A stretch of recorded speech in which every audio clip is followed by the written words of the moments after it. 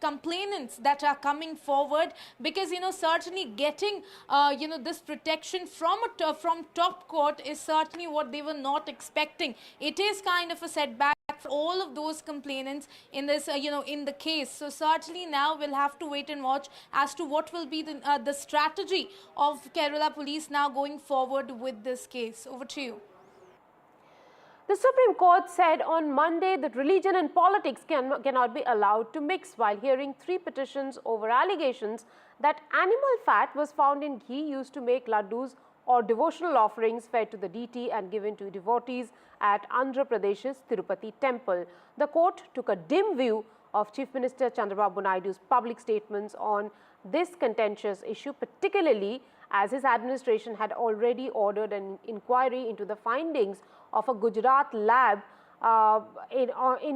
and their July's report claiming fish oil, beef tallow and lard or pig fat was found in ghee. The Supreme Court said, when you, the Chief Minister, hold a constitutional post, we expect gods to be kept away from politics. If you had already ordered an investigation that was needed to go, what was there a need to go to the press? The lab report came in July, your statement came in September, and the report is not at all clear. The Supreme Court has begun hearing a plea linked to the Tirupati Laddoo row. In fact, the plea in the top court seeks probe on the charge that animal fat was used to make these laddoos. The controversy, in fact, broke after the lab report was made public by Andhra Pradesh Chief Minister Chandrababu Naidu, as per which samples of ghee supplied to Tirupati temple for preparation of laddoos during the term of the previous Chief Minister, previous government, in fact, were found to contain foreign fats, including beef fat and fish oil. Earlier, Chief Minister Jagan Mohan Reddy had accused CM Naidu of blatantly lying about the Tirupati Laddoo Prasad.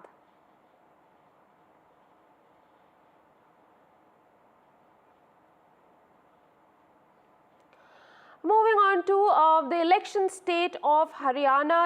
bound state of Haryana rather, Rahul Gandhi and his sister Priyanka Gandhi have begun their Haryana Vijay Sankalp Yatra from Ambala's Narayangarh, the hometown of Chief Minister Nayaab Singh Saini.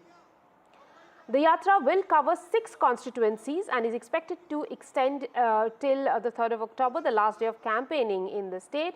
Rahul has so far addressed 2 rallies in Haryana, while this will be Priyanka's first visit to the state to campaign for the assembly elections. The leaders addressed a Jan Sabha at the Huda ground in Narayangarh. Kumari Selja was seen on stage with Rahul and Priyanka as well.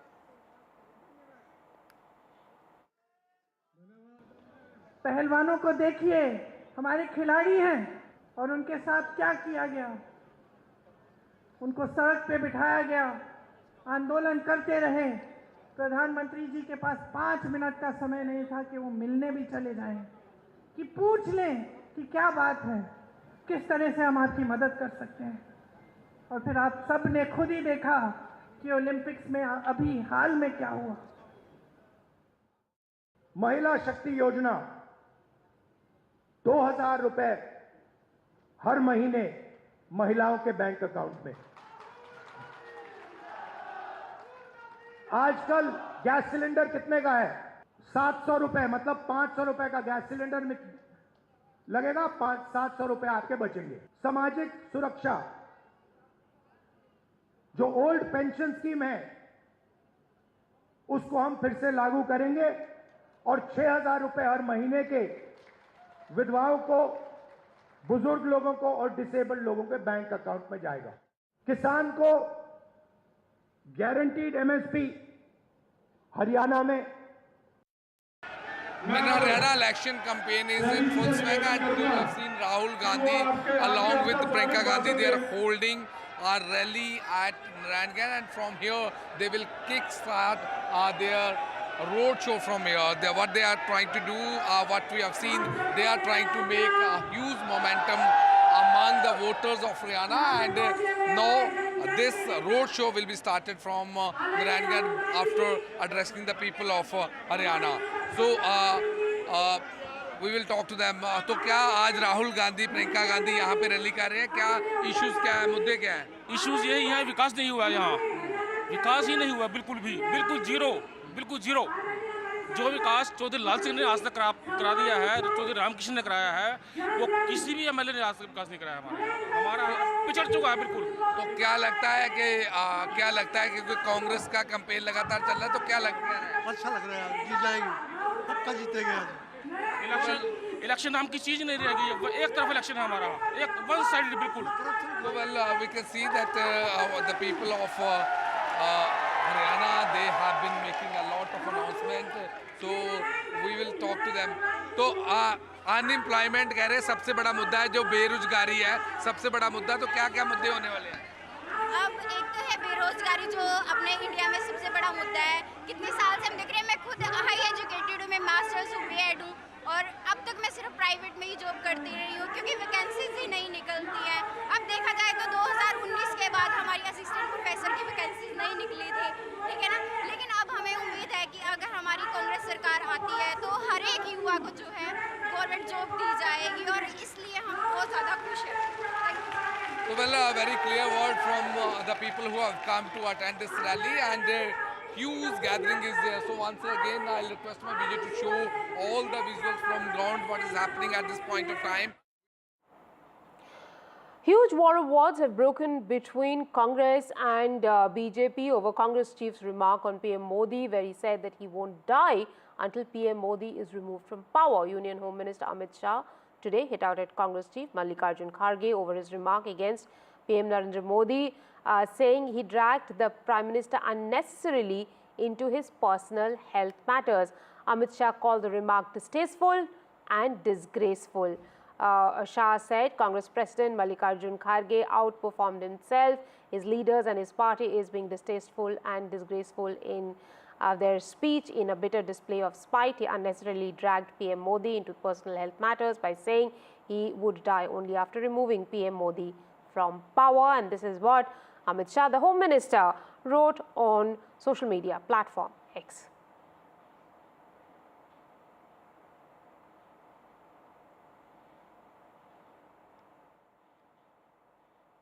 Statehood का तो मैं बोला हूँ, statehood जरूर देंगे और उसके लिए हम जरूर लड़ेंगे, चाहे कुछ भी हो। मैं ऐसा ही छोड़ने वाला नहीं। अब मेरे को तो 83 इयर्स चल रहे, इतना जल्दी मरने वाला नहीं हूँ। जब तक मोदी को नहीं हटाएंगे तब तक मैं जिंदा ही रहूँगा, आपकी बात सुनूंगा, आपके लिए लड़ूंगा। Time now for a quick break on the show. More on the other side. Stay tuned.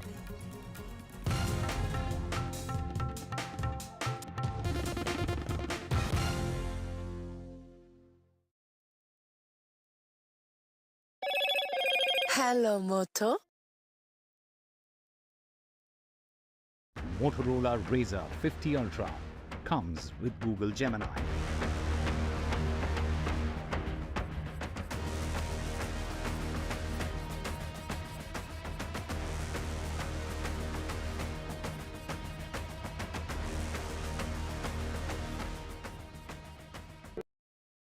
Loan मिलेगा या नहीं, ये आपके क्रेडिट स्कोर पे डिपेंड करता है। तो आज ही अपना क्रेडिट स्कोर चेक करें फ्री में पैसाबाजार.com पर। लोन की जरूरत कभी भी किसी को भी पड़ सकती है। ठीक से एक्टिंग नहीं। पैसाबाजार.com। For every news from every part of the country, download कीजिए NDTV ऐप। सिर्फ एक ऐप जो आपको बताता है क्या हो रहा है in the world of business, politics, sports and entertainment. देखना ना भूले हमारी movie Yudhra in the theatre. Read all about Yutra on the NDTV app. So download now. Loan मिलेगा या नहीं, ये आपके क्रेडिट स्कोर पे डिपेंड करता है। तो आज ही पैसाबाजार.com पर जाइए और अपना क्रेडिट स्कोर चेक कीजिए फ्री में, क्योंकि लोन की जरूरत कभी भी किसी को भी पड़ सकती है। बस एक्टिंग करा लो इनसे। पैसाबाजार.com, क्रेडिट स्कोर चेक, आदत अच्छी है। Hi, I'm Kareena Kapoor Khan. When it comes to news, NDTV stands for trust, for integrity, for truth, for news that matters. Watch NDTV and don't forget to watch The Buckingham Murders अपने नजदीकी cinema घरों में। कैसे मारा? Loan मिलेगा या नहीं ये आपके क्रेडिट स्कोर पे डिपेंड करता है। आज ही जाइए पैसाबाजार.com पर और अपना क्रेडिट स्कोर चेक कीजिए फ्री में, क्योंकि लोन की जरूरत किसी को भी कभी भी पड़ सकती है। चल एक्टिंग तोड़ भेल बनो। पैसाबाजार.com। I've been reporting on all issues, big and small, from Andhra Pradesh, Telangana, rest of South India, bringing you all the action, all that you need to know, all that you want to know. The energy of Maximum City is infectious. I bring in that energy in our news coverage from financial capital Mumbai. India's IT capital is always buzz. It's literally a city that never sleeps. And I keep you ahead on all the Bengaluru buzz. Covering from the southernmost part of India over the last 23 years, I bring in-depth and 360-degree coverage from the Dravidian heartland. The land of Mishti is also known for its bitter politics. I have seen much water flow under the Howrah Bridge, covering Bengal in all its vivid colors.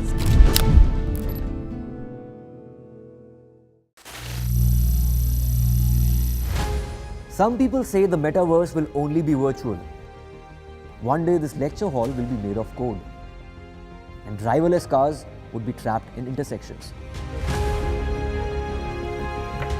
But even in this maze of the future, you can't wish away health. It's time to become more resilient.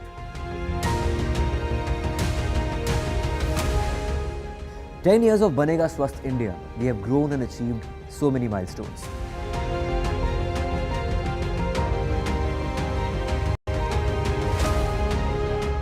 And now I have a plan.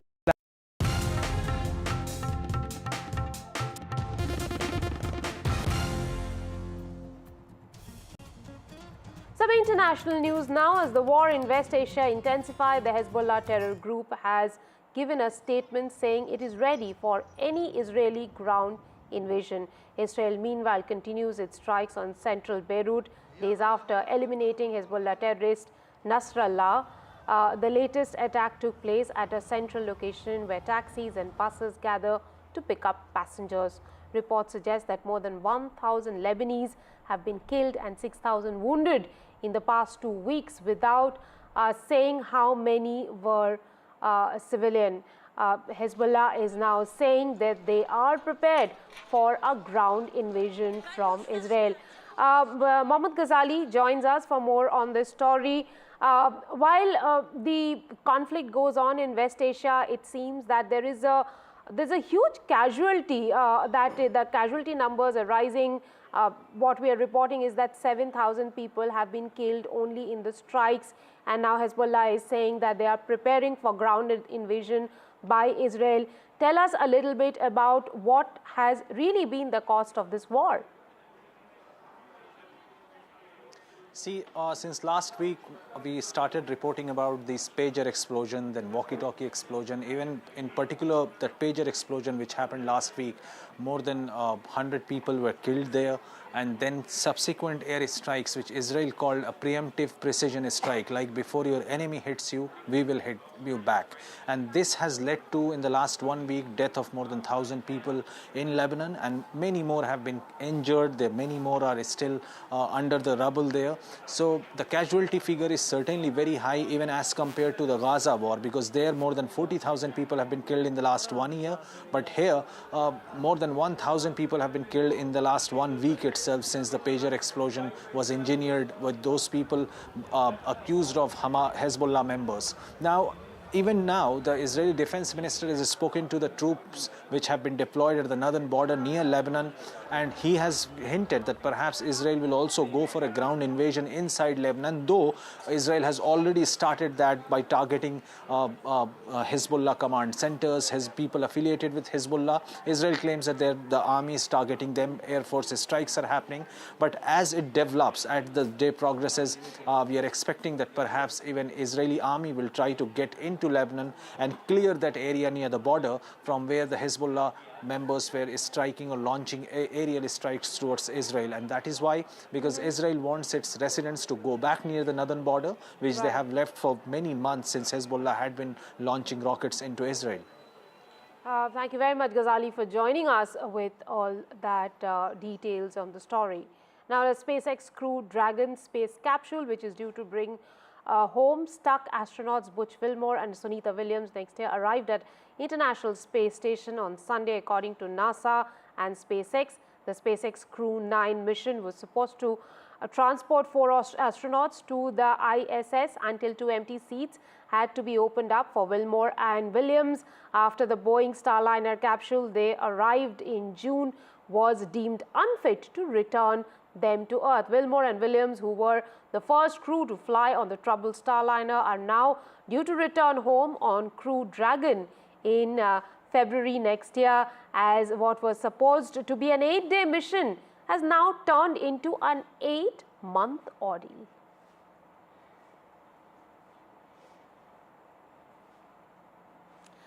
Veteran Bollywood actor Mithun Chakravarti will be honoured with the Dada Saheb Phalke Award. Information and Broadcasting Minister Ashwini Vaishnaw shared the news on on the social media platform X. He wrote, Mithunda's remarkable cinematic journey inspires generations. Honoured to announce that the Dada Saheb Phalke selection jury has decided to award the legendary actor Shri Mithun Chakravarti ji for his iconic contribution to Indian cinema.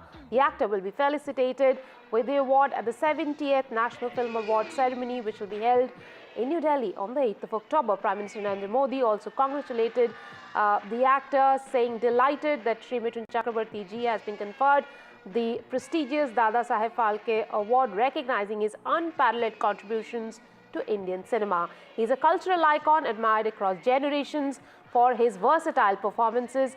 Congratulations and best wishes to him. Let's listen into what Mithun Chakravarti had to say. ये dedicate कर रहा हूँ मैं, हम तो ये कह रहे हैं ये डेडिकेट कर रहा हूँ मैं मेरे फैमिली को और मेरे फैंस को ऑल ओवर वर्ल्ड. और लग रहा है क्या मैं बोलूँ कि I am literally absolutely dumbfounded. The news is in Calcutta. I'm a very proud Bengali and it's a great news. And second thing, Dada Saheb Phalke is the greatest, biggest award.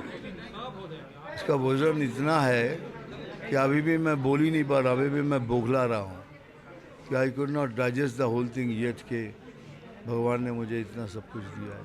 Thank you very much. News just coming in. Ace test pilot Air Marshal Amarpreet Singh has taken over as the new Indian Air Force Chief today. He succeeded Air Chief Marshal V.R. Chaudhary, who is superannuating after completing his tenure of 3 years. Those are the pictures of the new Air Force Chief taking charge earlier today. As NDTV Detol Banega Swasth India is launching the 11th year of the campaign on 2nd of October, Minister of Food Processing Industries Chirag Paswan talks about the importance of health following a healthy and disciplined lifestyle that he himself has.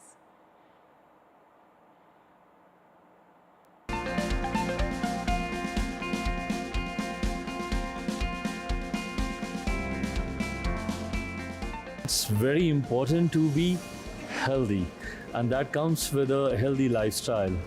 I personally make sure that I count my calories, I see what I eat, I keep a check and balance of that, and also maybe not that much, but a regular exercise routine on a daily basis. I think this should be the part of your lifestyle.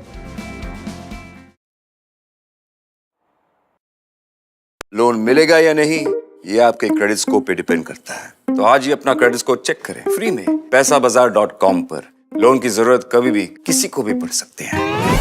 ठीक से acting नहीं. पैसाबाजार.com. Stay informed and entertained with the new and updated NDTV News app. You can watch all our channels live, listen to podcasts, read breaking and exclusive news from around the world and more. Download the NDTV app today and get access to the best journalism and storytelling on your smartphone or tablet. The NDTV app. News that matters to you. For every news from every part of the country, download कीजिए NDTV app. सिर्फ एक app जो आपको बताता है क्या हो रहा है in the world of business, politics, sports and entertainment. देखना ना भूलें हमारी movie युद्रा in the theatre. Read all about Uttara on the NDTV app. So download now. Election sunrise is on the proverbial paradise. Jammu and Kashmir gets set to vote in assembly elections after a gap of 10 years. For the BJP, it's a referendum on Article 370. For the Congress and regional parties, it's a battle for survival. An election that will go down in the history.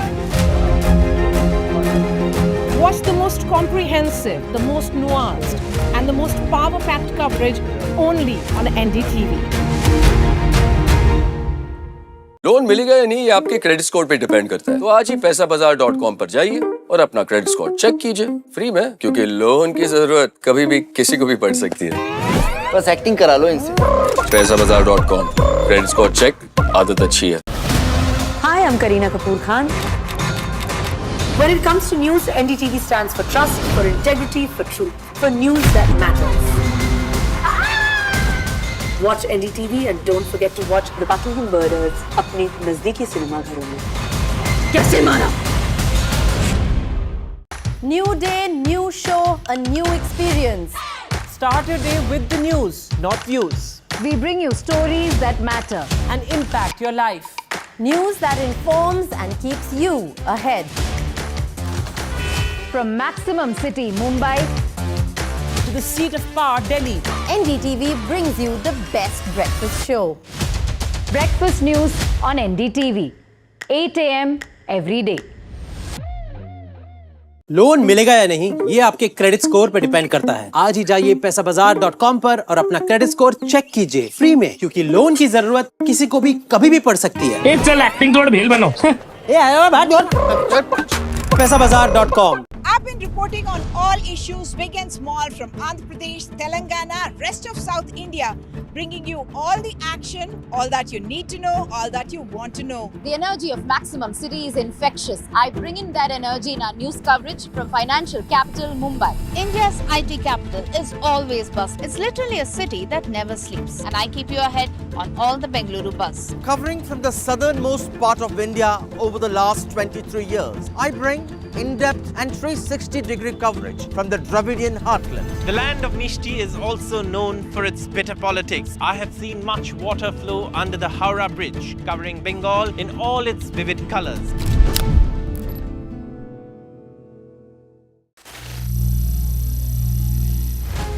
Some people say the metaverse will only be virtual.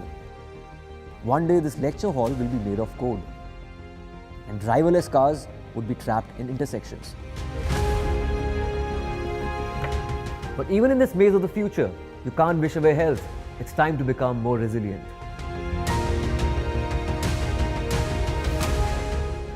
"10 years of Banega Swasth India, we have grown and achieved so many milestones.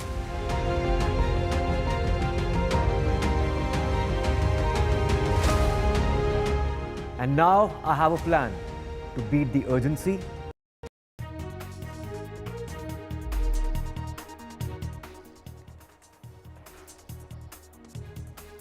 The Supreme Court orders a Dalit student's admission into IIT. The labourer's son cracked the exams but lost his seat over his inability to pay a certain fee. The Supreme Court said, all the best, do well. The Maharashtra government's big decision ahead of polls, a declaration that desi cows will be considered Rajmata in a meeting of the cabinet. The Supreme Court issues a contempt notice to the Assam government following a petition filed by 47 residents accusing Assam of violating the top court's order that no demolitions should be carried out without court approval. A last-minute poll push, the Congress MP Rahul Gandhi launches his Haryana Sankalp Yatra. Priyanka Gandhi joins him, targets the BJP. Kumar Selja shares the stage with both of them. Randeep Surjewala not seen at the rally. The Bihar flood situation worsens. The Kosi River in Spate, a power grid complex in Muzaffarpur, gets flooded.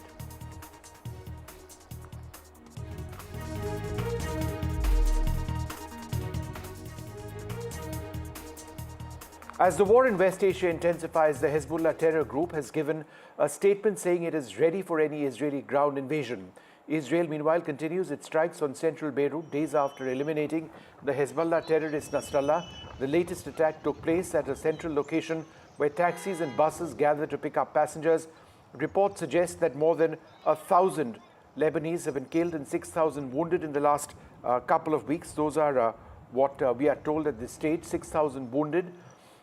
It's unclear how many of these were civilians. The big question, West Asia very much on the edge now as this war seems to be expanding. Well, joining us now, a very special guest, Orly Weitzman, the new Consul General of Israel's consulate in South India. Thank you very much, ma'am, for being with us. To the larger question, is there a greater sense now, or a sense now that this war might actually expand well beyond Lebanon? I mean, we've seen targets in Syria, we've seen Israel targeting Yemen as well. We've seen, of course, the strikes being carried out in Gaza. The big worry is this could be spreading. That's my assessment. Is that yours?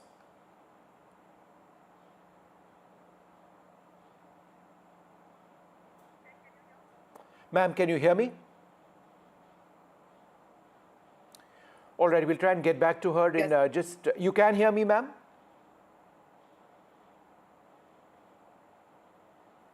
Ma'am, can you hear me?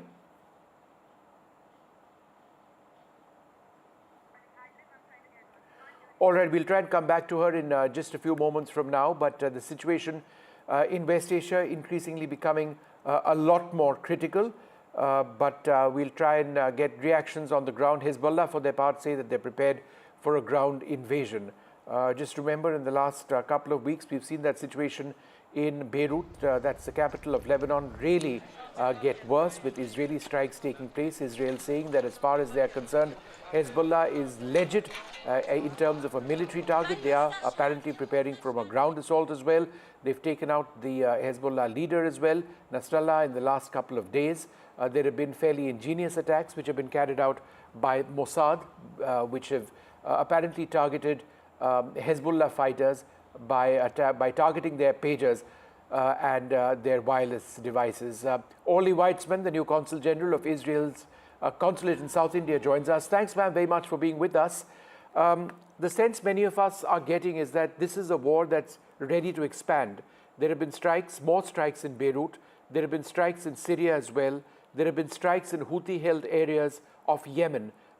Would it be fair to say that, a larger war might be upon us? Okay. First of all, thank you for having me this evening.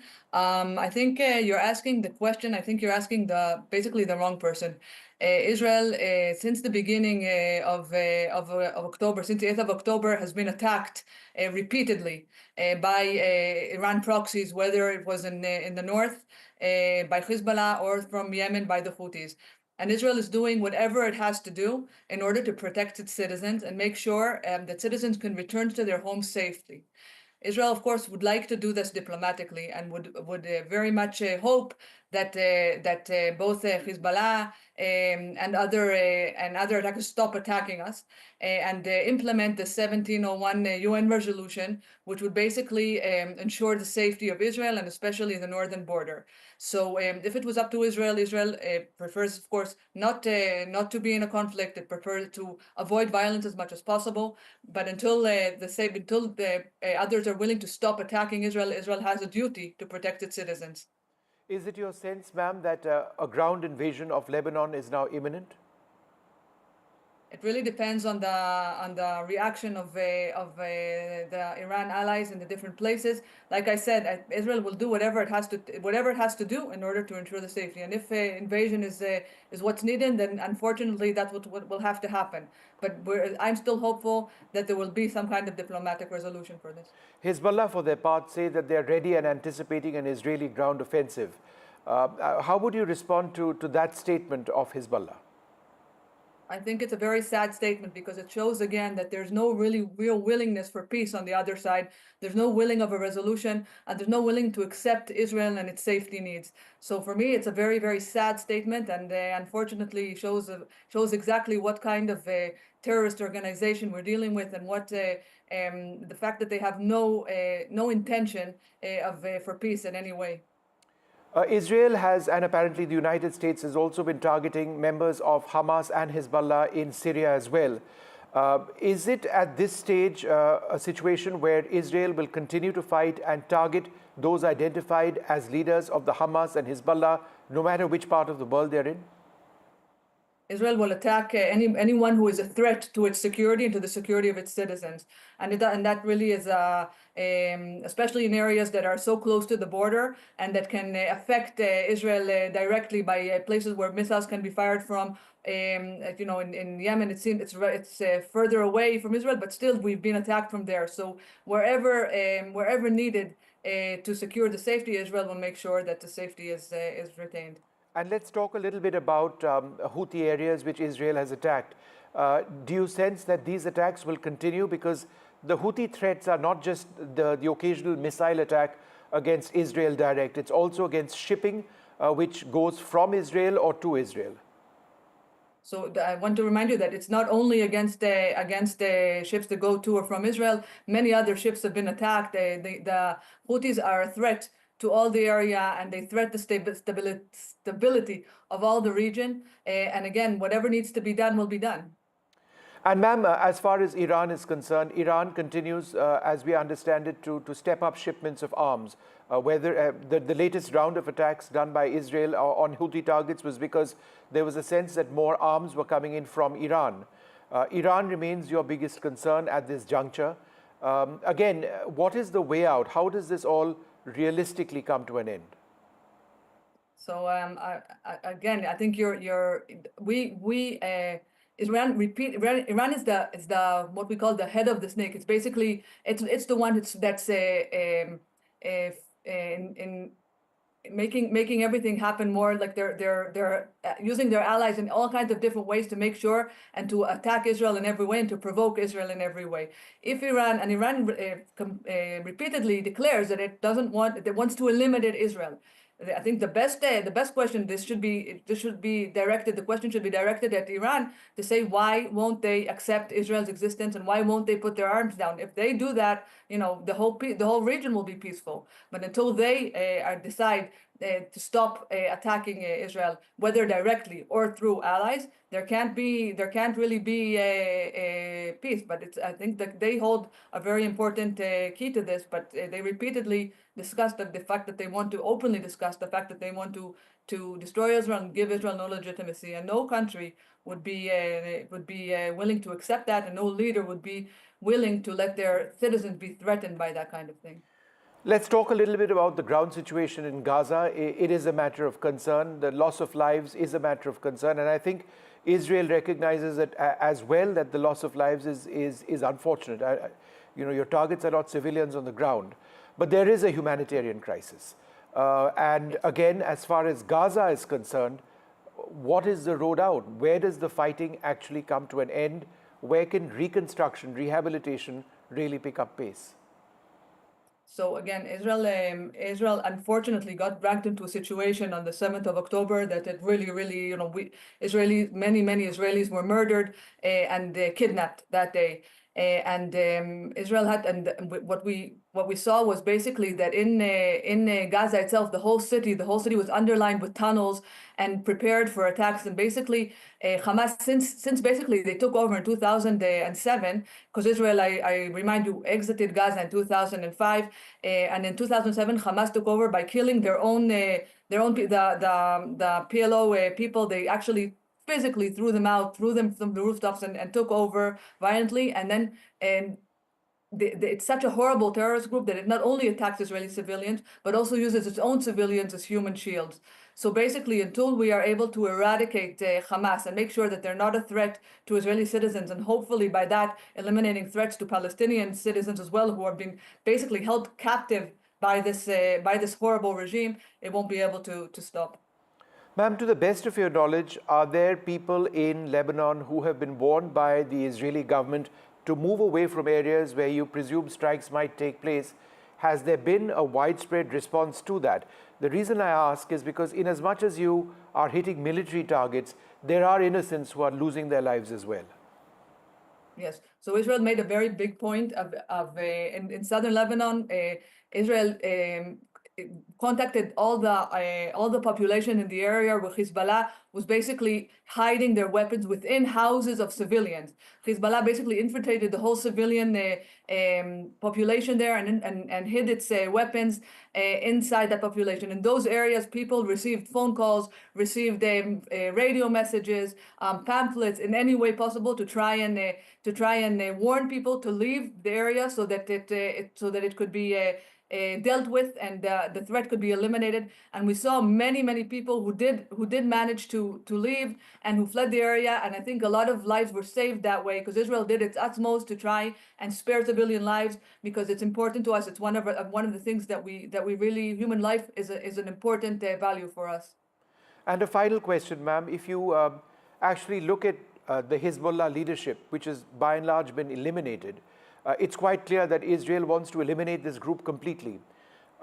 If the top leadership of Hezbollah has already been eliminated, and we believe that they have been, Israel has announced the terrorists who are being eliminated, the question again is, where does this stop? Or is there a sense that there is a tier 2 or a tier 3 of their leadership, which might mean that this can go on indefinitely? So again, it will stop when Hezbollah is disarmed or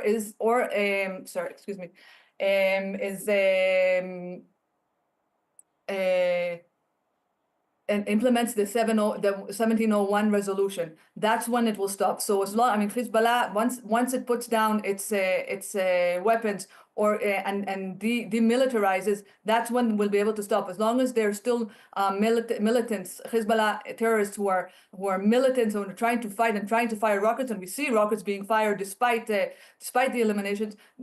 We have to keep making sure that Israel is safe. And just for the benefit of our viewers, and I think this is an important point, your fight is with Hezbollah, it's not with the people of Lebanon, right? I think that bears to be repeated. That's an important point. Go ahead, ma'am. Absolutely. And I'll remind you that Hezbollah kills not only Israeli citizens, Jewish citizens, but they kill Americans, they kill French, and they kill other Muslims who are with different beliefs than they do. So I think definitely I would say that Israel has no problem with the Lebanese people, and we really, and we sometimes feel for them because we know that some of them are very affected by Hezbollah, and some of them are very happy, would be very happy if Hezbollah was eliminated so that they can thrive and continue with their lives. Orly Weitzman, thank you very much, ma'am, for being with us and sharing Israel's perspective on what is, let's face it, a frightening situation in West Asia. Thank you very much, ma'am, for being with us. Thank you.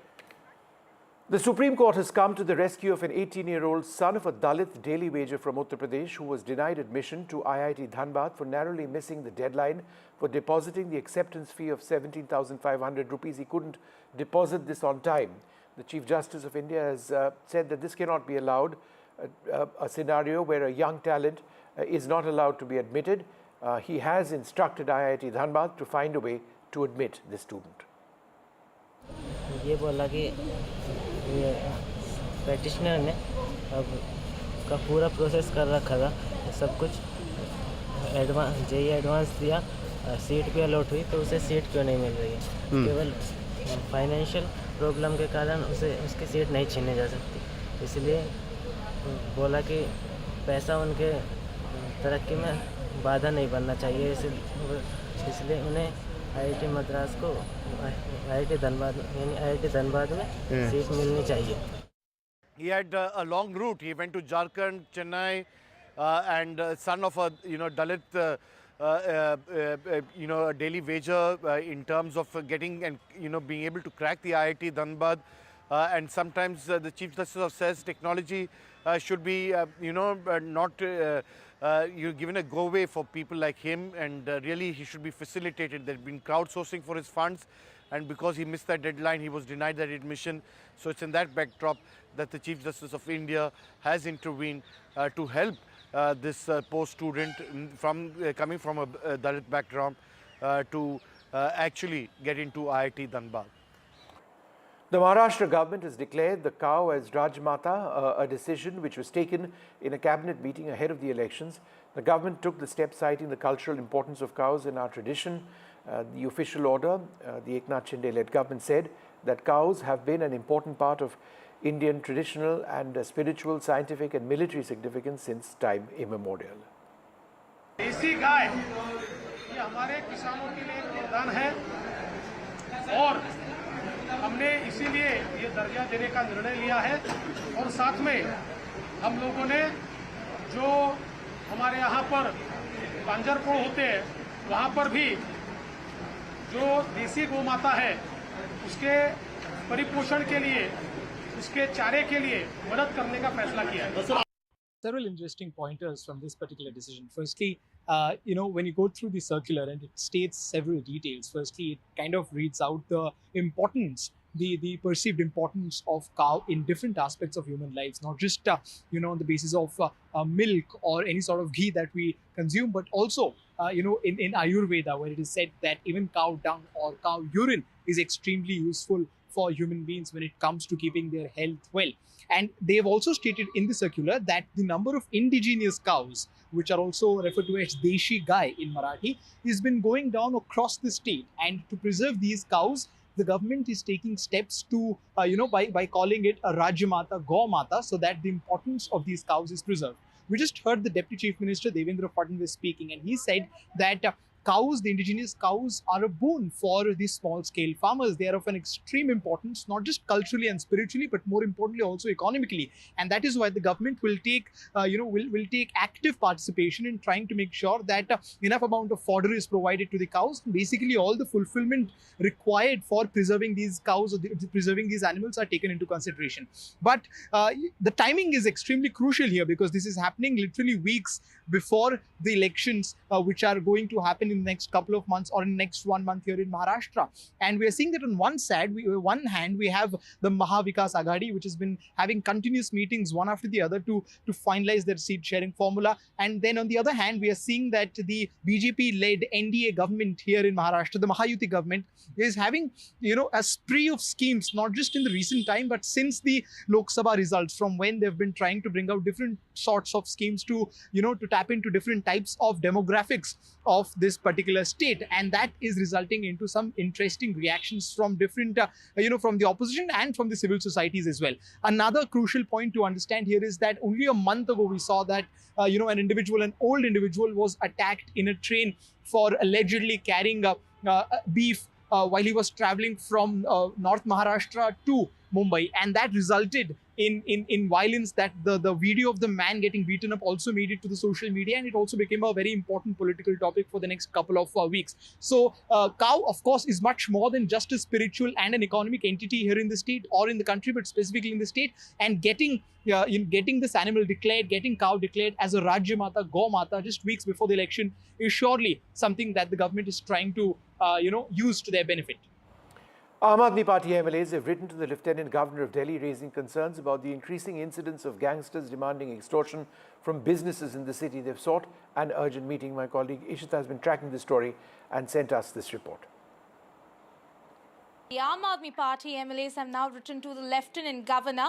They have talked about the deteriorating law and order situation in the national capital. Here in this particular letter, in fact, they have also talked about the firing incidents that took place in the national capital. There were 3 firing incidents in 24 hours, and then again we saw how, in fact, a cop was crushed to death. After that also, in fact, they say that the traders also here in the national capital, they do not feel safe. And after that, in that letter, the Aam Aadmi Party MLAs have in fact requested the Lieutenant Governor to hold an urgent meeting to hold discussion about this issue. Now here, tweeting about this letter, Cabinet Minister Saurabh Bhardwaj has in fact said that they are yet to get any response from the Lieutenant Governor. But we have seen that the day these firing incidents took place, it was Saurabh Bhardwaj, the Cabinet Minister in the Delhi government, who said that it is certainly law and order situation comes under the Lieutenant Governor and the Union government, and here the Delhi government seems helpless, and that is why they have asked for an urgent meeting, but they are yet to wait for a response. But we have seen, Rika, that there are always this political war of words between the Aam Aadmi Party-led Delhi government and the Lieutenant Governor, and it is ultimately the people of the national capital who have to bear the brunt. Over to you. After Bengaluru and Uttar Pradesh, it's the Delhi government which has decided to make the city pothole free by Diwali and repair 1,400 kilometers of roads which are being managed by the Public Works Department by the end of October. The Chief Minister Atishi has divided the responsibility among top Aam Aadmi Party leaders. She's looking into the situation personally in South and Southeast Delhi. Saurabh Bhardwaj taking care of East Delhi. The Delhi cabinet ministers are all out in the streets early in the morning to inspect the poor road conditions in the capital city. I am right now in Patparganj, East Delhi, and I'm joined by Delhi Minister Saurabh Bhardwaj, and he was also accompanied by former Deputy Chief Minister Manish Sisodia, and they have been inspecting this entire stretch, which is a Patparganj main road. As you can see, it's a bumpy ride for the vehicles here, and this has been a long delayed process. Which all areas did you inspect here in East Delhi? All the ministers of Delhi cabinet are on ground today. I was accompanied by our ex-Deputy Minister, Chief Minister, Mr. Manish Sisodia, to inspect the roads of East Delhi, and we are particularly in this area of Patparganj, Mandavli, Ganesh Nagar.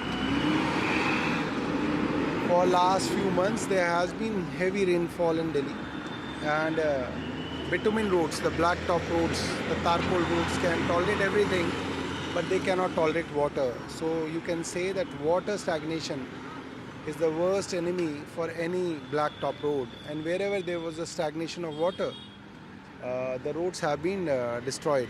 Right. So is it just the main road stretch? You said that this is a 2-kilometer stretch where there is only 250 meters of patchwork, broken patchwork. But then there are also the nooks and corners inside the residential areas. So all these roads belong to different agencies. The main roads per se, which are wider than 60 feet, come under the purview of PWD. And the first target is to fix all the PWD roads, all the broad roads, the main roads. And the target is in the month of October, we should fix all the potholes on these roads. Will there be like road carpeting? Yeah, there will be road carpeting. There will be, wherever there is a need for repair, there will be a repair. Where there will be need for patchwork, we will do a patchwork. Right. So whatever is needed, we will do. Sir एक नया मुद्दा अब उठाया गया है in fact आम आदमी party की तरफ से, वो है टूटे हुए सड़कों का। एमसीडी में मेयर जो हैं शैली ओबराय, उन्होंने अब कमिश्नर को भी लेटर लिख के कहा है कि जो रोड्स हैं उन्हें रिपेयर करने की ज़रूरत है। आज हमने देखा कि चीफ मिनिस्टर के साथ साथ तमाम मंत्री जो हैं वो भी पहुंचे हुए थे रोड इंस्पेक्शन पे। आप एलओपी हैं सर, आप इसे कैसे देखते हैं? देखो, मैं ये कह रहा हूँ कि जब आग लग जाए उसमें आप ये प्लानिंग करो कि हम कुआं खोदेंगे। आपके पास पूरा 1 साल था, शैली ओबराय जी पिछले 1.5 साल से हैं। मैं उनसे पूछना चाहता हूँ, आप कितनी बार रोड के ऊपर आए? अगर आप रोड के ऊपर आए, आपके साथ अधिकारी होते हैं, क्योंकि ये प्रोटोकॉल है, जब भी महापौर महोदय आएंगे उनके साथ सारे बड़े अधिकारी होंगे, कमिश्नर साहब होंगे, डीसी साहब होंगे। आप हमें बताइए कौन से अधिकारी को आपने कहा कि रोड के ऊपर गड्ढा है? अगर गड्ढे के ऊपर आपके अधिकारियों ने काम नहीं किया तो इट मीन्स आप में कॉम्पिटेंसी नहीं है काम करवाने की। केवल एसी कमरे में बैठकर चिट्ठी लिखने से काम नहीं होता कि जी आज आपको 1.5 साल के बाद याद आ गया, कि क्योंकि आपने देख लिया कि अब विधानसभा आने वाली है, विधानसभा में आपको वोट पड़ने नहीं है। जो आपके सीएम थे वो जेल में थे, वो जेल से बाहर निकले, दूसरी सीएम बना दी। अब इनके पास कहने के लिए कुछ नहीं, अब ये रोना शुरू कर देंगे। इनकी बहुत अच्छी प्लानिंग होती है, जब ये काम में फेल होते तो ये रोना शुरू कर देते हैं। अभी वो केजरीवाल जी ने रोना शुरू कर दिया, वहाँ से आतिशी जी ने रोना शुरू कर दिया। अब हमारी महापौर भी कम ड्रामा कैसे कर सकते हैं? She is also drama queen. उन्होंने कहा मेरे दोनों नेता रो रहे हैं तो मैं भी रोना शुरू कर दूँ। तो क्या ये पॉलिटिकल ड्रामा है? बिल्कुल ये पॉलिटिकल ड्रामा है। अगर इनको लगता है रोड ठीक नहीं है तो मैदान में आए, मैदान में सीएम को भी लाएं, सबको लाएं और अधिकारियों को दिखाएं कि इस रोड को रातों रात सही करें। क्यों नहीं ठीक होगा? आज तो वो लोग इंस्पेक्शन करने के लिए ग्राउंड, ये जिंदगी भर इंस्पेक्शन करेंगे या कुछ काम भी करेंगे? केवल जब भी विधानसभा का इलेक्शन आता तो इंस्पेक्शन पे चले जाते हैं। तो ये पिछले 4 साल से क्या कर रहे थे, कम से कम ये बताइए दिल्ली की जनता को। Welcome back. Some important developments in the Supreme Court linked to the RG Kaur rape and murder case in Kolkata. I'm now joined by my colleague Saurabh Gupta, who's been tracking this. Saurabh, the Chief Justice has indicated there are people in positions of authority in that hospital who continue to hold their positions. What exactly is the proposal with regard to these individuals? Well, the state of West Bengal has informed the court that as far as people who are suspected or, could be part of the investigation that is being carried out by the CBI, if their names are forwarded to the state of West Bengal, like the lawyers, Indra Singh, who has been arguing in the Supreme Court, said if not suspended, they should be sent on leave.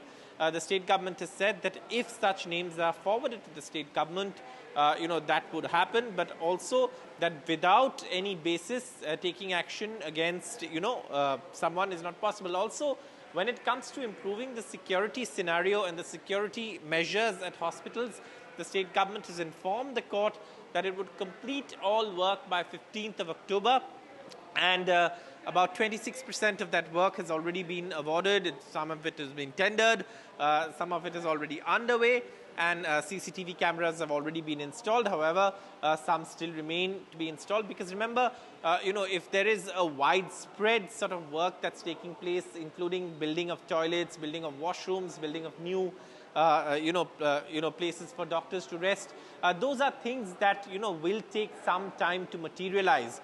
Now, as far as posting security, there was a little problem with the kind of security that was to be posted. Contractual workers is something that the Supreme Court also had, questions. So, obviously, that is one part of the discussions that are taking place. Let me just come in quickly. Obviously, these are measures that are being put in place and being institutionalized by the Supreme Court, as the Chief Justice has said.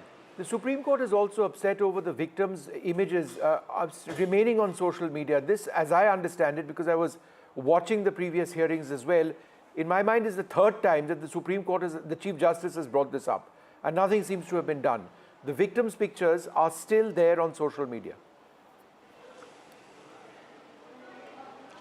The lawyer for the family actually brought it up in the court, in the Supreme Court, and especially the Chief Justice of India, CJI D.Y. Chandrachud, did make it clear that the court has already passed orders in this aspect. I think we'll have to wait for that order to come to see what exactly, but I think there was a modification. But the court is very clear that the law enforcement agencies have to take action now, and nothing even stops the state of West Bengal from taking action. But there was also Mahesh Jethmalani, who also was in court, and he said at some point the former police commissioner of Kolkata, Vineet Goel, while coming out of the RG Medical College and Hospital on the day of the incident, while speaking to the media, had mentioned the name of this postgraduate trainee, and that was of course carried on several media, and in that context he said that there's been no action against him either, but again we'll have to wait and see what the court actually says in its order. But the court was very clear today that it has already passed very clear orders in this matter, in this aspect of this case, and the law enforcement agencies now have to do the job. All right, thanks very much, Saurabh, for sharing those details with us. We'll keep tracking this story. The Supreme Court continues to look very closely at what the CBI investigations in the RG Court rape and murder case, where those investigations are going. There's still nothing which has come very definitive beyond what we heard last time around. And we heard that it was quite complicated. There were several leads being followed. We'll keep seeing this story very closely. Meanwhile, the Himachal Pradesh Chief Minister Vikramaditya Singh has clarified his recent remarks on the street vendors in the state, which at one stage were told to have names on these eateries and on the owners. He alleged that his statement has been politicized and that a communal color has been given to this. कोई भी अगर कल को कोई घटना, अनहोनी घटना प्रदेश के अंदर या किसी भी शहर के अंदर घटती है, तो authorities are in a position to meet the responsible person. उनके ऊपर आवश्यक कार्रवाई तब होगी जब रजिस्टर्ड होंगे. जब उनका हमारे पास कोई पंजीकरण नहीं होगा, तो how will we act according to law? So that is the entire intent and purpose behind it. इसलिए जिस तरीके से इसको एक राजनीतिक रंग देने की कोशिश की गई, जिस तरीके से इसको एक सांप्रदायिक रंग देने की कोशिश की गई, जिस तरीके से इसको किसी और राज्य से जोड़ने की बात की गई, मैं समझता हूं कि वो दुर्भाग्यपूर्ण है.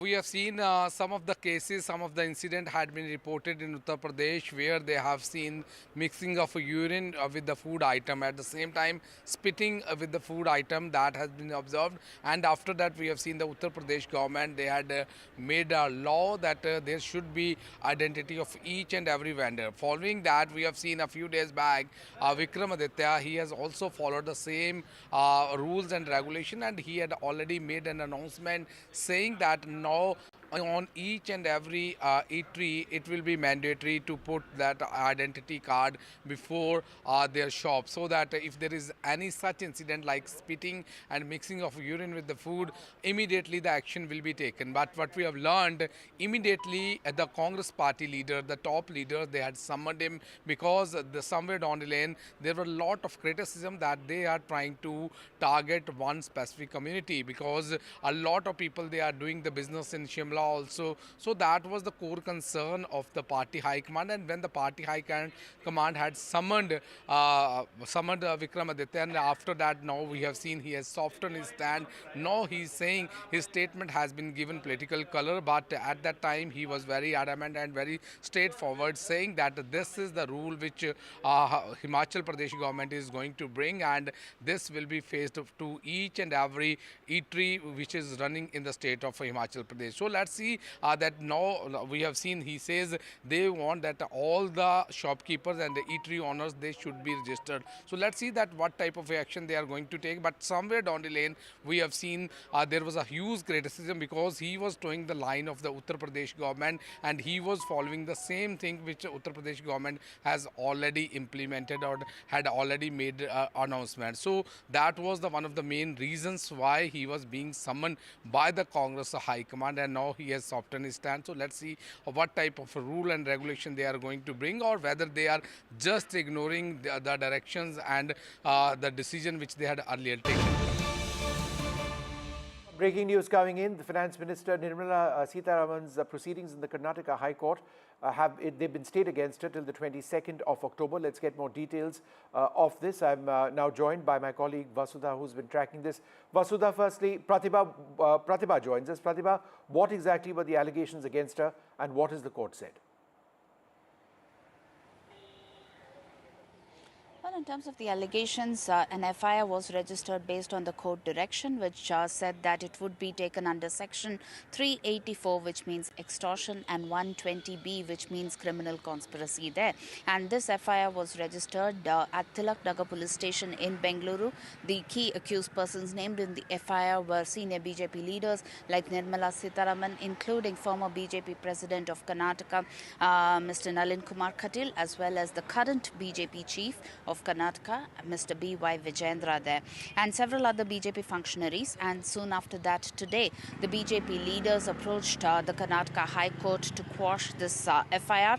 And what we hear so far is that the court had observed that when it comes to Section 384 that deals with extortion, certain key elements must be present, including a direct threat and a complaint from the affected person. The court observed that there was no such threat that was made against the complainant, and that is precisely why the magistrate ordered that this cannot be considered under the specifics of extortion. As a result, the court ordered an interim stay until October 22nd. So a sigh of relief until then. We'll have to wait to see what will be the further proceedings that will take place in terms of bringing this to a logical end. Back to you. Pratibha, thanks very much for sharing those details.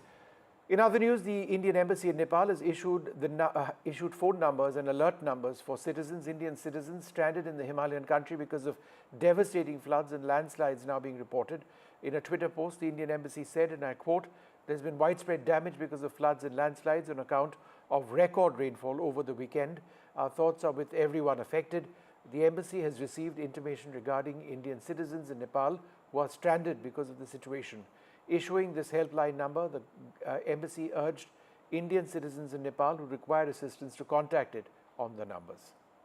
In the last weekend, perhaps the situation has worsened with three things happening: incessant rainfall, Then you have landslides also reported from multiple areas, and that is leading to the flood situation in Nepal. And it's not just in Nepal, but the adjoining areas back in India, here in Bihar, there are certain areas which are flooded. But going back to Nepal, the situation is very dire. More than 200 people have been killed as per the latest data. Many are still missing. The Nepali army and the Air Force is also sort of engaged in rescue operation. They have airlifted people from different areas of Nepal from the country, and they are bringing it to safer location. Indian Embassy was contacted by the Indian citizens there, mostly tourists, who have been stranded at different locations, and that is when this advisory was issued after assessing the number of Indians who are there or who have reported to be stranded at different locations and remote locations. The Indian Embassy there in Nepal is also in touch with their counterparts in Nepal, in Kathmandu. Their Air Force and Army personnel are already engaged in rescue services. That is why these emergency numbers have been issued, that if any Indian citizen who has not been able to establish contact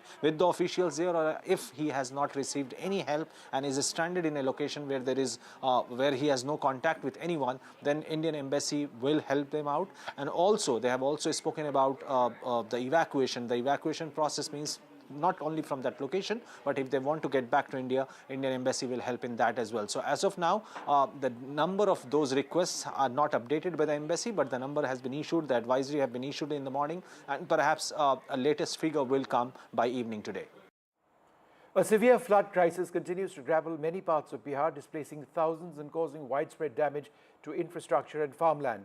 The flood situation in Bihar remains grim as the major rivers like the Gandak, Kosi and Bagmati in districts bordering Nepal remain at very high levels. 6 national disaster response force teams have been called from outside the state. The video has surfaced on social media showing schools and power grids flooded in affected districts. The breach of 6 barrages in 24 hours has aggravated the situation, leading to the overflow of several rivers.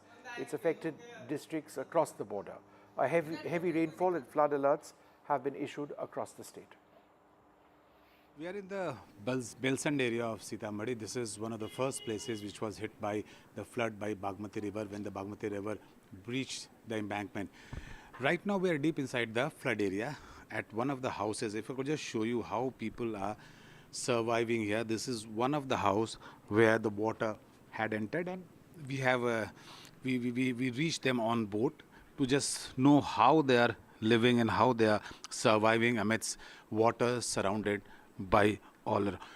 ये आप लोग पूरी तरह पानी भरा हुआ है चारों तरफ से, तो आप लोग क्यों घर में अपने रुके हुए हैं? बांध पर भी तो जगह नहीं है, बारिश है, तंबू का व्यवस्था नहीं है, न कोई व्यवस्था है, तो हम लोग घर में ही हैं। सारा रात हम लोग ऊपर ही रहे हैं, दोपहर के बाद आए हैं आज।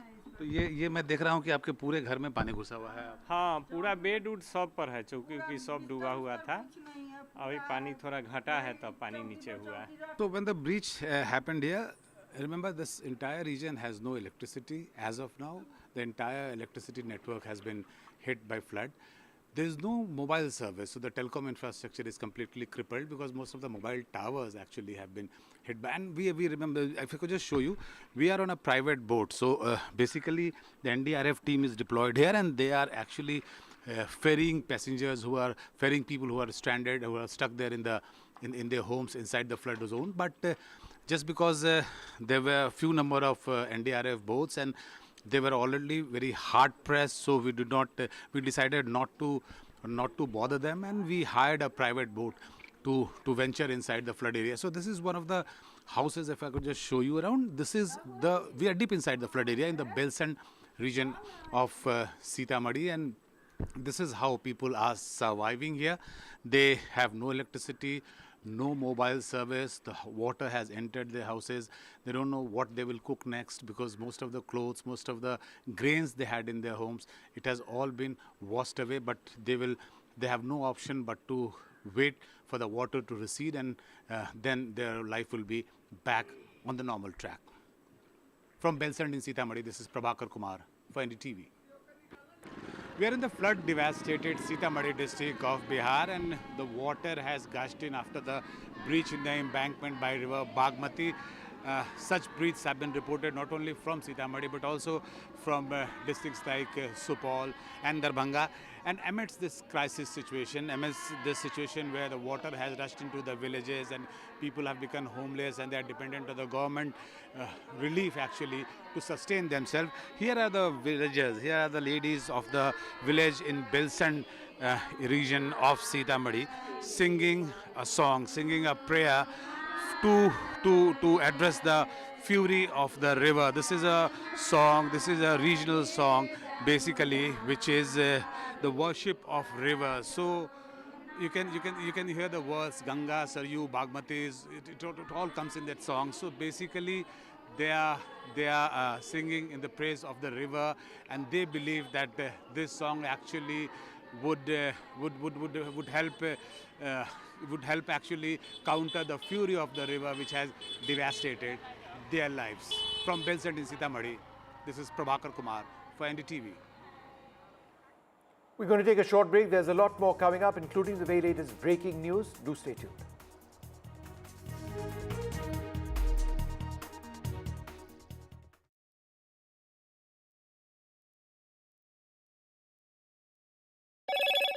Hello, Moto.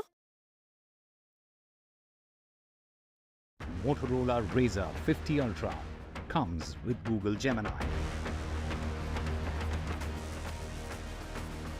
The Supreme Court has ordered a Dalit student's admission at IIT. The labourer's son cracked the examination but lost his seat over his inability to pay the fees. The Supreme Court told the Dalit student, all the best, do well. The Maharashtra government's big decision ahead of polls, a declaration that desi cows will be considered Rajmata. This was a decision taken at a cabinet meeting. The Supreme Court issues a contempt notice to the Assam government following a petition filed by 47 residents accusing Assam of violating the top court's order that no demolitions should be carried out without the court's approval. The Bihar flood situation worsens. The Kosi River in Spate, a power grid complex in Muzaffarpur, has been flooded.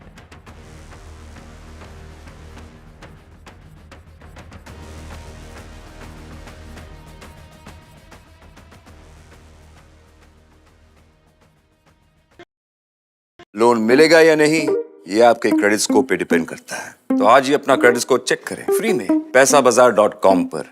Loan की जरूरत कभी भी किसी को भी पड़ सकती है। ठीक से एक्टिंग नहीं।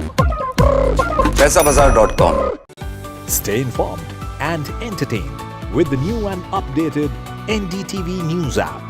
You can watch all our channels live, listen to podcasts, read breaking and exclusive news from around the world and more. Download the NDTV app today and get access to the best journalism and storytelling on your smartphone or tablet. The NDTV app. News that matters to you. For every news from every part of the country, download कीजिए NDTV app. सिर्फ एक app जो आपको बताता है क्या हो रहा है in the world of business, politics, sports and entertainment. देखना ना भूलें हमारी movie Yudhra in the theatre. Read all about Yudhra on the NDTV app. So download now. Election sunrise is on the proverbial paradise. Jammu and Kashmir gets set to vote in assembly elections after a gap of 10 years. For the BJP, it's a referendum on Article 370. For the Congress and regional parties, it's a battle for survival. An election that will go down in the history. Watch the most comprehensive, the most nuanced, and the most power-packed coverage only on NDTV. Loan मिलेगा या नहीं ये आपके credit score पे depend करता है। तो आज ही पैसाबाजार.com पर जाइए और अपना क्रेडिट स्कोर चेक कीजिए फ्री में, क्योंकि लोन की जरूरत कभी भी किसी को भी पड़ सकती है। बस एक्टिंग करा लो इनसे। पैसाबाजार.com, क्रेडिट स्कोर चेक, आदत अच्छी है। Hi, I'm Kareena Kapoor Khan. When it comes to news, NDTV stands for trust, for integrity, for truth, for news that matters. Watch NDTV and don't forget to watch The Buckingham Murders अपने नजदीकी cinema घरों में। कैसे मारा? New day, new show, a new experience. Start your day with the news, not views. We bring you stories that matter and impact your life. News that informs and keeps you ahead. From Maximum City, Mumbai, to the seat of power, Delhi, NDTV brings you the best breakfast show. Breakfast news on NDTV, 8 a.m. every day. Loan मिलेगा या नहीं ये आपके credit score पे depend करता है। आज ही जाइए पैसाबाजार.com पर और अपना क्रेडिट स्कोर चेक कीजिए फ्री में, क्योंकि लोन की जरूरत किसी को भी कभी भी पड़ सकती है। चल एक्टिंग थोड़ा भेल बनो। ए आयो भाग पैसाबाजार.com। I've been reporting on all issues, big and small, from Andhra Pradesh, Telangana, rest of South India, bringing you all the action, all that you need to know, all that you want to know. The energy of Maximum City is infectious. I bring in that energy in our news coverage from financial capital, Mumbai. India's IT capital is always buzz. It's literally a city that never sleeps. And I keep you ahead on all the Bengaluru buzz. Covering from the southernmost part of India over the last 23 years, I bring in-depth and 360-degree coverage from the Dravidian heartland. The land of Mishti is also known for its bitter politics. I have seen much water flow under the Howrah Bridge, covering Bengal in all its vivid colors.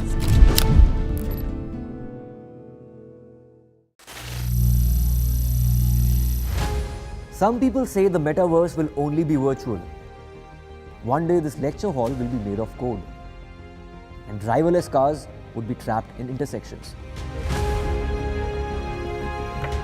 But even in this maze of the future, you can't wish away health. It's time to become more resilient.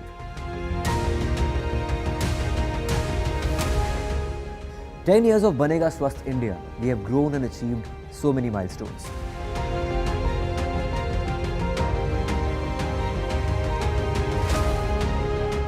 And now I have a plan to beat the urgency, to stop breathing with difficulty, to relieve getting choked with inactivity.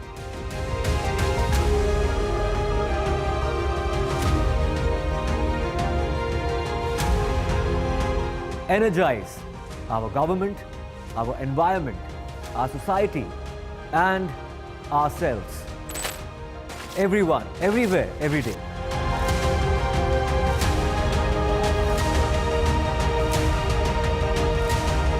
Banega Swasth India.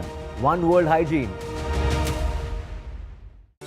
Stay informed and entertained with the new and updated NDTV News app. You can watch all our channels live, listen to podcasts, read breaking and exclusive news from around the world and more. Download the NDTV app today and get access to the best journalism and storytelling on your smartphone or tablet. The NDTV app. News that matters to you. For every news from every part of the country, download कीजिए NDTV app. सिर्फ एक app जो Enforcement Directorate may soon be registering a money laundering case against him. My colleague Pratibha has got many more details. Pratibha, what are you hearing? Well, in terms of the money laundering charges that have been filed against Mr. Siddaramaiah, this is the same complainant Sneha Mai Krishna who took Siddaramaiah to court as far as the Lokayukta FIR is concerned. And Sneha Mai Krishna claims that both Siddaramaiah as well as his family members have been indulging in a lot of money laundering acts. This comes especially after the Muda scam and in relation with it, mainly because Sneha Mai Krishna has been alleging that Mr. Siddaramaiah has been forging documents in terms of getting the land allotment, and his family members have also been main beneficiaries of this. And in the meantime, we should also be looking at the counter complaint that has been filed against Sneha Mai Krishna by an advocate who claims that money laundering should apply to Sneha Mai Krishna as well. So it's been a complaint versus counter complaint here as far as the politics in Karnataka is concerned. And this advocate seems to question Sneha Mai Krishna Krishna, in terms of where the money is, in terms of funding the lawyers, in terms of fighting this case and the Muda scam as well. We'll have to wait to see how this will proceed with respect to the complaint as well as the proceedings at the court, with the complaint as well as the counter complaint now being sub judice as far as this matter is concerned. And it has definitely become one of the main scams in Karnataka, at least to the tune of around 5,000 crore rupees that we're talking of as far as the Muda scam is concerned.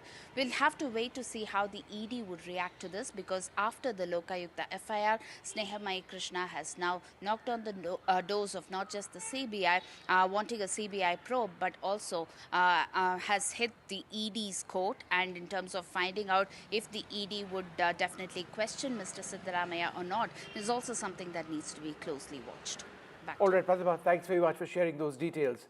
The Supreme Court today issued a contempt notice to the Assam government following a petition filed by 47 residents accusing the state of violating the top court's order that no demolitions should be carried out without the court's approval. The petitioners claim that their homes were demolished by the authorities despite the Supreme Court's previous order, as well as an assurance from the Assam Advocate General to the Guwahati High Court on the 20th of September that no action would be taken against them until their petitions were resolved. The Union Minister Kiren Rijiju was hit out at the Congress today. He's accused the Congress of engaging in politics of divide and rule. He says that the Congress treats Muslims as a vote bank.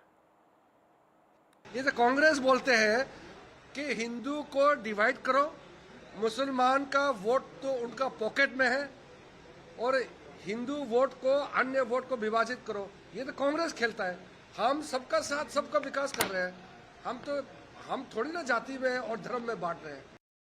Rahul Gandhi and his sister Priyanka Gandhi have begun their Haryana Vijay Sankalp Yatra from Ambala's Narayangarh. That's the hometown of Chief Minister Naib Singh Saini. The Yatra covers 6 constituencies. It's expected to extend till the 3rd of October, which is the last day of campaigning in the state. Rahul Gandhi has so far addressed 2 rallies in Haryana. Priyanka Gandhi's first visit to the state to campaign for the assembly elections has now taken place. The leaders addressed a Jan Sabha at the Huda ground in Narayangarh. The leader Kumari Selja was seen on stage with both of them. पहलवानों को देखिए, हमारे खिलाड़ी हैं और उनके साथ क्या किया गया. उनको सड़क पे बिठाया गया, आंदोलन करते रहे. प्रधानमंत्री जी के पास 5 मिनट का समय नहीं था कि वो मिलने भी चले जाएं, कि पूछ लें कि क्या बात है, किस तरह से हम आपकी मदद कर सकते हैं. और फिर आप सब ने खुद ही देखा कि ओलंपिक्स में अभी हाल में क्या हुआ. महिला शक्ति योजना 2000 रुपए हर महीने महिलाओं के बैंक अकाउंट में. आजकल गैस सिलेंडर कितने का है?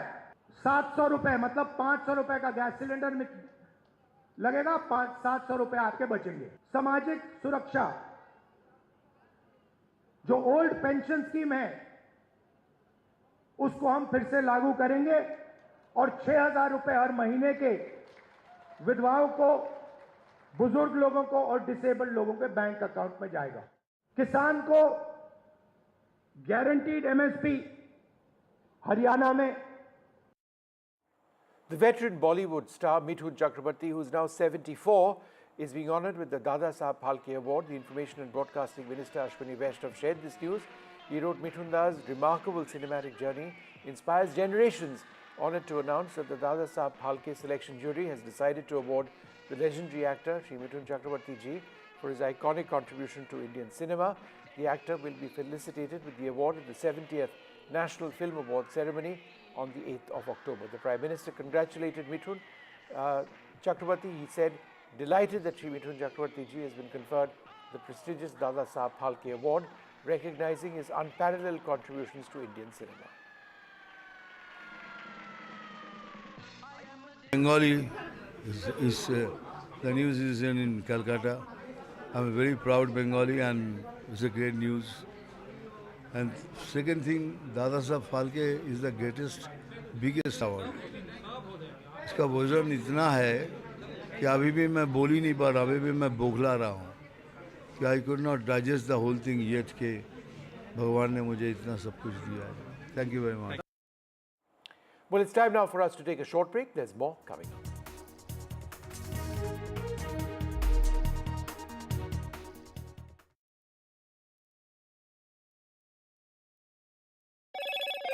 Hello, Moto. Motorola Razr 50 Ultra comes with Google Gemini.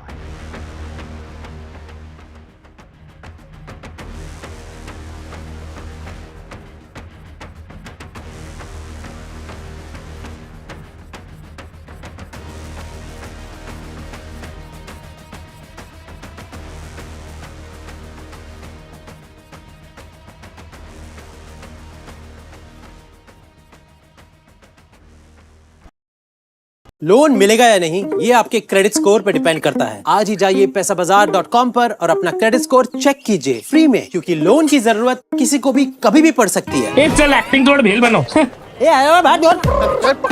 पैसाबाजार.com।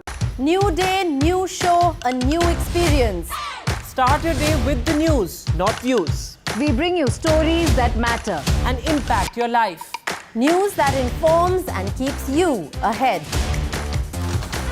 From Maximum City, Mumbai, to the seat of power, Delhi, NDTV brings you the best breakfast show. Breakfast news on NDTV, 8 a.m. every day. I've been reporting on all issues, big and small, from Andhra Pradesh, Telangana, rest of South India, bringing you all the action, all that you need to know, all that you want to know. The energy of Maximum City is infectious. I bring in that energy in our news coverage from financial capital Mumbai. India's IT capital is always buzz. It's literally a city that never sleeps. And I keep you ahead on all the Bengaluru buzz. Covering from the southernmost part of India over the last 23 years, I bring in-depth and 360-degree coverage from the Dravidian heartland. The land of Mishti is also known for its bitter politics. I have seen much water flow under the Howrah Bridge, covering Bengal in all its vivid colors. Loan मिलेगा या नहीं ये आपके credit score पे depend करता है। तो आज ही अपना क्रेडिट स्कोर चेक करें फ्री में पैसाबाजार.com पर। लोन की जरूरत कभी भी किसी को भी पड़ सकती है। ठीक से एक्टिंग नहीं। पैसाबाजार.com। Stay informed and entertained with the new and updated NDTV News app. You can watch all our channels live, listen to podcasts, read breaking and exclusive news from around the world and more. Download the NDTV app today and get access to the best journalism and storytelling on your smartphone or tablet. The NDTV app. News that matters to you. For every news from every part of the country, download कीजिए NDTV app. सिर्फ एक app जो आपको बताता है क्या हो रहा है in the world of business, politics, sports and entertainment. देखना ना भूलें हमारी movie युद्रा in the theatre. Read all about Yudra on the NDTV app. So download now. Election sunrise is on the proverbial paradise. Jammu and Kashmir gets set to vote in assembly elections after a gap of 10 years. For the BJP, it's a referendum on Article 370. For the Congress and regional parties, it's a battle for survival. An election that will go down in the history. Watch the most comprehensive, the most nuanced, and the most power-packed coverage only on NDTV. Loan मिलेगा या नहीं ये आपके credit score पे depend करता है। तो आज ही पैसाबाजार.com पर जाइए और अपना क्रेडिट स्कोर चेक कीजिए फ्री में, क्योंकि लोन की जरूरत कभी भी किसी को भी पड़ सकती है। बस एक्टिंग करा लो इनसे। पैसाबाजार.com, क्रेडिट स्कोर चेक, आदत अच्छी है। Hi, I'm Kareena Kapoor Khan. When it comes to news, NDTV stands for trust, for integrity, for truth, for news that matters. Watch NDTV and don't forget to watch The Battle of Murders अपने नजदीकी cinema घरों में। कैसे मारा? Loan मिलेगा या नहीं ये आपके क्रेडिट स्कोर पे डिपेंड करता है। आज ही जाइए पैसाबाजार.com पर और अपना क्रेडिट स्कोर चेक कीजिए फ्री में, क्योंकि लोन की जरूरत किसी को भी कभी भी पड़ सकती है। चल एक्टिंग थोड़ा भेल बनो। पैसाबाजार.com। New day, new show, a new experience. Start your day with the news, not views. We bring you stories that matter and impact your life. News that informs and keeps you ahead. From Maximum City, the seat of power, Delhi. NDTV brings you the best breakfast show. Breakfast news on NDTV. 8 a.m. every day. I've been reporting on all issues big and small from Andhra Pradesh, Telangana, rest of South India, bringing you all the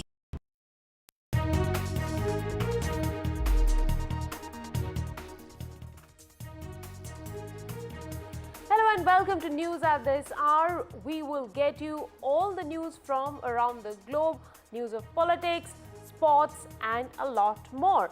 But first up, the headlines at this hour.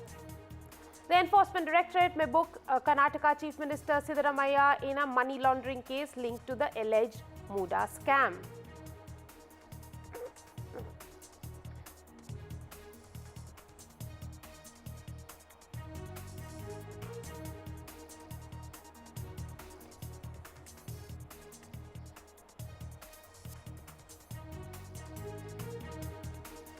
Supreme Court orders Dalit students admission in IIT labourer's son.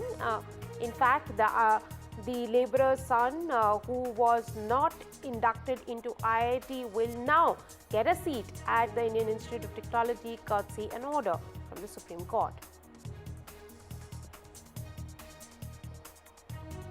Maharashtra government's big decision ahead of polls, a declaration that desi cows will be considered as Rajmata in cabinet meeting.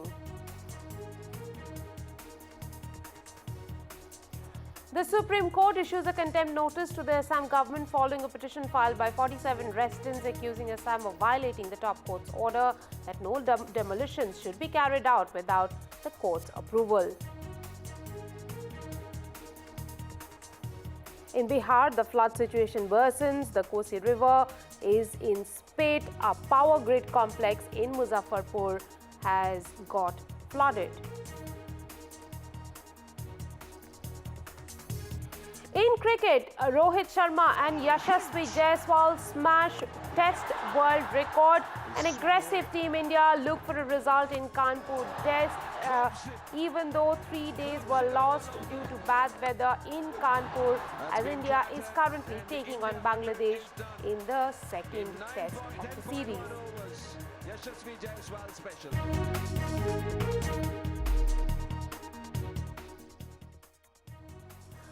Well, here's a top story of the hour. The Enforcement Directorate may book Karnataka Chief Minister Siddaramaiah in a money laundering case linked to the alleged Mysuru Urban Development Authority scam or the Muda scam.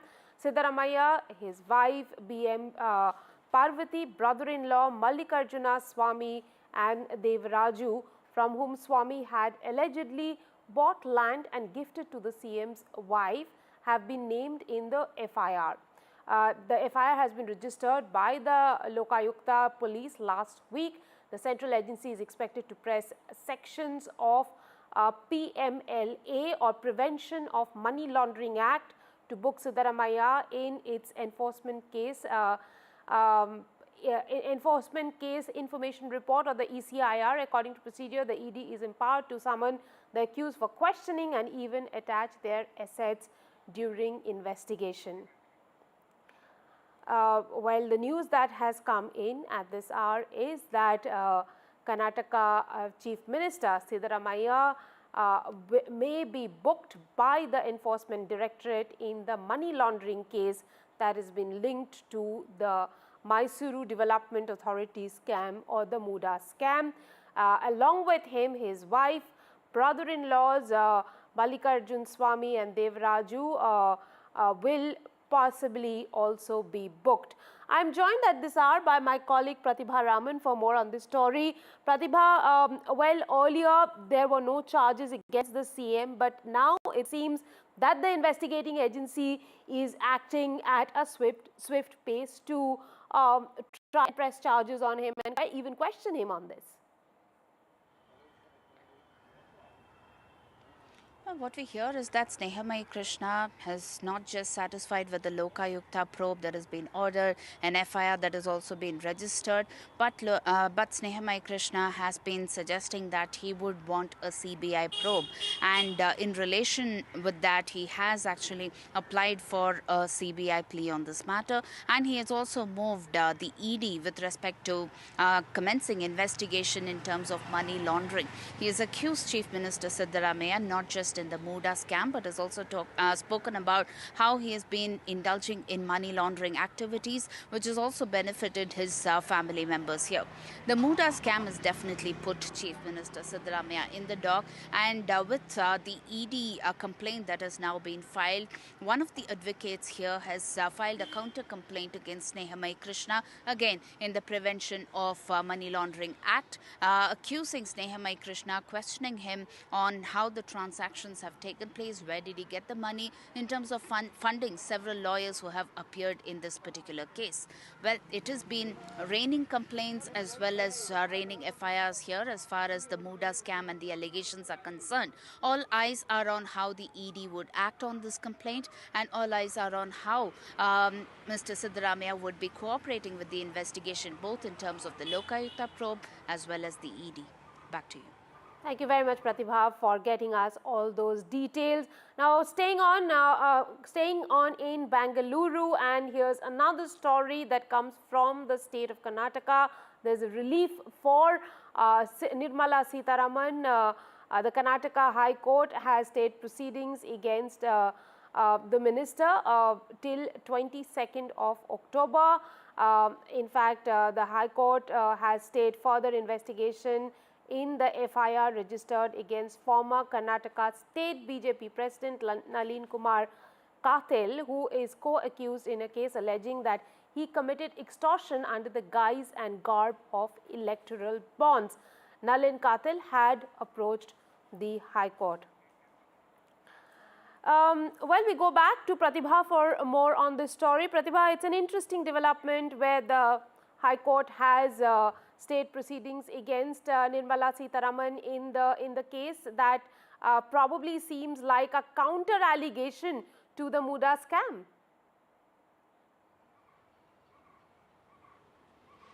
Well, yes, in fact, Siddaramaiah did bring about in a statement about the FIR and spoke about how an FIR that was to be filed at that point in time against Nirmala Sitharaman, and whether or not one would be asking for the resignation of Nirmala Sitharaman there. This came amidst calls by the BJP asking and demanding Chief Minister Siddaramaiah to step down, especially with the Lokayukta registering an FIR against him in the Muda scam. But as far as this FIR goes, this is in terms of the electoral bond case that we are talking of, and soon after the court directing one of the police stations here, the Tilaknagar police station, to register an FIR. It was registered on Saturday, and there were two sections involved. One was 384, which means extortion, and the other is 120B, which means criminal conspiracy there. And today is when the BJP leaders have approached the Karnataka High Court seeking to quash this FIR, but then the court has said that they would be providing an interim stay as far as the FIR proceedings is concerned, and this has been stayed until October 22nd. This is definitely a major relief, not just for Nirmala Sitharaman, but like you mentioned, yes, former BJP President Nalin Kumar Kathil, as well as the current BJP President B.Y. Vijayendra there. But we'll have to wait to see how this case would reach its logical end once the proceedings would commence on 22nd of October. Thank you very much, Pratibha, for getting us all those details. Now, on to a story that comes from Supreme Court of India today, and this is in relation to the Arjikar case in Kolkata. Supreme Court says that there are substantial leads in the CBI status report. They are upset over the victim's picture being shared on social media platforms. They have informed, the Supreme Court has informed the social media platforms not to circulate her pictures. They have also told the Bengal government contact all social media firms. CBI also has meanwhile submitted a status report in the top court. All this in connection with a postgraduate doctor's rape and murder at the Arjikar Medical College Hospital that happened on 9th of September. Well, the investigations are on into the murder and several other issues that arose because of that. My colleague Sunil Prabhu joins me for more on this story, for more on what Supreme Court has said today. Sunil, take us through what happened in Supreme Court regarding the matter. Well, 2-3 important points. This was again a review meeting of the hearing of the Supreme Court, the Chief Justice's bench on the RG car matter. One, of course, making it clear and issuing directions to the centre, to the METI, to put a Information Technology Ministry, to put a nodal person to ensure that wherever the victim's name or video or any other picture is circulating in the social media, that should be taken off immediately, just not to Wikipedia but to everybody. So that's a directive, and they have asked law enforcement to actually take action wherever required. So that was something that the Solicitor General himself volunteered and said, so that's something that has been done. The CBI also, the Chief Justice of India perused the CBI report. They will look at that report in the next 10 days when the case comes up after the vacation. And we'll look at the two aspects. One, of course, the rape and murder of the victim, and the other on the financial irregularities that have taken place with the principal. So both aspects will be looked at. There were a number of points that were being raised. The Chief Justice of India, there was a lawyer who was talking about the sale of babies and a whole lot of other issues that the Chief Justice of asked very categorically, please come with a petition or something on record to come on clear on that matter. And then more importantly, the Chief Justice of India agreeing to a lawyer and saying that we are ready to even widen the scope of the entire investigation to get to the bottom of it, and noting that the junior doctors have returned to work doing emergency service on the issue of OPDs. They said that they have started IPD inpatient work, and it's in that context we'll have to wait and see how things play out in terms of Bengal. But definitely the Chief Justice of India and his bench taking a stock of the situation, and will hear the matter in 10 days' time. Thank you very much, Sunil, for getting us all those details. I beg your pardon, the incident didn't happen on 9th of September. It happened on 9th of August in Kolkata at the RG Medical College and Hospital. Moving on to another story that comes from the national capital. Protests have been banned in Delhi for 6 days. There are prohibitory orders in Delhi and no protests will be allowed till the 5th of October. Delhi police says that they have got inputs on disturbances. Cops are saying that Waqf bill, Idgah issue may lead to disturbances in the national capital. I'm joined by my colleague Tanushka Datta for more on this story. Tanushka, tell us a little bit why there is a prohibitory order on protests in the capital for the next 6 days. Right, Rika. So Section 163 of the Bharatiya Nyaya Samhita has been, put into place across Delhi because of three major reasons. The Delhi police have gotten inputs and they suspect that there may be disturbances over the next 6 days across the national capital owing to three reasons. First of them being the amendment of the Waqf Board bill. Secondly, the Shahi Idgah issue that is being taken up in the High Court as well. And third, the two elections. Remember that on October 5th, Haryana goes into polls, and we know that Jammu and Kashmir is already underway with respect to its polling. So these are the three major reasons owing to which Section 163 of the BNS has been imposed onto Delhi, barring three locations, that is Central Delhi, North Delhi, and New Delhi.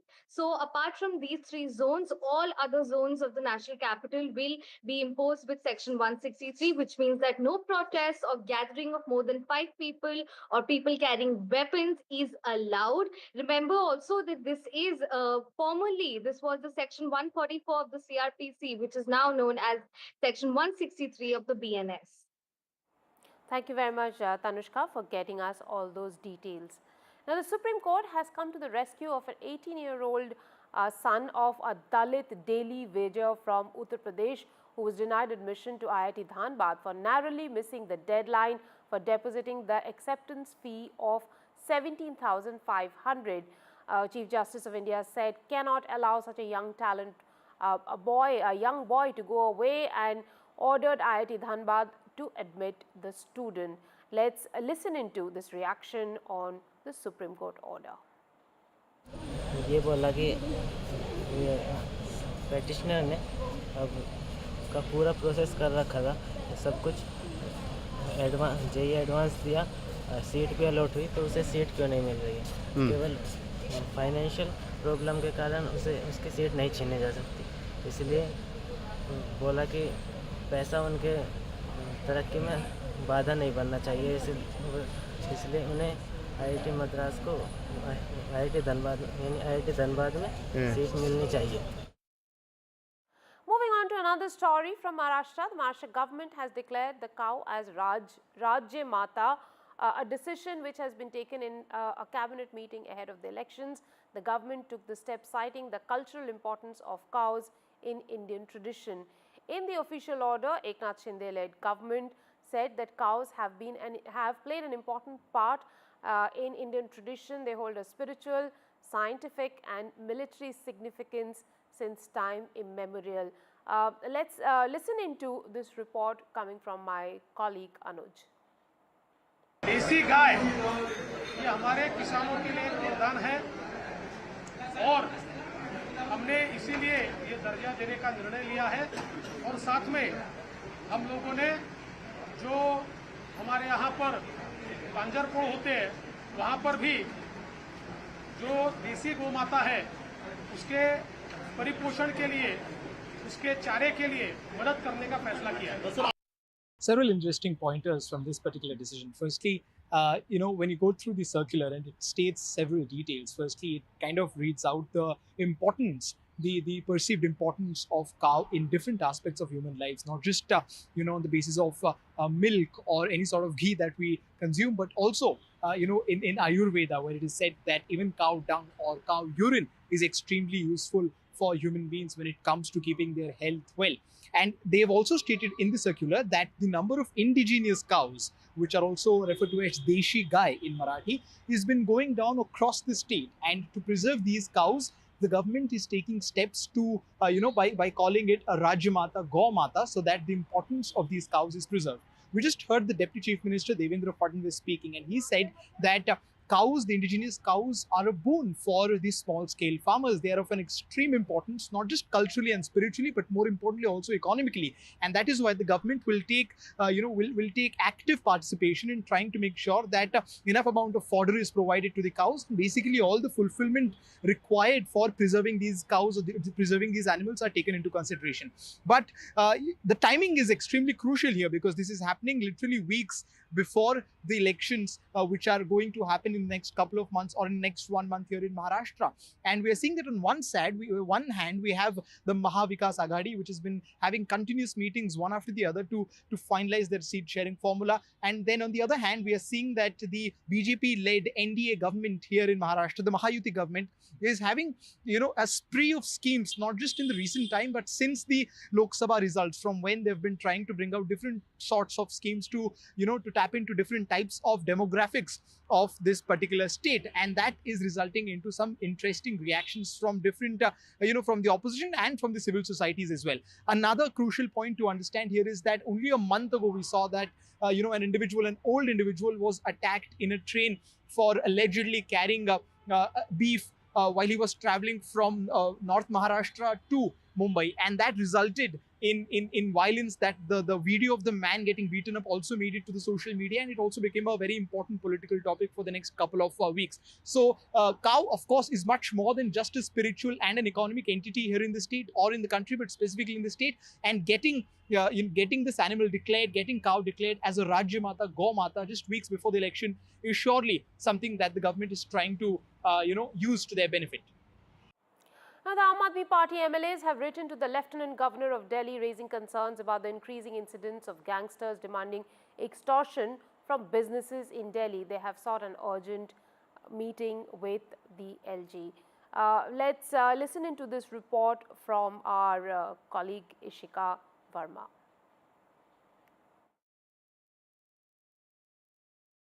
The Aam Aadmi Party MLAs have now written to the Lieutenant Governor. They have talked about the deteriorating law and order situation in the national capital. Here in this particular letter, in fact, they have also talked about the firing incidents that took place in the national capital. There were 3 firing incidents in 24 hours, and then again we saw how, in fact, a cop was crushed to death. After that also, in fact, they say that the traders also here in the national capital, they do not feel safe. And after that, in that letter, the Aam Aadmi Party MLAs have in fact requested the Lieutenant Governor to hold an urgent meeting to hold discussion about this issue. Now here, tweeting about this letter, Cabinet Minister Saurabh Bhardwaj has in fact said that they are yet to get any response from the Lieutenant Governor. But we have seen that the day these firing incidents took place, it was Saurabh Bhardwaj, the Cabinet Minister in the Delhi government, who said that it is certainly law and order situation comes under the Lieutenant Governor and the Union government, and here the Delhi government seems helpless, and that is why they have asked for an urgent meeting, but they are yet to wait for a response. But we have seen, Rika, that there are always this political war of words between the Aam Aadmi Party-led Delhi government and the Lieutenant Governor, and it is ultimately the people of the national capital who have to bear the brunt. Over to you. Now, after Bengaluru and UP, it's Delhi government which has decided to make the city pothole-free by Diwali and repair 1,400 kilometers of roads managed by the Public Work Department. By the end of October, the work will be done. The CM of Delhi, Atishi, has divided the responsibility amongst the top AAP leaders. While Atishi is looking into the situation in South and Southeast Delhi, Saurabh Bhardwaj is taking care of the work in the east. Let's listen into what Saurabh Bhardwaj had to say in a chat with my colleague Shreya, and Ishika Verma also caught up with the leader of the party in fact LOP of MCD, Raja Iqbal Singh. Let's listen into both of them, what they had to say about this work being undertaken. The Delhi cabinet ministers are all out on the streets early in the morning to inspect the poor road conditions in the capital city. I am right now in Patparganj, East Delhi, and I'm joined by Delhi Minister Saurabh Bhardwaj, and he was also accompanied by former Deputy Chief Minister Manish Sisodia, and they have been inspecting this entire stretch, which is a Patparganj main road. As you can see, it's a bumpy ride for the vehicles here, and this has been a long delayed process. Which all areas did you inspect here in East Delhi? All the ministers of Delhi cabinet are on ground today. I was accompanied by our ex-Deputy Minister, Chief Minister, Mr. Manish Sisodia, to inspect the roads of East Delhi, and we are particularly in this area of Patparganj, Mandavli, Ganesh Nagar. For last few months there has been heavy rainfall in Delhi, and bitumen roads, the blacktop roads, the tarpaul roads can tolerate everything, but they cannot tolerate water. So you can say that water stagnation is the worst enemy for any blacktop road, and wherever there was a stagnation of water, the roads have been destroyed. Right.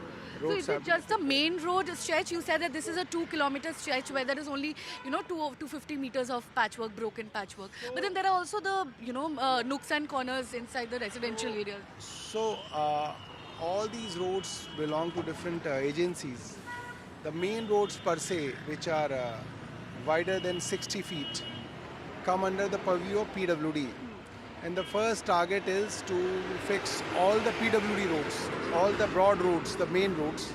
And the target is in the month of October, we should fix all the potholes on these roads. Will there be like road carpeting? Yeah, there will be road carpeting. There will be, wherever there is a need for repair, there will be a repair. Where there will be need for patchwork, we will do a patchwork. Right. So whatever is needed, we will do.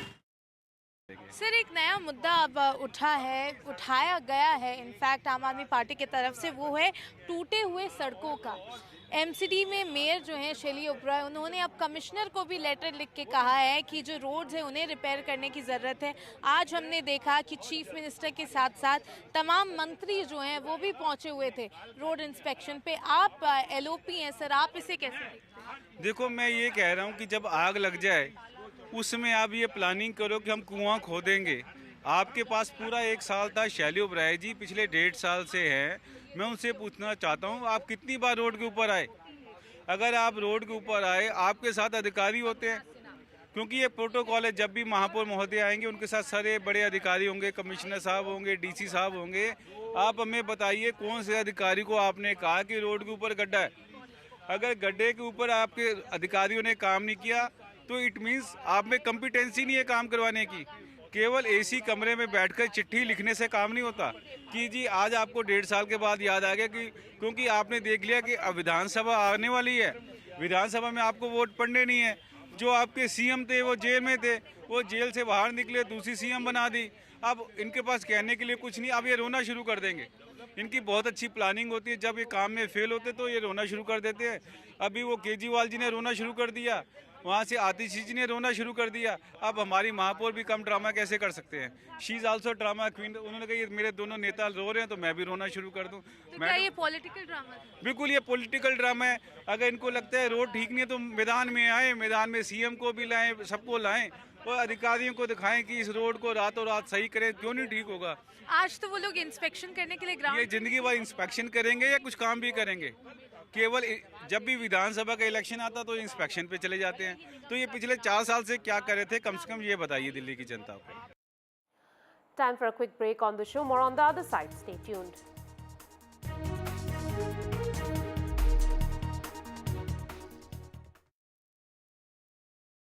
Loan मिलेगा या नहीं ये आपके credit score पे depend करता है। तो आज ही अपना क्रेडिट स्कोर चेक करें फ्री में पैसाबाजार.com पर। लोन की जरूरत कभी भी किसी को भी पड़ सकती है। ठीक से एक्टिंग नहीं। पैसाबाजार.com।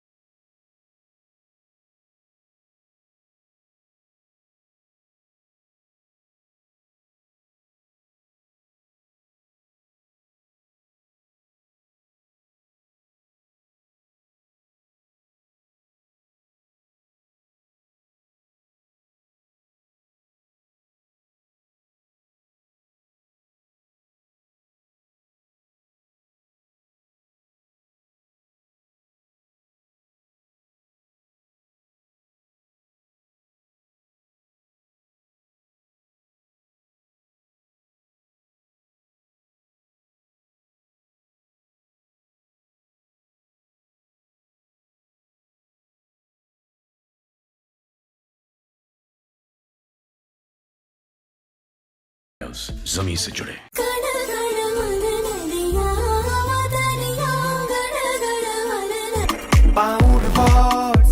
मैं everywhere, कहीं से भी करूं collect, करूं direct.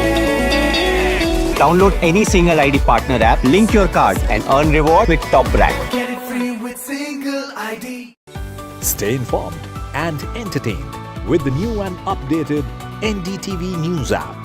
You can watch all our channels live, listen to podcasts, read breaking and exclusive news from around the world and more. Download the NDTV app today and get access to the best journalism and storytelling on your smartphone or tablet. The NDTV app. News that matters to you. For every news from every part of the country, download कीजिए NDTV app. सिर्फ एक app जो आपको बताता है क्या हो रहा है in the world of business, politics, sports and entertainment. देखना ना भूलें हमारी movie Yudhra in the theatre. Read all about Yudra on the NDTV app. So download now. Election sunrise is on the proverbial paradise. Jammu and Kashmir gets set to vote in assembly elections after a gap of 10 years. For the BJP, it's a referendum on Article 370. For the Congress and regional parties, it's a battle for survival. An election that will go down in the history. Watch the most comprehensive, the most nuanced, and the most power-packed coverage only on NDTV.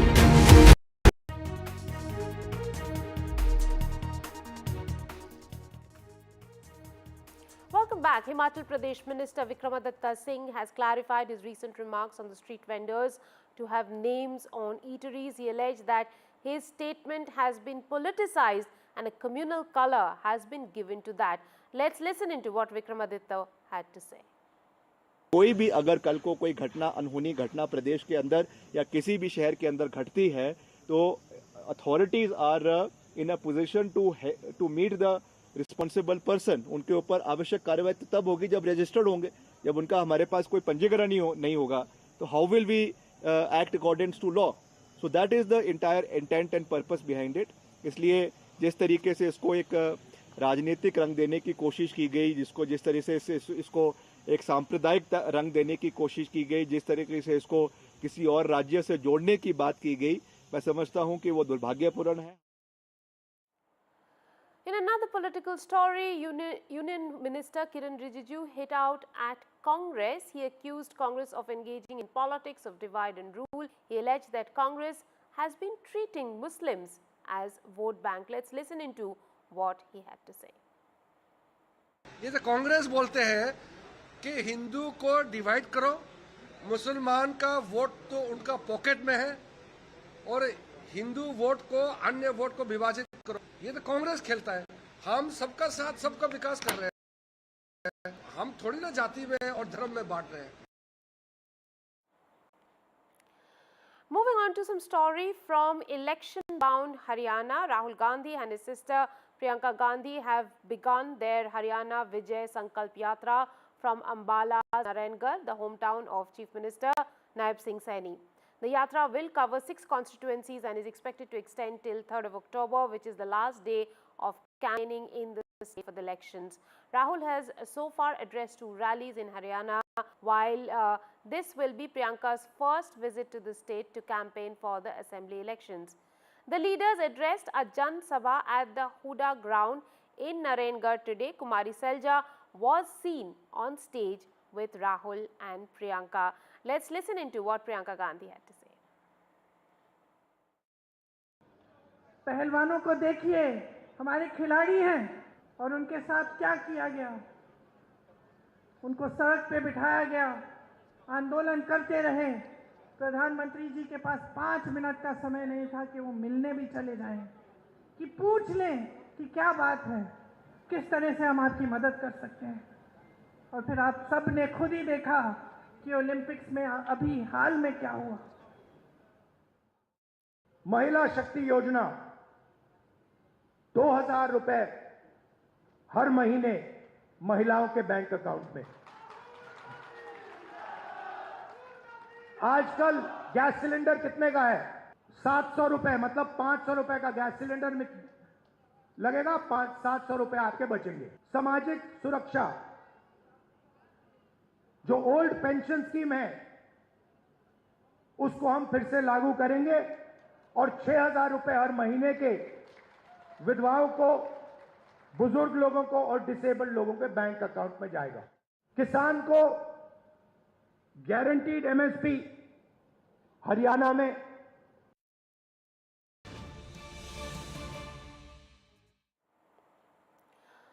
Well, the Enforcement Directorate has booked Karnataka Chief Minister Siddaramaiah in the Muda case, which is the Mysuru Urban Development Authority case, taking cognizance of a recent state Lokayukt FIR. In fact, there were reports that he would be booked as early as today. The federal agency has filed an enforcement case, case information report, which is ECIR, to book the Chief Minister and others. Siddaramaiah, his wife BM Parvati, brother-in-law Mallikarjun Swamy, Devraju, from whom Swamy had purchased land and gifted it to Parvati, and others have been named in the FIR that has been registered by the Mysuru located Lokayukt police establishment. In fact, it was registered on September 27th. The FIR was lodged after a special court in Bengaluru last week ordered Lokayukta police probe against Siddaramaiah in the case. I am joined by my colleague Pratibha Raman for more on this story. Pratibha, what does this really mean right now? A sitting Chief Minister is going to be probed in a money laundering case.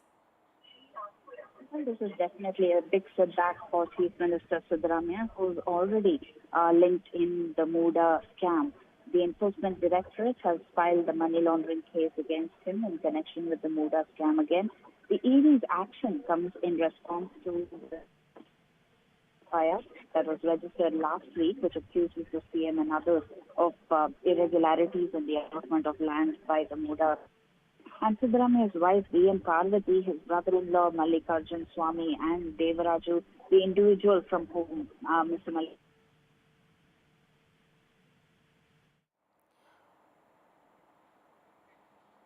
Right, we will get back to Pratibha for more on the story, but for now, the news that we are reporting is that Enforcement Directorate has booked Karnataka CM Siddaramaiah in Muda scam. They are going to be probing him. This is a money laundering case against the Karnataka CM. Time for a quick break. On the show, more on the other side. Stay tuned.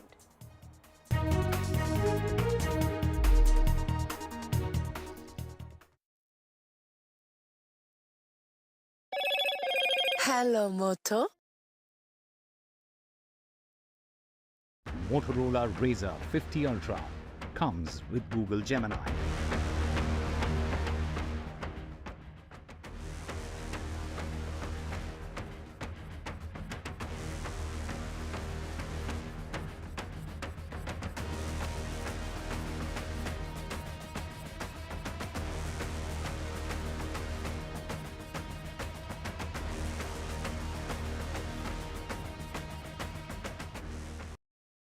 Loan मिलेगा या नहीं, ये आपके credit score पे depend करता है। तो आज ही पैसाबाजार.com पर जाइए और अपना क्रेडिट स्कोर चेक कीजिए फ्री में, क्योंकि लोन की जरूरत कभी भी किसी को भी पड़ सकती है। बस एक्टिंग करा लो इनसे। पैसाबाजार.com, क्रेडिट स्कोर चेक, आदत अच्छी है। Hi, I'm Kareena Kapoor Khan. When it comes to news, NDTV stands for trust, for integrity, for truth, for news that matters.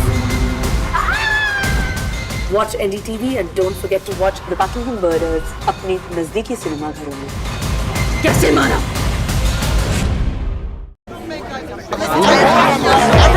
I don't know songs and proses. I don't care for no sweet boys with roses.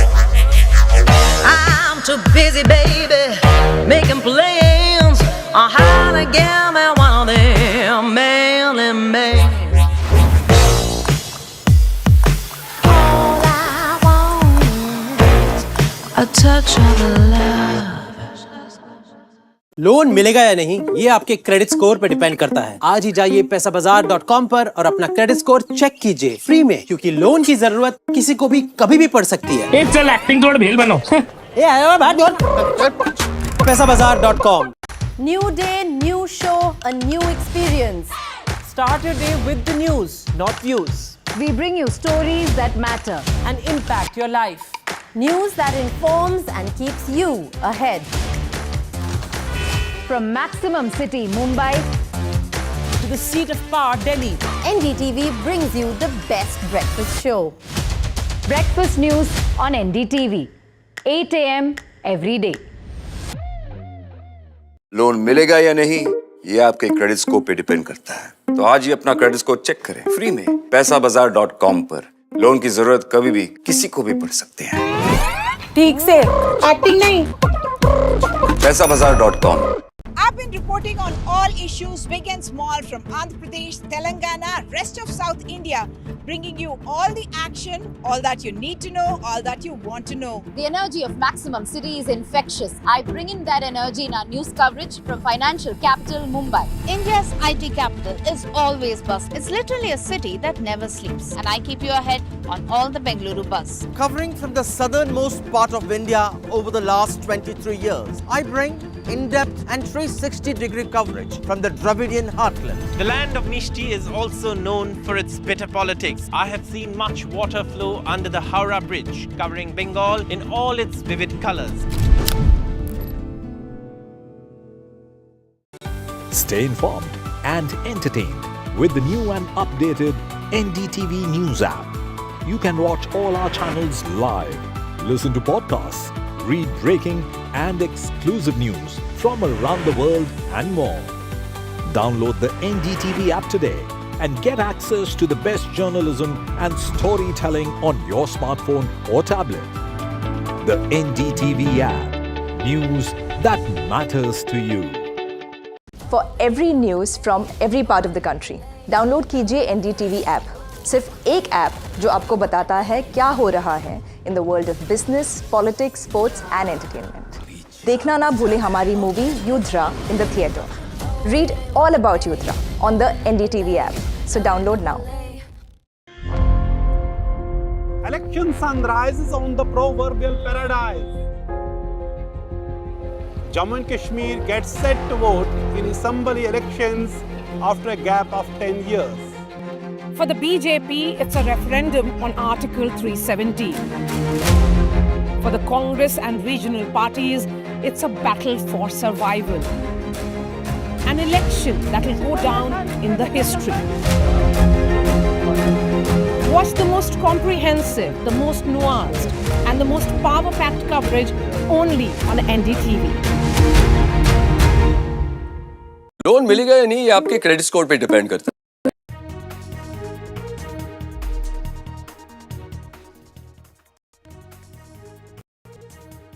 In a big setback to Karnataka CM Sitaramaiah, he has been booked by Enforcement Directorate in the Muda scam.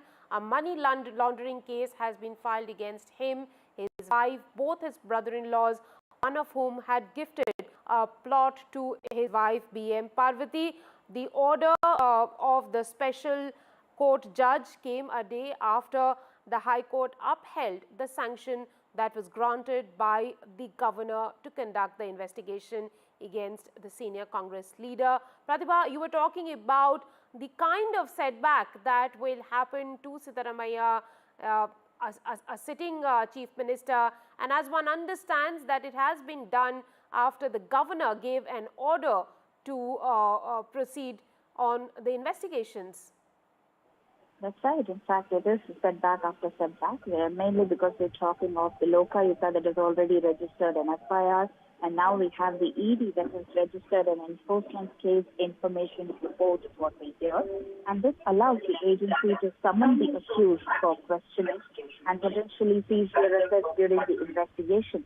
The next course of action based on the investigation will be known only after the interrogation of the Chief Minister, who's already 76-year-old, who's denied any kind of wrongdoing and has said that this is politically motivated, alleging that the opposition was scared of him. These are the statements that have been made, and amidst calls for his resignation, he has decided to fight this case both politically as well as legally. Now, this controversy definitely revolves around accusations of compensatory plots that were allocated to Siddaramaiah's wife in an upscale Mysuru. Several sections of not just the IPC, but including the Land Grabbing Act as well as the Devotional Transaction Act. Now, how this case is being taken against Siddaramaiah would be known only.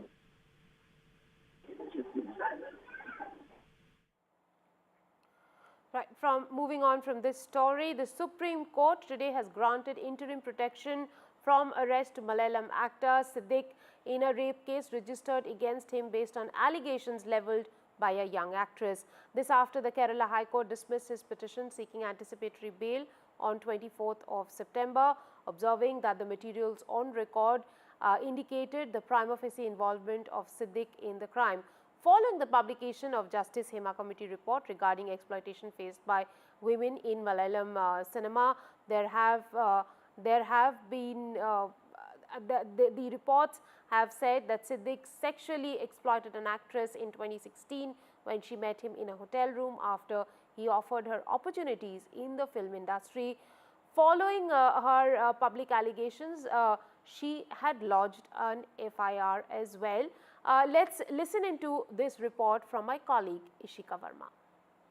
Today, actor Siddiq has got a relief from the top court. Top court, in fact, has granted him an interim protection today while hearing his anticipatory bail plea. Remember that Siddiq, in fact, had approached the top court after the Kerala High Court, in fact, dismissed his anticipatory bail plea. As you rightly said, the Kerala police, on the other hand, they have, in fact, issued a lookout notice also for Siddiq. They, in fact, have published it in, on the media platforms as well, and they were in fact waiting for the top court to give a judgment on this. But certainly after this protection, interim protection that Siddiq has got, now certainly the Kerala police will be facing a bit of delay while going with the investigation of this entire matter. There have been very serious allegations against actor Siddiq. Rape charges have been leveled against him. So certainly there is an outrage among all of these young women complainants that are coming forward, because certainly getting this protection from top court is certainly what they were not expecting. It is kind of a setback for all of those complainants in this in the case. So certainly now we'll have to wait and watch as to what will be the strategy of Kerala police now going forward with this case. Over to you. The Indian Embassy in Nepal has issued numbers for its citizens stranded in the Himalayan country due to devastating floods and landslides. In a Twitter post, the Indian Embassy said there has been widespread damage due to floods and landslides on account of record rainfall over the weekend. Our thoughts are with everyone affected. The embassy has received intimation regarding Indian citizens in Nepal who are stranded because of this. Issuing the helpline numbers, the embassy urged the Indian citizens in Nepal who require assistance to contact the numbers that are given on the social media platform.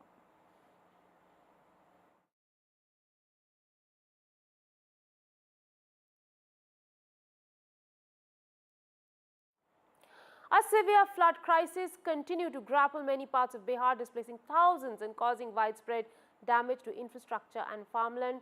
The flood situation in Bihar remained grim as major rivers like Kosi, Gandak and Bagmati in district bordering Nepal were in spate. 6 National Disaster Response Force teams have been called from outside the state. Videos surfaced on social media showed schools and power grids flooded in the affected districts. The breach of 6 barrages in for 24 hours on Sunday aggravated the situation, leading to the overflow of major rivers like the Kosi, Gandak and Bagmati, severely affecting districts near the Indo-Nepal border. A heavy rain and flood alert has been issued in the state as well. Let's listen into this report brought in by our colleague Prabhakar Kumar. We are in the Belsand area of Sitamarhi. This is one of the first places which was hit by the flood by Bagmati River when the Bagmati River breached the embankment. Right now we are deep inside the flood area at one of the houses. If I could just show you how people are surviving here. This is one of the house where the water had entered, and we have we reached them on boat to just know how they are living and how they are surviving amidst water surrounded by all. ये आप लोग पूरी तरह पानी भरा हुआ है चारों तरफ से, तो आप लोग क्यों घर में अपने रुके हुए हैं? बांध पर भी तो जगह नहीं है, बारिश है, तंबू का व्यवस्था नहीं है, ना कोई व्यवस्था है, तो हम लोग घर में ही हैं। सारा रात हम लोग ऊपर ही रहे हैं, दोपहर के बाद आए हैं आज। तो ये मैं देख रहा हूँ कि आपके पूरे घर में पानी घुसा हुआ है। हाँ, पूरा बेड उड सब पर है, चौकी उकी सब डूबा हुआ था, अभी पानी थोड़ा घटा है तब पानी नीचे हुआ है। So when the breach happened here, Remember, this entire region has no electricity as of now. The entire electricity network has been hit by flood. There is no mobile service, so the telecom infrastructure is completely crippled because most of the mobile towers actually have been hit by. And we remember, if I could just show you, we are on a private boat. So basically, the NDRF team is deployed here, and they are actually ferrying passengers ferrying people who are stranded, who are stuck there in their homes inside the flood zone. But just because there were a few number of NDRF boats and they were already very hard pressed, so we decided not to bother them, and we hired a private boat to venture inside the flood area. So this is one of the houses. If I could just show you around, we are deep inside the flood area in the Belsen region of Sitamarhi, and this is how people are surviving here. They have no electricity, no mobile service. The water has entered their houses. They don't know what they will cook next because most of the clothes, most of the grains they had in their homes, it has all been washed away. But they have no option but to wait for the water to recede, and then their life will be back on the normal track. From Belsen in Sitamarhi, this is Prabhakar Kumar for NDTV. Some international news now. As the war in West Asia intensified, the Hezbollah terror group has given a statement saying it's ready for any Israeli ground invasion. Israel, meanwhile, continues its strikes on central Beirut. Days after eliminating the Hezbollah terrorist Nasrallah, the latest attack took place at a central location where taxis and buses gather to pick up passengers. Reports suggest that more than 1,000 Lebanese have been killed and 6,000 wounded in the past 2 weeks, without saying how many were civilians. Let's listen into this report from my colleague Mohammed Ghazali.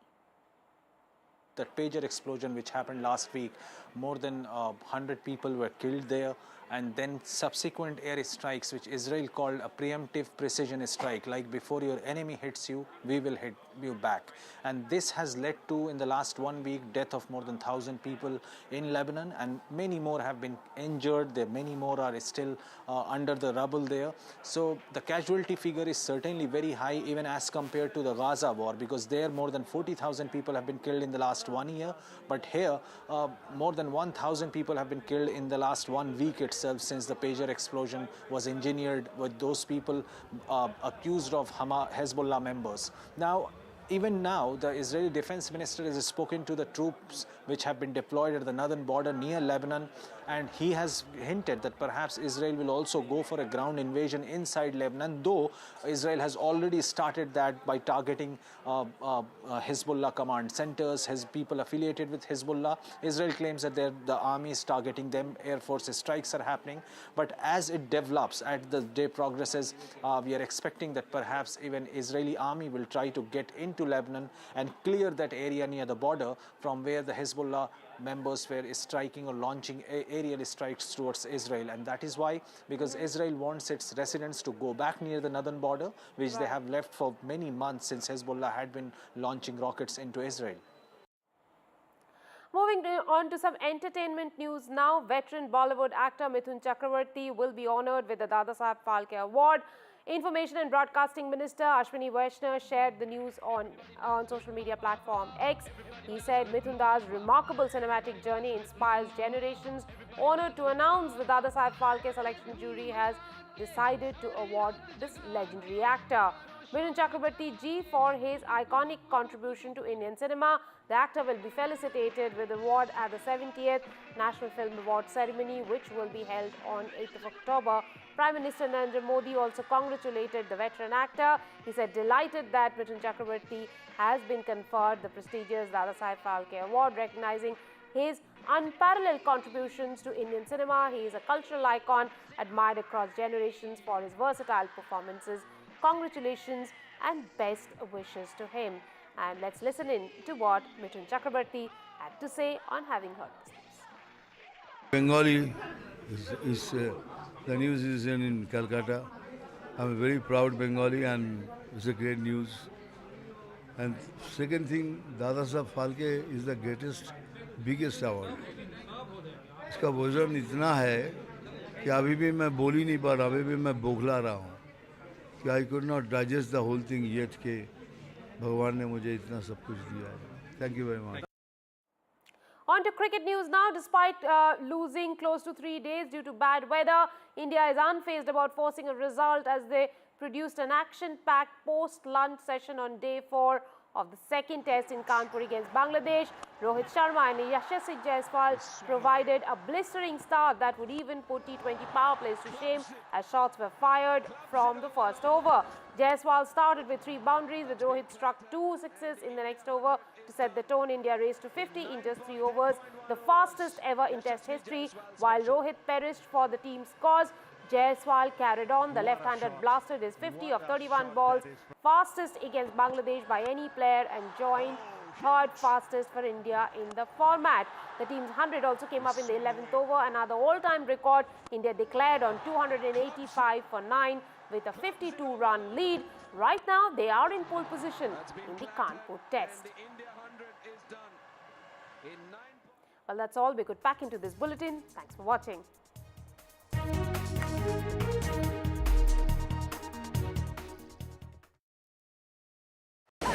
Cappuccinos to go.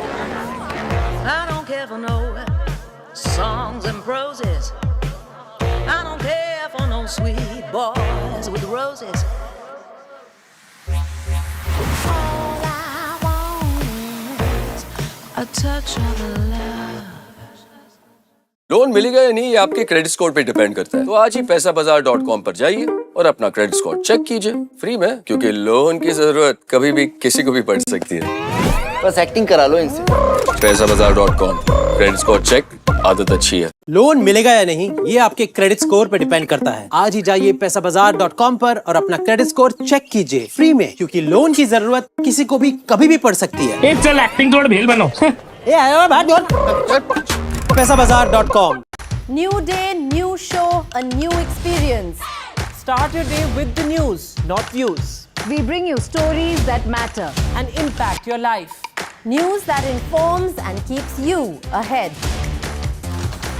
From Maximum City, Mumbai, to the seat of power, Delhi, NDTV brings you the best breakfast show. Breakfast news on NDTV, 8 a.m. every day.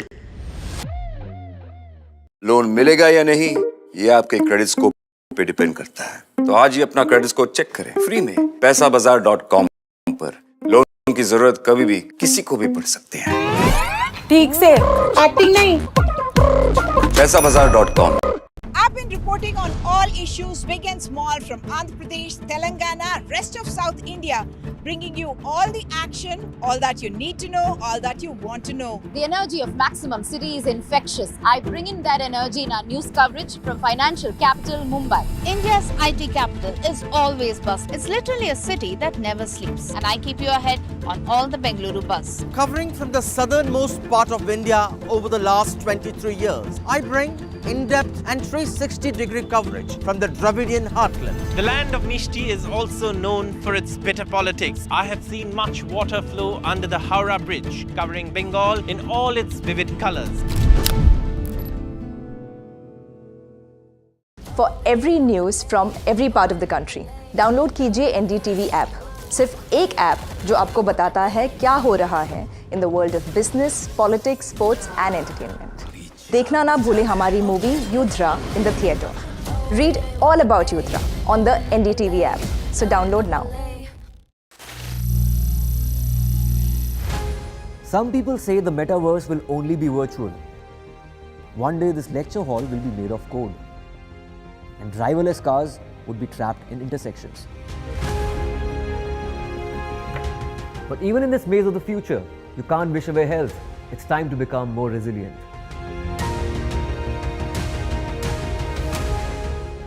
10 years of Banega Swasth India, we have grown and achieved so many milestones.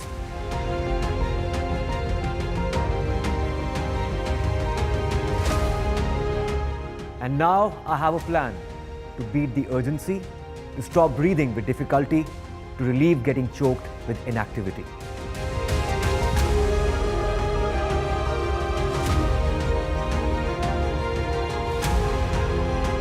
Energize our government, our environment, our society, and ourselves.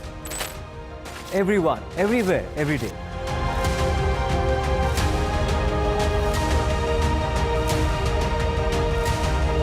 बनेगा स्वस्थ India. One World Hygiene. Stay informed and entertained with the new and updated NDTV News app. You can watch all our channels live, listen to podcasts, read breaking and exclusive news from around the world and more. Download the NDTV app today and get access to the best journalism and storytelling on your smartphone or tablet. The NDTV app. News that matters to you. Election sunrises on the proverbial paradise. Jammu and Kashmir gets set to vote in assembly elections after a gap of 10 years. For the BJP, it's a referendum on Article 370. For the Congress and regional parties, it's a battle for survival. An election that will go down in the history. What's the most comprehensive, the most nuanced?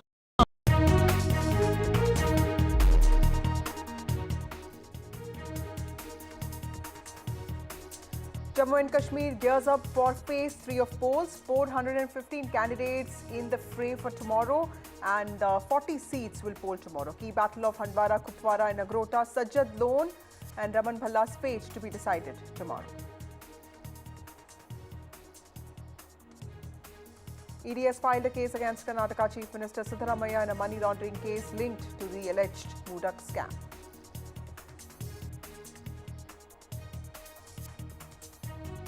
Supreme Court orders Dalit students admission in IIT. Labourer's son cracked IIT, lost the seat over fee delay. The Supreme Court has told the Dalit student all the best to well.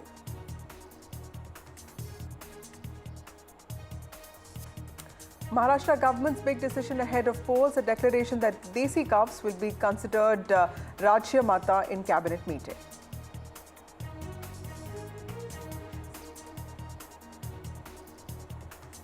Rohit and Yashasvi smash test records. Aggressive Team India looks for results in Kanpur. India versus Bangladesh, 3 days lost to bad weather.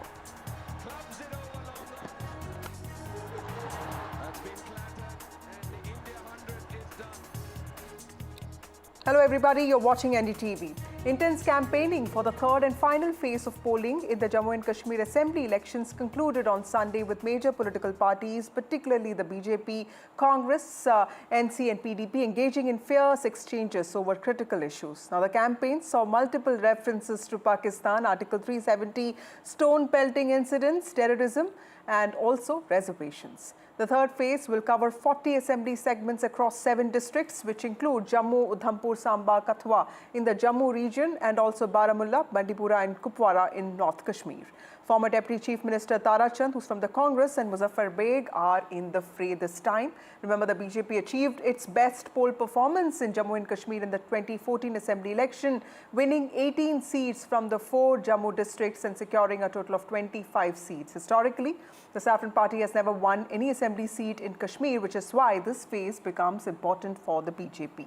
Joining me with more details on how Jammu and Kashmir, especially how Jammu is looking like, I have with me my colleague Nazir. Nazir, tell us a very important phase of elections, 40 seats to go to vote and of course 27 in Jammu.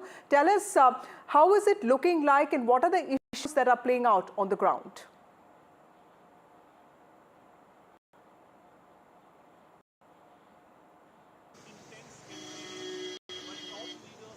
BJP and Congress came here and campaigned extensively in Jammu and other parts of the Jammu region and also in the valley. But now it's the people's verdict that will come tomorrow when people will go to polling booths and cast their vote. A while back I spoke to, people from the Valmiki community. They are literally celebrating this election because it's for the first time in their lives they have a right to vote in assembly election in Jammu and Kashmir. There were just 272 people in 1957 when they were brought to Jammu for services. Safai ke liye laaye the, but they were not given the citizenship because of the Article 370 and 35A. Now the population of Valmiki Samaj is like 10,000 and 6,000 are eligible to vote. After abrogation of Article 370 and 35A, for the first time, these people will be having right to vote in Jammu and Kashmir Assembly election. So is true about people from West Pakistan who normally were known as West Pakistan refugee. For them, it is a historic day. But for many, this election is a sort of referendum whether people accepted the abrogation of Article 370 or they reject it. There are two narratives which we have seen, one on statehood, then the Article 370. In the valley, we know BJP doesn't have much presence, but in Jammu region, they have contested all the 43 seats. But in the valley, out of 47 seats, they are only contested 19 seats. So overall, BJP out of 90 seats in Jammu and Kashmir Assembly is contesting only 62 seats. So tomorrow is also a litmus test for the BJP's own popularity in Jammu region, because Jammu, here, these 24 seats, this has been the bastion of Jammu, core constituency of Jammu. That's why you saw top leaders of the BJP campaigning extensively in these areas. And then there are 16 seats in the North Kashmir Free District, Baramulla, Kupwara, and Bandipur, where several big wings are in the fray. And this is also important for the National Conference, PDP, as well as the local regional parties like People's Conference, Engineer Rashid's Awami Ittihad Party. And it's also one test whether that was a one-off thing. Emotional vote when he was elected as MP while in Tihar jail, or actually he has some support on the ground that this election will also decide. Right. More importantly, when this election is happening here in Jammu, we have seen large number of people coming out and participating in the campaigning, reaffirming their faith in democracy. We saw several militant incidents even today. Two anti-militancy operations are underway. One in Kutwa, second in Rajouri. And yesterday, one policeman, Bashir Ahmed, was killed during an encounter in Kutwa, which is poll-bound, where also people will vote tomorrow. And he was killed before he took his last breath. He shot dead a Pakistani militant during that encounter. That was something. You know, a policeman, head constable, was seriously injured, but still managed to kill one militant in that encounter. So that is one part, militancy, while the BJP has been talking about during the campaign, they have finished militancy, but Jammu region has been facing spate of attacks and the encounters. So this uptick in terror incidents is also a point of concern. Nazir, stay with us. I'll come back to you. We also have Zafar Chaudhry, who's an expert and editor of the Dispatch. Thank you, sir, for speaking to NDTV. Mr. Chaudhry, we saw the Congress President Mallikarjun Kharge experiencing dizziness while addressing a rally in Kathua on Sunday. Of course, his condition fortunately stable now. The Congress President, of course, had to cancel his last rally in Udhampur. And if you look at the Congress campaign, it has been interesting. Omar Abdullah has been insisting that the Congress focuses more on Jammu. And in the last few days, we saw Congress party hurriedly appointing working presidents from Brahmin and Mahajan communities. We also saw Rahul Gandhi addressing rallies in support, which was previously known for separatism, insurgency. Do you see the Congress party improving its performance in Jammu this time, considering that in 2014 the party failed to win a single seat? It's very tough battle for the Congress to be able to, win a significant number of seats from these areas. You see in the third phase, the last phase where the polling is going on for tomorrow, it's the battle that's going to decide the fate of BJP, and it's going to decide who forms the government in Jammu and Kashmir. There are 24 constituencies spread across 4 districts in Jammu region, which are going to poll tomorrow. I mean, there are 16 in Kashmir, but 24 in Jammu region. Out of these 24 constituencies, 3 were created out of the delimitation 2 years ago. If we look at the 21 constituencies, the BJP had won 19 of them in 2014 elections. And if you look at all the 24 constituencies in the recently held Lok Sabha elections earlier this year, the BJP had registered a lead on 22 constituencies out of the 24. So Congress was able to register lead only on 2 constituencies. Right. Congress looks hopeful on maybe half a dozen or little more, 8 or 9 seats looks hopeful, but it's a very tough battle. So the trick entirely here was in how the Election Commission has structured the phases of the polling. The first and second phase of the polling went to the Kashmir Valley and the hilly areas of Jammu region. And the third phase is where BJP has its core constituency. So BJP has narrowed down polarized campaign to a government which they see will be headed by somebody from Jammu. So in the speeches, Prime Minister and other major leaders said that this is going to be a government of Jammu. Right. Off the camera, then the campaign on the ground was that this is the moment for a Hindu chief minister in Jammu and Kashmir. Absolutely. So I think Congress cannot beat BJP on that front. So it's a very tough battle for Congress. Nazir, like Sir is also saying, the importance of Jammu as a region in the political outcome of J&K has often been speculated. In fact, we did see the call for a Dogra CM this time by many candidates, BJP candidates, especially in the third phase. Now, this clearly has a lot of history to it, also politics. Can you explain to us how this phase of elections is important for the BJP? Because it is being seen as a referendum on its promise of Naya Kashmir, so it becomes important for the party to at least retain the 25 seats that it won last time, isn't it, from this part of J&K? Well, BJP has to increase its tally if it has to claim that it claims that it has got actually the mandate. Because last time in 2014, the number of assembly seats in Jammu region was just 37. Now it is 43. So they have to increase the tally. It can't be just 25 and they say, oh, they have got the best mandate. So having said that, we have seen this in this campaigning. For example, Prime Minister Narendra Modi, he visited Jammu and Kashmir 3 times and addressed rallies. 2 were in Muslim majority areas, one in Srinagar and second in Doda. And only one in the Jammu mainland, Jammu area where he is. Also, Home Minister Amit Shah, if you see, the number of rallies and visits he made, that was again either in Doda or in Pir Panjal, Poonch Rajouri. In Poonch Rajouri, he stayed there for 2 days and addressed series of rallies. Yes, he came here to Jammu region. So if you see the top leadership of whether it is Congress or the BJP, and you see Rahul Gandhi himself coming addressing rallies in Doda, which is we call Chenab Valley. He didn't address any rally in Pir Panjal, so he addressed a rally in Anantnag. He addressed a rally in Sopore, but just a few rallies in Jammu region only. Same was the Priyanka Gandhi, just she came here only once. So if we see the top leadership of both the parties, BJP or the Congress, they didn't do much event campaigning when it comes to the mainland Jammu, which is the core constituency of BJP and where Congress has been eyeing to win more seats if it has to be politically relevant, because we all know it may not win many seats in the valley and it's not contesting many seats in the valley. Right. Muslim majority area, it is the National Conference which is contesting most of the seats from there. But Chaudhary, importantly, this election will clearly show which side of the people will take. Right. Yes, sir, that's right. Mr. Chaudhary, this is something that Nazir also touched upon, but how do you look at, these emerging regional players like Sajjad Lone or for that matter, Engineer Rashid's party, and also, these Jamaat-e-Islami backed candidates in some North Kashmir constituencies? Very quickly, can you tell us how do you see the prospects of these candidates? So basically, when Engineer Rashid came to election in April, May this year for the Lok Sabha election, so he was in jail, and Kashmiri people, at least every third or fourth Kashmiri, understands how it has been to be in the jail. So that resonated very well with people. But since then, there has been a lot of discussion that are there some connections of these leaders with the establishment in Delhi? Is Jamaat-e-Islami also being encouraged by some unknown forces, and they are there to divide the vote of the regional political parties?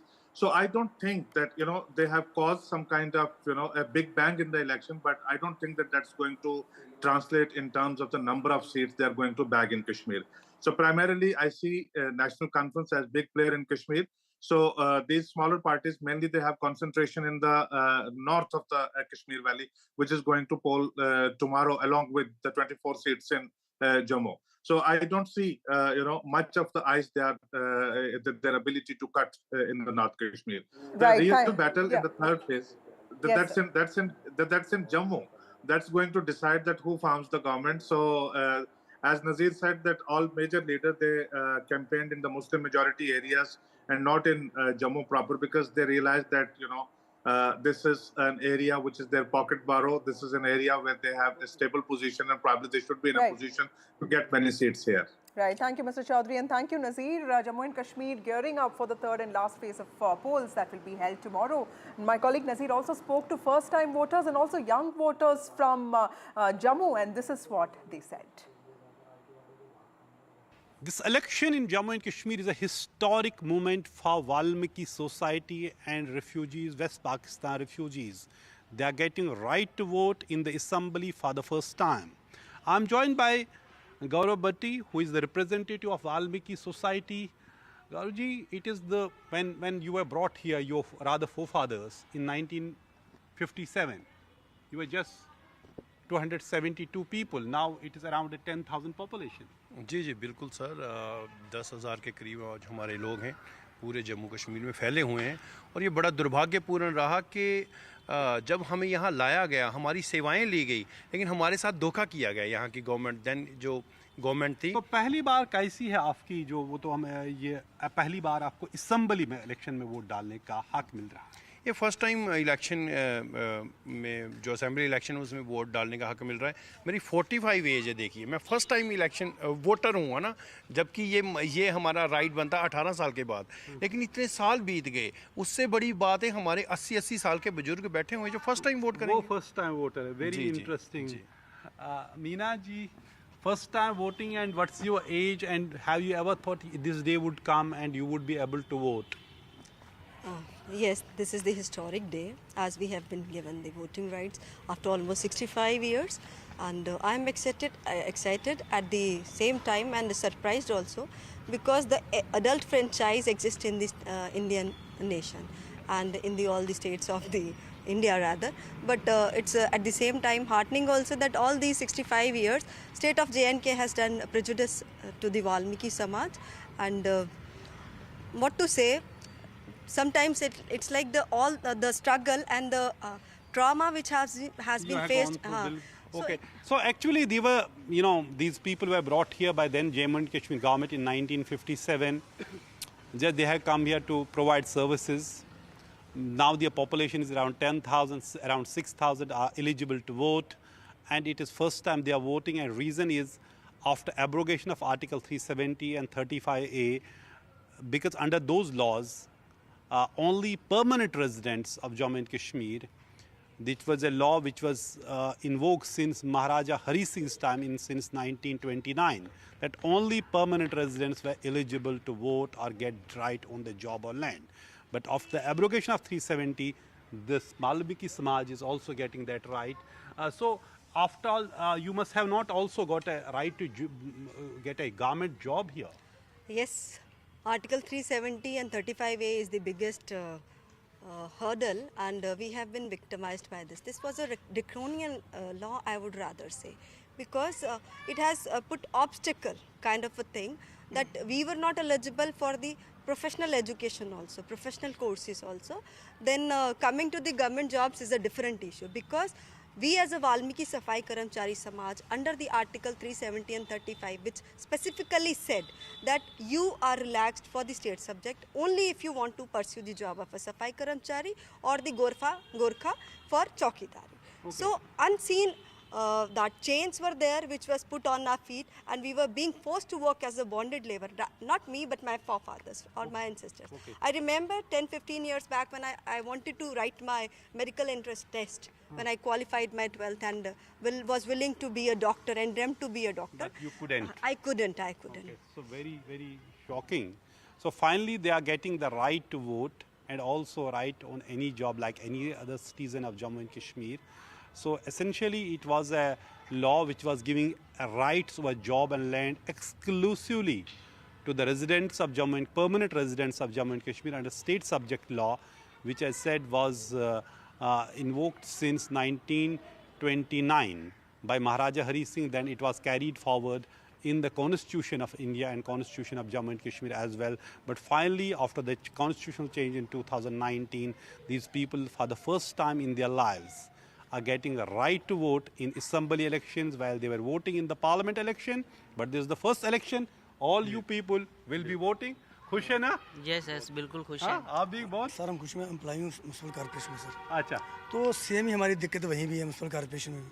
अगर हम सफाई कर्मचारी भर्ती होते तो सफाई कर्मचारी ही retire होते थे। तो उसके अलावा कुछ नहीं। लेकिन अब तो चेंज हुआ ना? ना तो हमारा इंश्योरेंस था ना कुछ था। अगर हम मर गए तो मर गए। अब तो हुआ ना? अब तो खुश है सर, डोमिसाइल मिला, सेंटर इंस्पेक्टर भी बन सकता हूँ, एसओ भी बन सकता हूँ, कुछ भी कर सकता हूँ sir. Thank you so much. Wish you luck. So that is the story. It is not just vote. People are electing a government now, new government, after a gap of 10 years. But these people who didn't have a right to vote finally have this right to vote in Jammu and Kashmir.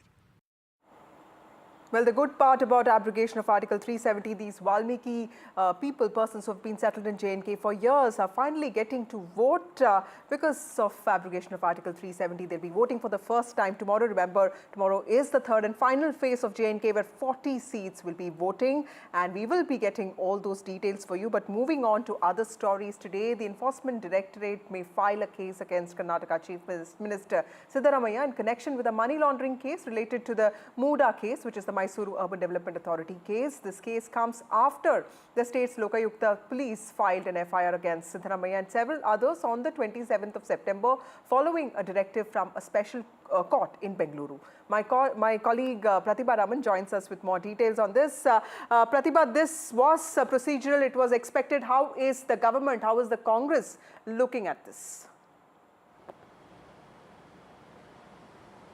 Well, it is definitely a big setback for Chief Minister Siddaramaiah. It's been setback after setback because we are talking of Lokayukta registering an FIR first, and then the same complainant, Snehamai Krishna, who's also moved a petition to hand over the case to the CBI, and at the same time has also filed a complaint with the ED talking about this money laundering case. And this is in connection with the Muda scam, where we are talking of compensatory land plots that have been given to Chief Minister Siddaramaiah's family members, and this is of high prime value area in Mysuru region that we're talking of, which has become the bone of contention here.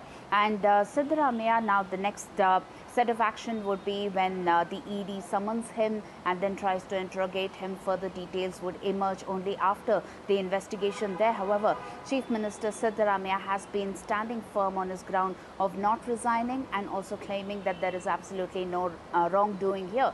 This comes amidst calls for his resignation by the BJP. The BJP here has upped its ante against Chief Minister Siddaramaiah. They've been talking about the Muda scam ever since these allegations surfaced. And we'll have to wait to see how far Siddaramaiah would be cooperating with this investigation and what kind of legal action would he take in terms of fighting this as well. Back to you. Right. Thank you, Pratibha Raman, for joining us with those details. Clearly, ED is all set, could be actually filing an FIR against Siddaramaiah and his family members in a money laundering case related to Muda. We'll keep coming back to you for more details, but for now, moving on to other stories. That's an exclusive interview that NDTV has with Udayanidhi Stalin, the new Deputy Chief Minister of Tamil Nadu. Remember, the promotion happened yesterday, and this is Udayanidhi Stalin's first interview after his promotion. Let's listen in to what he said. Congratulations. What will be a key focus this time as Deputy Chief Minister? As I said yesterday, this is more responsibility. I'll try to fulfill all the whatever the government, the Tamil Nadu people expect from me. I'll try to fulfill it. Any dream projects for you? I'll let you know as soon as I. Well, moving on, in the RG Kar Medical College and Hospital case that is being heard in the Supreme Court, the Supreme Court has said that substantial leads in CBI status report. The Supreme Court is upset over victims' pics in social media. Supreme Court has also informed that pics in social media are there despite order. In fact, the Supreme Court has asked West Bengal government to contact all social media firms and ensure that these pictures are taken off. And the CBI, meanwhile, has submitted status report in the top court. My colleague Saurabh Gupta joins me with more details on this. Saurabh, what is the latest on this case? It's being heard in the Supreme Court. What is it that we know?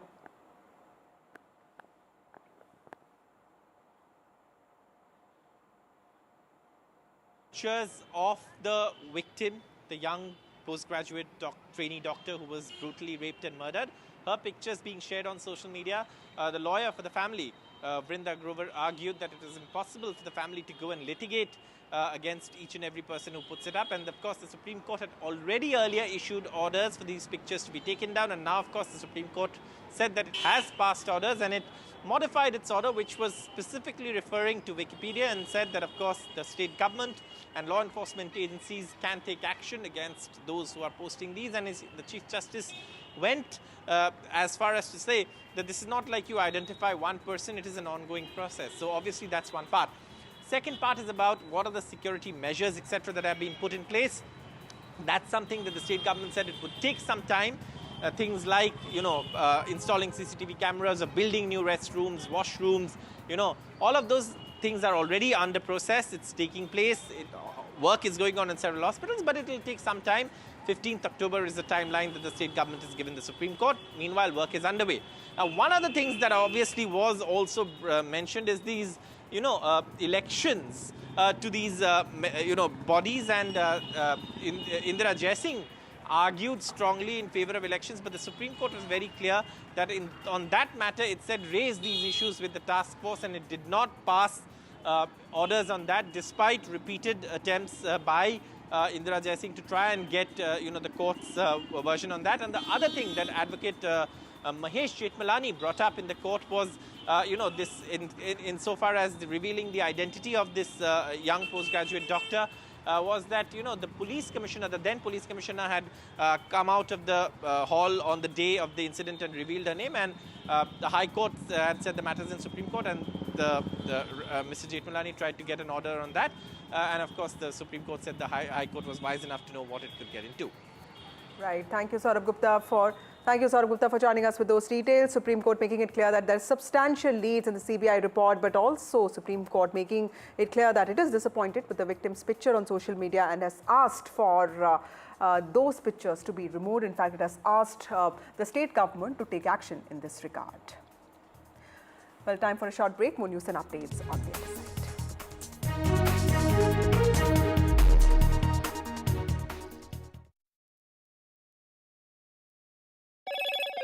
Hello, Moto. Motorola Razr 50 Ultra comes with Google Gemini.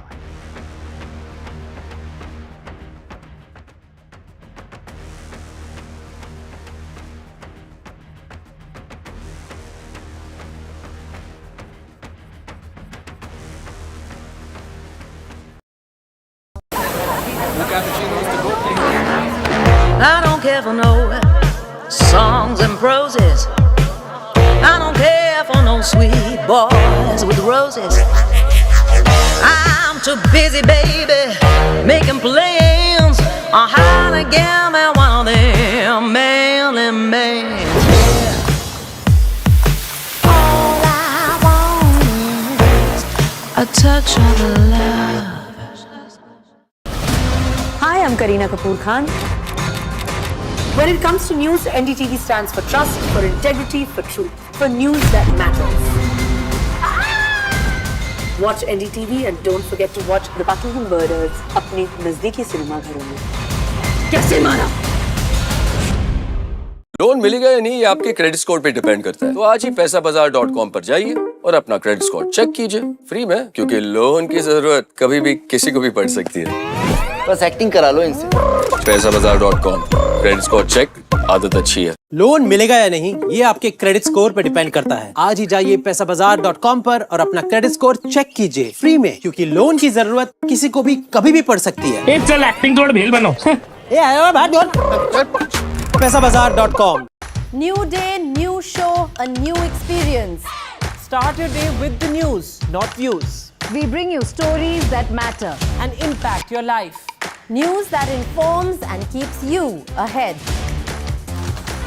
From Maximum City, Mumbai, To the seat of power, Delhi. NDTV brings you the best breakfast show. Breakfast news on NDTV, 8 a.m. every day. Loan मिलेगा या नहीं ये आपके credit score पे depend करता है। तो आज ही अपना क्रेडिट स्कोर चेक करें फ्री में पैसाबाजार.com पर। लोन की जरूरत कभी भी किसी को भी पड़ सकती है। ठीक से एक्टिंग नहीं। पैसाबाजार.com। I've been reporting on all issues, big and small, from Andhra Pradesh, Telangana, rest of South India, bringing you all the action, all that you need to know, all that you want to know. The energy of Maximum City is infectious. I bring in that energy in our news coverage from financial capital, Mumbai. India's IT capital is always buzz. It's literally a city that never sleeps. And I keep you ahead on all the Bengaluru buzz. Covering from the southernmost part of India over the last 23 years, I bring in-depth and 360-degree coverage from the Dravidian heartland. The land of Mishti is also known for its bitter politics. I have seen much water flow under the Howrah Bridge, covering Bengal in all its vivid colors. For every news from every part of the country, download कीजिए NDTV app. सिर्फ एक app जो आपको बताता है क्या हो रहा है in the world of business, politics, sports and entertainment. देखना ना भूले हमारी movie Yudhra in the theatre. Read all about Yutra on the NDTV app. So download now. Some people say the metaverse will only be virtual. One day this lecture hall will be made of code, and driverless cars would be trapped in intersections. But even in this maze of the future, you can't wish away health. It's time to become more resilient.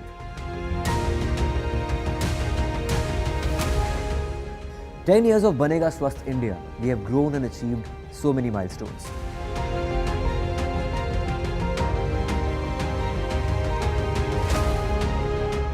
And now I have a plan to beat the urgency, to stop breathing with difficulty, to relieve getting choked with inactivity.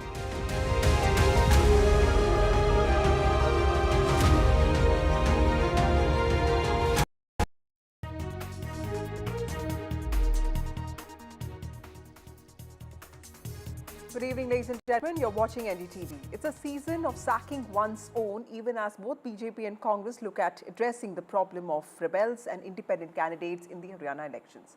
Now, the Congress on Monday expelled 10 leaders for alleged anti-party activities for 6 years. Earlier, the party expelled 13 other leaders for the same reason. Now, the ruling BJP has also expelled 8 leaders yesterday, including former Cabinet Minister Ranjit Chautala in Haryana. Chautala had resigned from his position, being denied a ticket from Haryana constituency. He had filed his nomination as an independent candidate from the same seat. Additionally, BJP leaders Devendra Kadian contesting from Ganor, Sandeep Garg, who's contesting the polls from Laddoo against the Chief Minister Nayab Singh Saini, Naveen Goyal, who is contesting as an independent against the party's candidate, official candidate from Gurugram, have also been expelled. Now, among those expelled from the Congress party include Chitra Sarwara, whose father is a Congress candidate. She has filed a nomination as an independent candidate from Ambalakand constituency, and the seat is home turf of 6-time BJP MLA Anil Vij, and the Congress party has named officially Parvinder Singh Pari as its candidate. Now, she has contested from the seat as an independent candidate last time, but she lost to Anil Vij by about 20,000 votes. Additionally, there are also smaller parties in the fray this time, such as Aam Aadmi Party, Azad Samaj Party, BSP, of course, which are also contesting this time, apart from the regional parties of JJP and INLT. Now, can these smaller parties, rebels and independents affect the poll outcomes in Haryana, especially considering that in 2009 and in 2019, Haryana's voters did give marginally fractured mandates? That's what we will try and discuss tonight. Joining me, of course, is Siddharth Yadav, who's spokesperson of the BJP. We have Smith Singh, spokesperson of the Congress party. We have Akshat Goyal, who is the COO of Dhruv Research, and Amitabh Tiwari, who's a political strategist. Thank you for joining us. The rest will be joining us in a bit. Mr. Tiwari, you have written extensively on this, and that's why I really wanted to speak to you also. Help us lay the context of this, because, this is a state, and like you point out, it's a state with many candidates, fierce contests, and also, a large number of independents. And there are at least 2 times where we have seen hung assemblies. This is also the state of Ayaram Gayaram. So tell us the importance of independent, smaller parties, rebels in 2024 assembly polls of Haryana. How do you see them performing? Yeah. So even if you see this election, there is already 5 candidates from 5 parties, which you can claim as big parties. Even though some of them are small, like Aam Aadmi Party, JJP has weakened considerably. And then you have 5 to 7 independents or candidates from smaller parties who could spoil different parties in different seats depending upon the caste dynamics of that particular seat. Haryana is a very, very caste-oriented society, and we've seen earlier a Jat versus a non-Jat consolidation in earlier elections. So if you see independents, historically 20 to 30 seats they have been in contention, and they win around 5 to 7. You already said that there have been marginal fractured verdicts in 2009 and 2019.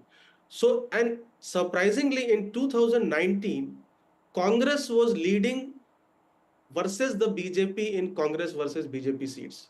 It was the JJP which pushed the Congress to the 3rd slot in around 15-16 seats in the Jat land, and even the others pushed the Congress to a third slot in around 5 to 6 seats. So the others damaged the prospects of Congress even in 2019 when there was a fractured mandate. Out of 51 BJP versus Congress seats, Congress was leading on 26 seats.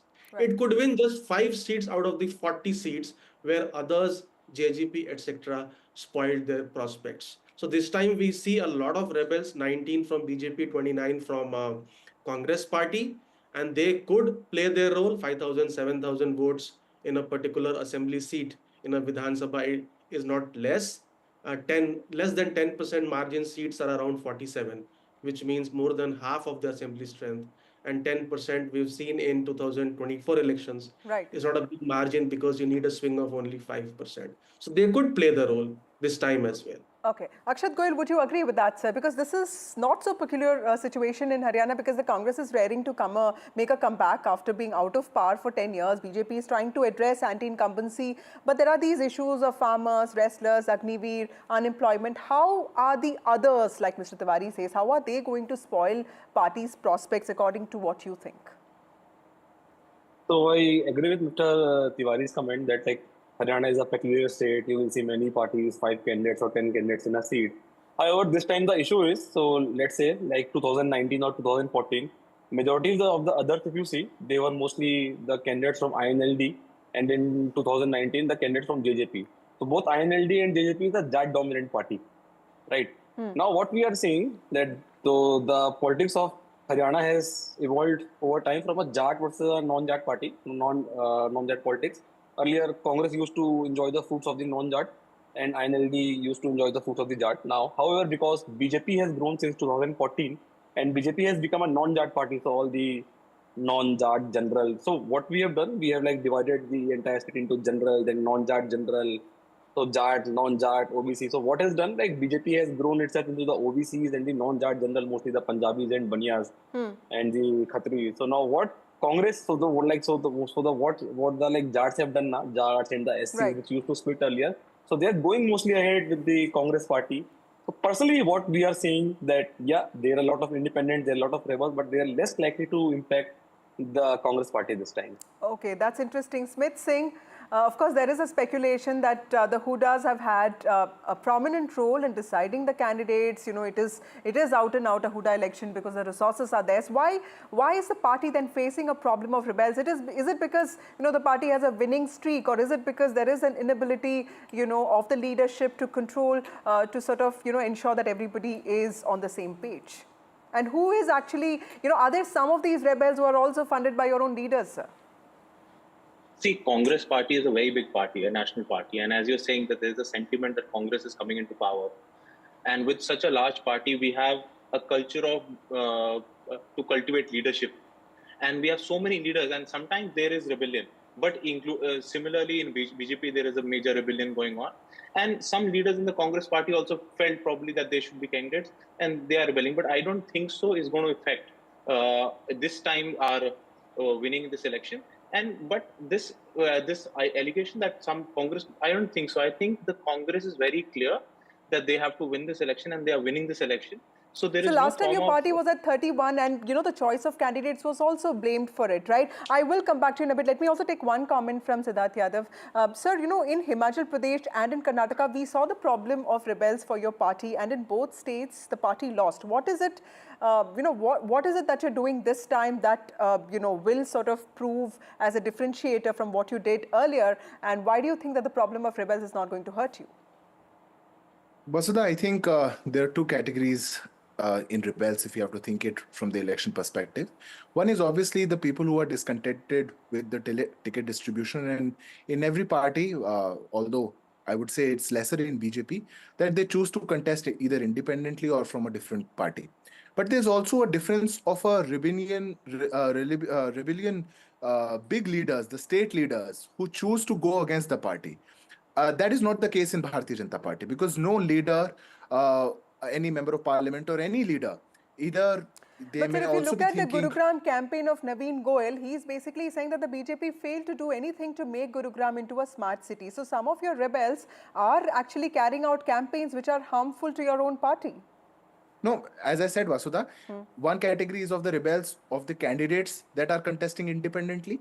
That is also lesser in BJP. But what do we do about the rebels like Kumari Shelja in the Congress party? We don't have, I don't think that that is the case in the Bharatiya Janata Party, because no leader of the Bharatiya Janata Party has left the campaign even for a single day. All our leaders are on ground. Every leader is campaigning. Every leader has gone to the voters, and every leader is doing its best. Even though they might, I have been seeing Congress spokespersons coming up with names of Anil Bej and other leaders, but every leader, more so of whatever ambitions or requests that they have placed forward, are in the people. But Kumari Shelja was away from the people, from the campaign for 10-15 days. She even came out and said, "मुझे खामियाजा भुगतना पड़ा कि मैंने मुख्यमंत्री की दावेदारी करी." So that kind of Smith Singh, infighting would is you not like there to in the answer Bharatiya that, sir? Janata You know, Party. the absence of Kumari Shelja in campaigning, of course, she was there today. Randeep Surjewala was not there. Do you think that is going to have an impact, at least on Dalit votes, because that is also a significant number of voters?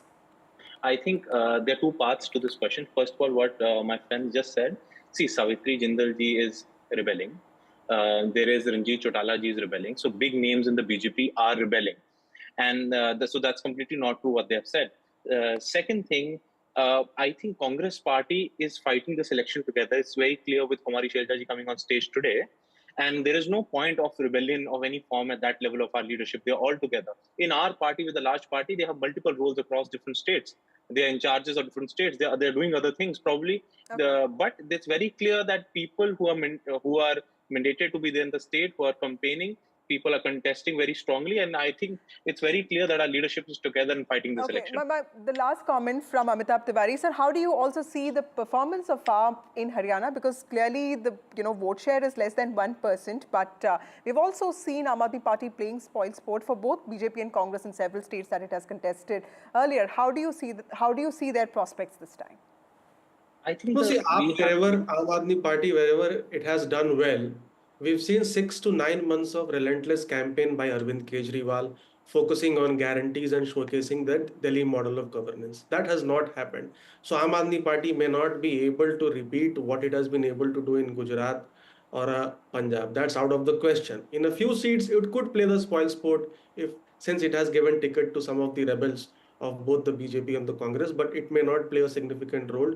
INLD and JJP could play a bigger role than Aam Aadmi Party in this election. Right. Thank you all of you for joining me on this broadcast. Also joining me now is Sandeep Malik, because you're talking about independent and smaller parties. Sandeep Malik is contesting on an Aam Aadmi Party ticket from Baroda in Sonipat. Sandeep joins us for a quick chat. Sandeep, shukriya हमसे बात करने के लिए. You are amongst the youngest candidates contesting this time. आपने आम आदमी party को क्यों चुना? क्योंकि हरियाणा में जिस तरह देखा जाता है, बाइपोलर कॉन्टेस्ट कहा जाता है बीजेपी कांग्रेस के बीच में. Why did you choose आम आदमी पार्टी? सबसे पहले तो बहुत बहुत धन्यवाद, आपने आज मुझे अपने इस प्रोग्राम में बुलाया. देखिए, कांग्रेस और बीजेपी की विचारधारा मेरे को सूट नहीं करती और मेरे विधानसभा के लोगों के लिए भी उचित नहीं है, क्योंकि पिछले जब से हरियाणा आजाद हुआ है, बड़ौदा विधानसभा की मैं बात करूं तो पिछले 15 साल से तो मौजूदा विधायक कांग्रेस का है और उससे पहले भी 10 साल कांग्रेस का विधायक रह चुका है. 25 साल कांग्रेस को मिले हैं. आईएनएलडी, बीजेपी, जेजेपी, हर एक पार्टी को बड़ौदा के लोग मौका दे चुके हैं. बावजूद इसके बड़ौदा विधानसभा के लोगों के साथ हमेशा विश्वासघाती हुआ है. आज तक मूलभूत सुविधाएं नहीं है. तो बस इन पार्टियों की तो विचारधारा ही मुझे पसंद नहीं है. राइट. सर, आपकी कॉन्स्टिट्यूएंसी जो है संदीप जी, वो सोनीपत में है और एक तरीके से Sonipat one of the strongest holds कहा जाता है कांग्रेस और हुड्डास का.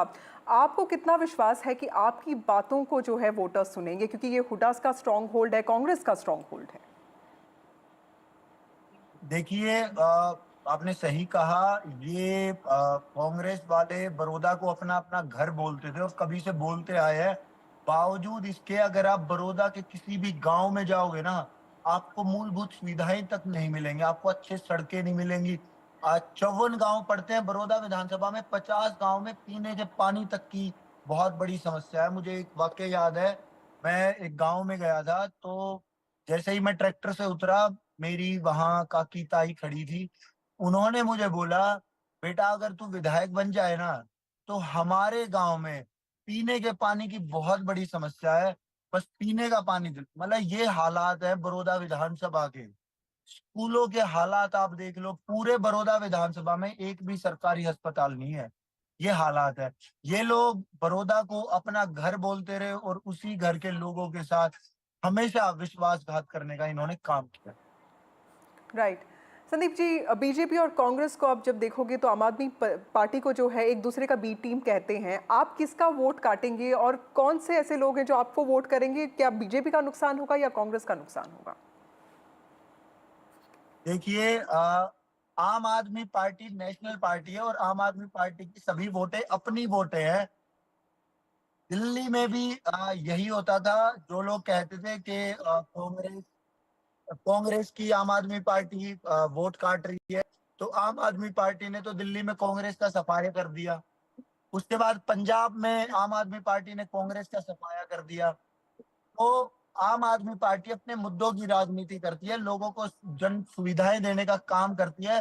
तो लोग अब आम आदमी पार्टी को भरपूर प्यार और समर्थन दे रहे हैं। और मुझे तो जिस भी गांव में मैं जा रहा हूँ, मैं तो किसी राजघराने से भी नहीं आता, आप देखोगे तो बहुत बड़े बुजुर्गों का आशीर्वाद और मान सम्मान मिल रहा है। लोग हमें इस बार बड़ौदा में आशीर्वाद देने का काम करेंगे। Right, thank you Sandeep Malik. He is a candidate from Baroda in Sonipat. Thank you हमसे बात करने के लिए। Moving on to other stories, moving on to the Congress campaign. Rahul Gandhi and his sister Priyanka Gandhi, General Secretary of the Congress Party, began the Haryana Vijay Sankalp Yatra today from Ambala's Narayangarh, which is also the hometown of Chief Minister and BJP leader Nayab Singh Saini. The yatra will cover 6 constituencies and it is expected to extend till the 3rd of October, the last day of campaigning in the state. Rahul Gandhi has so far addressed only 2 rallies in Haryana, while this was also Priyanka's first visit to the state to campaign for the assembly elections. Kumari Shelja, who is a Congress MP, a prominent Dalit face of the party, was seen on stage with both Rahul and Priyanka Gandhi. Priyanka Gandhi leading Congress's charge in Haryana as the countdown to polling day sets in. The brother-sister duo did 3 rallies through the day, starting from Narayangarh and ending in Kurukshetra. From farmers, jawans to sportspersons, Priyanka accused the BJP of insulting the people of the state, urging voters to throw out those who talk of changing the constitution. इस संविधान ने आपको सम्मान दिया है। इस संविधान को बदलने वाले जो बात करते हैं कि इस संविधान को बदलेंगे, उनको आप बदल डालें। Another highlight was the press both Bhupinder Hooda and Kumari Shelja with Rahul and Priyanka. The message was clear: no rift within the Congress. Selja जी ने कहा कि यहाँ कांग्रेस की लहर है। हुडा जी ने भी कहा कि पूरे हरियाणा में कांग्रेस की लहर है। मैं कहती हूँ ये आपके सम्मान की लहर है। और किसी भी राजनीतिक दल ने आपको बांटने की कोशिश की और आप बट जाएंगे, आप इनके बहकावे में आ जाएंगे, तो आपको अपना सम्मान वापस नहीं मिलेगा। In Haryana election campaign is in full swing, and you have seen Rahul Gandhi along with Priyanka Gandhi. They are holding a rally at Narayangarh, and from here they will kick-start their road show from here. What they are trying to do, what we have seen, they are trying to make a huge momentum among the voters of Haryana, and now this road show will be started from Narayangarh after addressing the people of Haryana. Rahul Gandhi went into his yatra mode, launching the Haryana Sankalp Yatra. Addressing a rally in Dadri, Defence Minister Rajnath Singh hit back at Mallikarjun Kharge's comment about staying alive until Prime Minister Modi is removed from power. आप सबको बहुत बहुत धन्यवाद।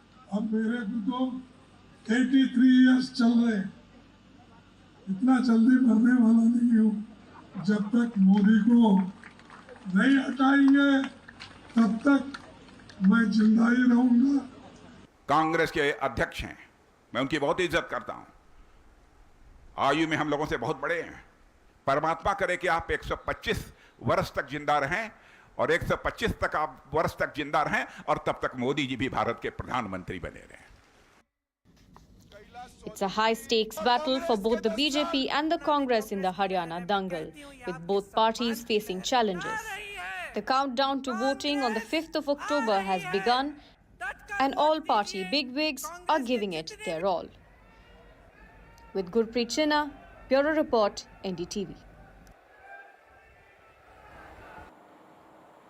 Meanwhile, my colleague Gurpreet also spoke to Haryana's former Education Minister Kanwarpal Gujjar. He spoke about key issues in Haryana and also hit out at the Congress party. Let's listen into that conversation. We have former Education Minister with us. We will talk to him to understand what type of challenges he is facing. तो कंवरपाल जी लगातार campaign कर रहे हैं, कैसे challenges देखने को मिल रहे हैं, क्योंकि कहीं ना कहीं ये माना जा रहा है कि गवर्नमेंट के खिलाफ एंटी इनकम्बेंसी भी है। क्या आपको भी अपनी कंस्टिट्यूंसी में ऐसे दिख रहे हैं? देखिए, कहीं कोई एंटी इनकम्बेंसी नहीं है। जहाँ तक मैं समझता हूँ, एंटी इनकम्बेंसी तब होती है जब लोग या तो काम नहीं करते जो वादे करते हैं, और या लोगों के बीच में रहते हैं, तब एंटी इनकम्बेंसी होती है। लेकिन हम लोगों के बीच में भी रहे और हमने बहुत ज़्यादा काम किए। मैं दावे के साथ कह रहे कि हमने इन 10 साल में कांग्रेस से 10 गुना ज़्यादा काम किए। तो कोई एंटी इनकम्बेंसी नहीं। मैं तो ये मानता हूँ कि जितने वोट मुझे पिछली बार मिले, अगर उससे बढ़ के वोट मिलेंगे तब हम सफलता मान लेंगे अपनी, और अगर कम वोट मिलते हैं तो हम मानेंगे कि हम उसमें फेल हैं। तो हमारे लिए चैलेंज है, निश्चित तौर से वोट ज़्यादा मिलेंगे, बढ़ के वोट मिलेंगे। आज प्रियंका गांधी, राहुल गांधी नारायणगढ़ पे आए, पब्लिक रैली की। उन्होंने वहाँ अग्निवीर स्कीम की बात की, अनएम्प्लॉयमेंट की बात की, उन्होंने करप्शन की बात की, उन्होंने पोर्टल की बात की। तो कहीं ना कहीं लगता है ये मुद्दे बन रहे हैं बीजेपी के लिए, जहाँ आपको लगता है कि हमने काम किया है, हम काम पे वोटें मांग रहे हैं। देखिए, गलत बातें कर रहे हैं। पोर्टल सारी दुनिया में है, ऐसा नहीं कि पोर्टल भारत में। जो एडवांस कंट्री है सारों में पोर्टल है। अब कांग्रेस कहाँ लेके जानी चाहती है देश को? अफगानिस्तान बनाना चाहती है इसको, बैक लगाना चाहती है इसकी। अब आज पोर्टल है। माननीय मुख्यमंत्री जी ने घोषणा की कि भाई हम सभी किसानों को 2000 रुपये प्रति एकड़ देंगे, बोनस देंगे, और एक सप्ताह के बाद ही हमने 40% किसानों को बोनस दे दिया। इस तभी संभव है कि पोर्टल था। अगर पोर्टल ना हो तो मैं दावे के साथ करेगा 2 महीने भी दिखा दो, 2 महीने भी नहीं दे सकते आप। तो ये सिस्टम है। आज पोर्टल है कि किसान अपने फसल का ब्यौरा अपने आप करेगा। अब वही किसान, अगर उसका नुकसान होता था तो पहले वो पटवारी के ऊपर निर्भर था।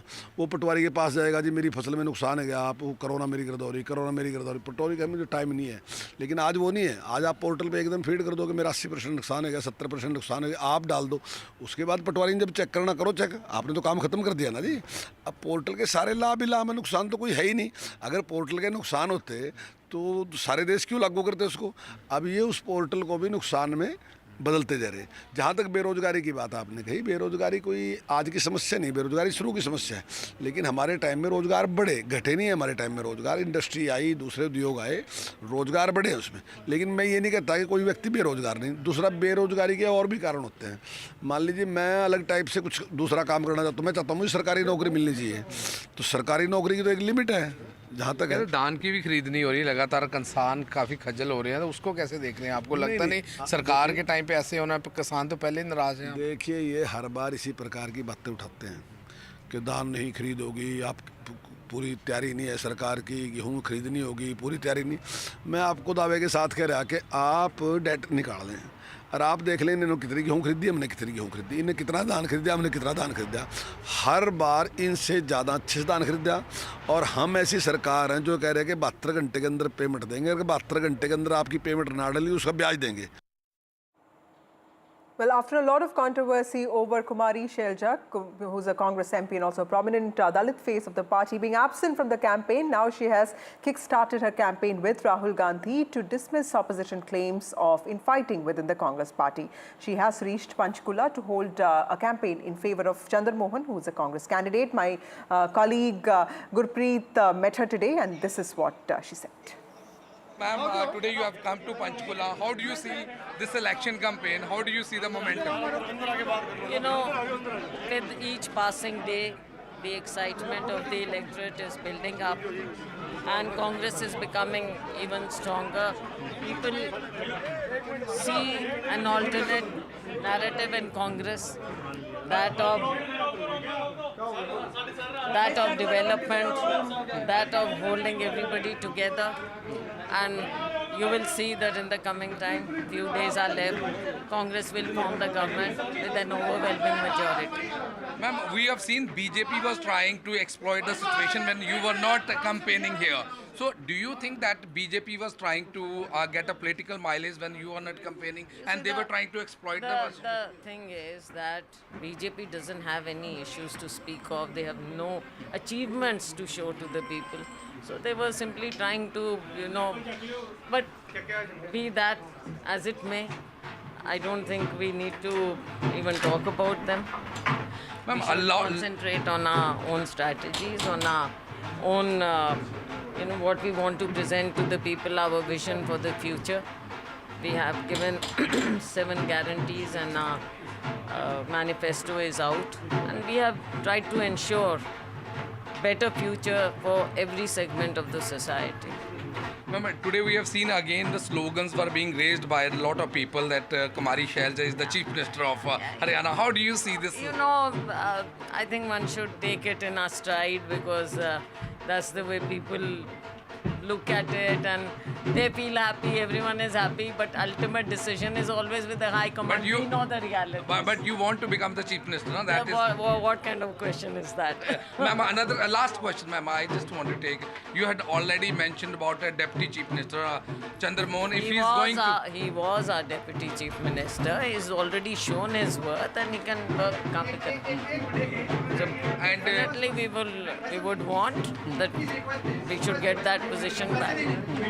And ma'am, Rahul Gandhi, Priyanka Gandhi, they are holding their road show from Narayanagar onward. How do you see? Do you think that it will also create new momentum in the campaign which people are leading? They are going to do it in different parts of Haryana, starting from Rahul ji has already been here. He's held public meetings and tomorrow we are starting public meeting and road shows. And he'll be going to different parts of the state after this also in the next few days. And definitely it will give a new impetus, a new energy to people. इतना momentum तो जब मेरे father CM थे तब भी नहीं था। बहुत ही बार जन समर्थन मिल रहा है मुझे। पूरी अग्रवाल कम्युनिटी से हमें सपोर्ट मिल रहा है।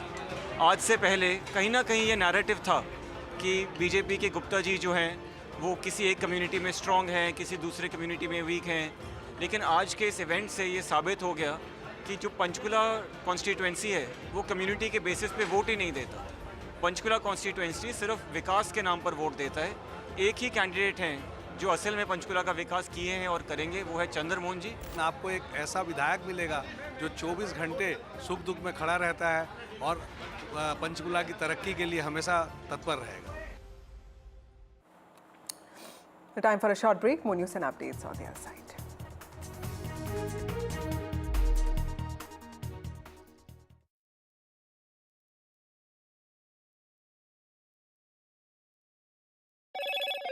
Hello, Moto.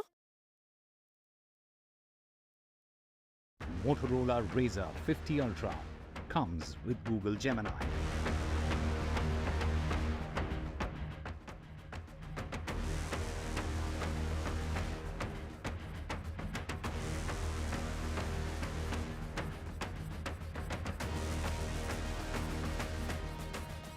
लोन मिलेगा या नहीं ये आपके क्रेडिट स्कोर पे डिपेंड करता है। तो आज ही अपना क्रेडिट स्कोर चेक करें फ्री में पैसाबाजार.com पर। लोन की जरूरत कभी भी किसी को भी पड़ सकती है। ठीक से एक्टिंग नहीं। पैसाबाजार.com। I don't care for no songs and proses. I don't care for no sweet boys with roses.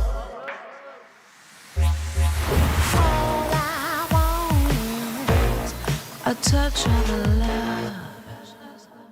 Tap it here and swipe it there. Pound rewards, मैं everywhere. कहीं से भी करूँ collect, spend करूँ direct.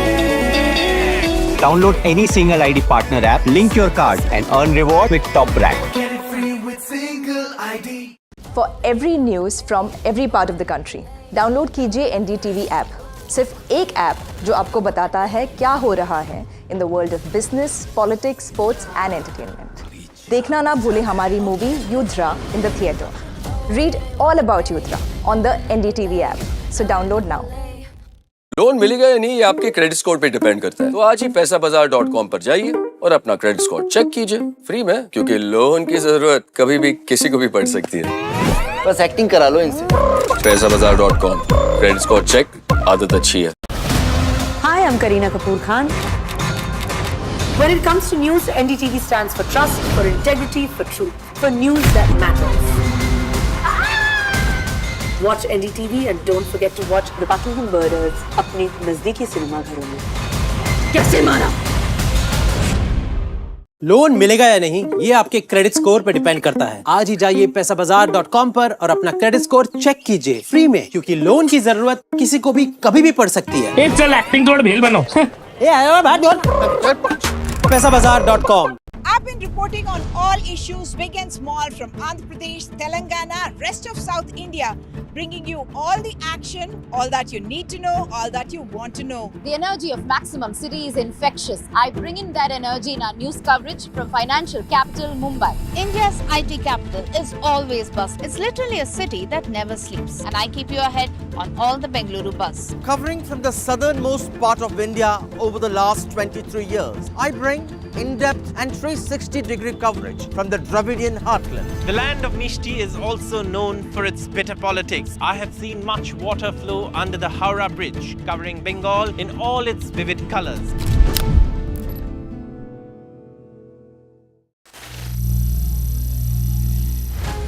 Some people say the metaverse will only be virtual.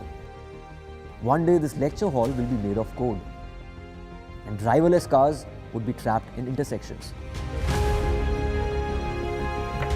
But even in this maze of the future, you can't wish away health. It's time to become more resilient.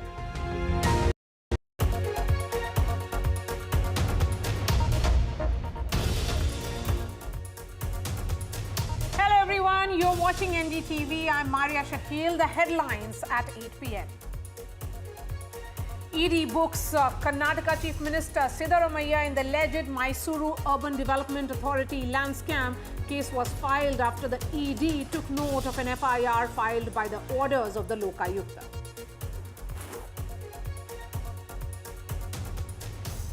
Battle for Haryana enters slog overs. Congress leaders Rahul and Priyanka Gandhi begin yatra in the poll-bound state. Kharge and Rajnath Singh are entwined in war of words. Both parties put up united front to fight rift speculations.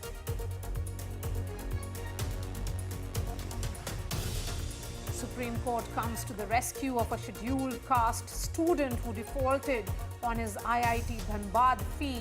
The court ordered his admission, saying cannot allow such young talent to go away.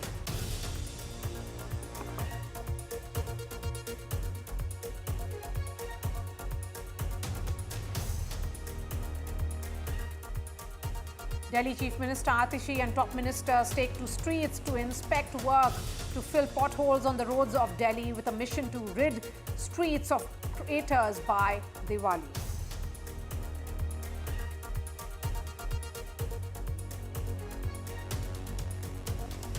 Maharashtra government gives a new status to the cow, ruling that the animal will now be called Rajmata or Mother. The Eknath Shinde government says the declaration in the poll-bound state is related to the cultural importance. West Asia sees fresh escalation after Israel strikes central Beirut for the first time. Hezbollah says it is prepared for a full ground invasion.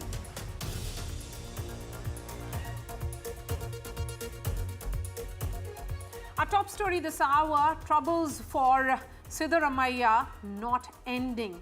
Enforcement Directorate has booked Karnataka Chief Minister Siddaramaiah in a money laundering case under PMLA. Last week, remember, the Karnataka Lokayukta had registered a case against Karnataka Chief Minister and others under fraud and other sections. The special court also ordered to register a case. Now, ED has registered a money laundering case and the investigation is likely to begin. All this becomes important, particularly in the context that the state government, the Karnataka government, has joined the long list of all the non-BJP ruled states who have withdrawn the consent for the CBI to carry on with the investigation in those states. Pratibha is joining me live. Pratibha, the question to you is, what next in this case? We'll have to wait to see the kind of interrogation that could perhaps take place once the ED summons Chief Minister Siddaramaiah. Definitely a big setback after the Lokayukta FIR that has been registered, and This we are talking of the money laundering case related to the Muda scam, and the BJP has already been upping its ante against Chief Minister Siddaramaiah. Amidst calls for his resignation, Siddaramaiah has been standing firm with respect to his stand, and he has been maintaining that there's been no wrongdoing and that he would definitely not resign in this particular case. But we'll have to wait to see whether he would be cooperating with the investigation, both with respect to the Lokayukta as well as the E, and what kind of measures he would take in terms of fighting this case. Back to you. But Pratibha, before I let you go, I also understand the state has not given a consent to the CBI to carry on with its probe in Karnataka. What about the Enforcement Directorate? Well, nothing really known about the Enforcement Directorate, but yes, this definitely the timing with respect to the decision taken by the Congress cabinet in terms of shutting its doors or restricting the entry of the CBI was taken a little after the entire gamut of court cases that were on with respect to his petition fighting the governor. And here we are talking of the same complainant, Snehamai Krishna, who did take Siddaramaiah to the court along with the others, and he was the same person who also filed a petition in terms of moving this case to the CBI. Perhaps it was this that propelled Siddaramaiah to have a call with respect to the cabinet and ensure that the consent or the open consent would be withdrawn in this particular case. Perhaps what he did not anticipate was that Snehamai Krishna would also move the ED with respect to this case. We're talking of money laundering case here in relation to the Muda case, and this is definitely something that perhaps the Congress camp did not really anticipate. Whether they would be moving in terms of the decision that will be taken to shut ED as well in this Karnataka state is also something that needs to be closely watched. Back to you. Pratibha, thank you so much for joining us. And while Karnataka Chief Minister Siddaramaiah is pointing fingers at the BJP with FIRs registered against senior leaders in the electoral bonds case, there are counter complaints against those activists who raised their voice in the Muda scam, with many terming it politically motivated. Pratibha Raman with this report.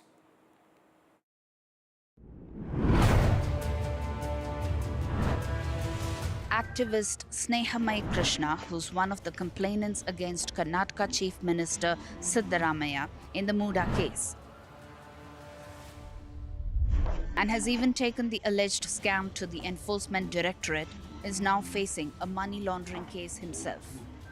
A local advocate, allegedly close to right-wing groups, has filed a complaint against Krishna under the Prevention of Money Laundering Act.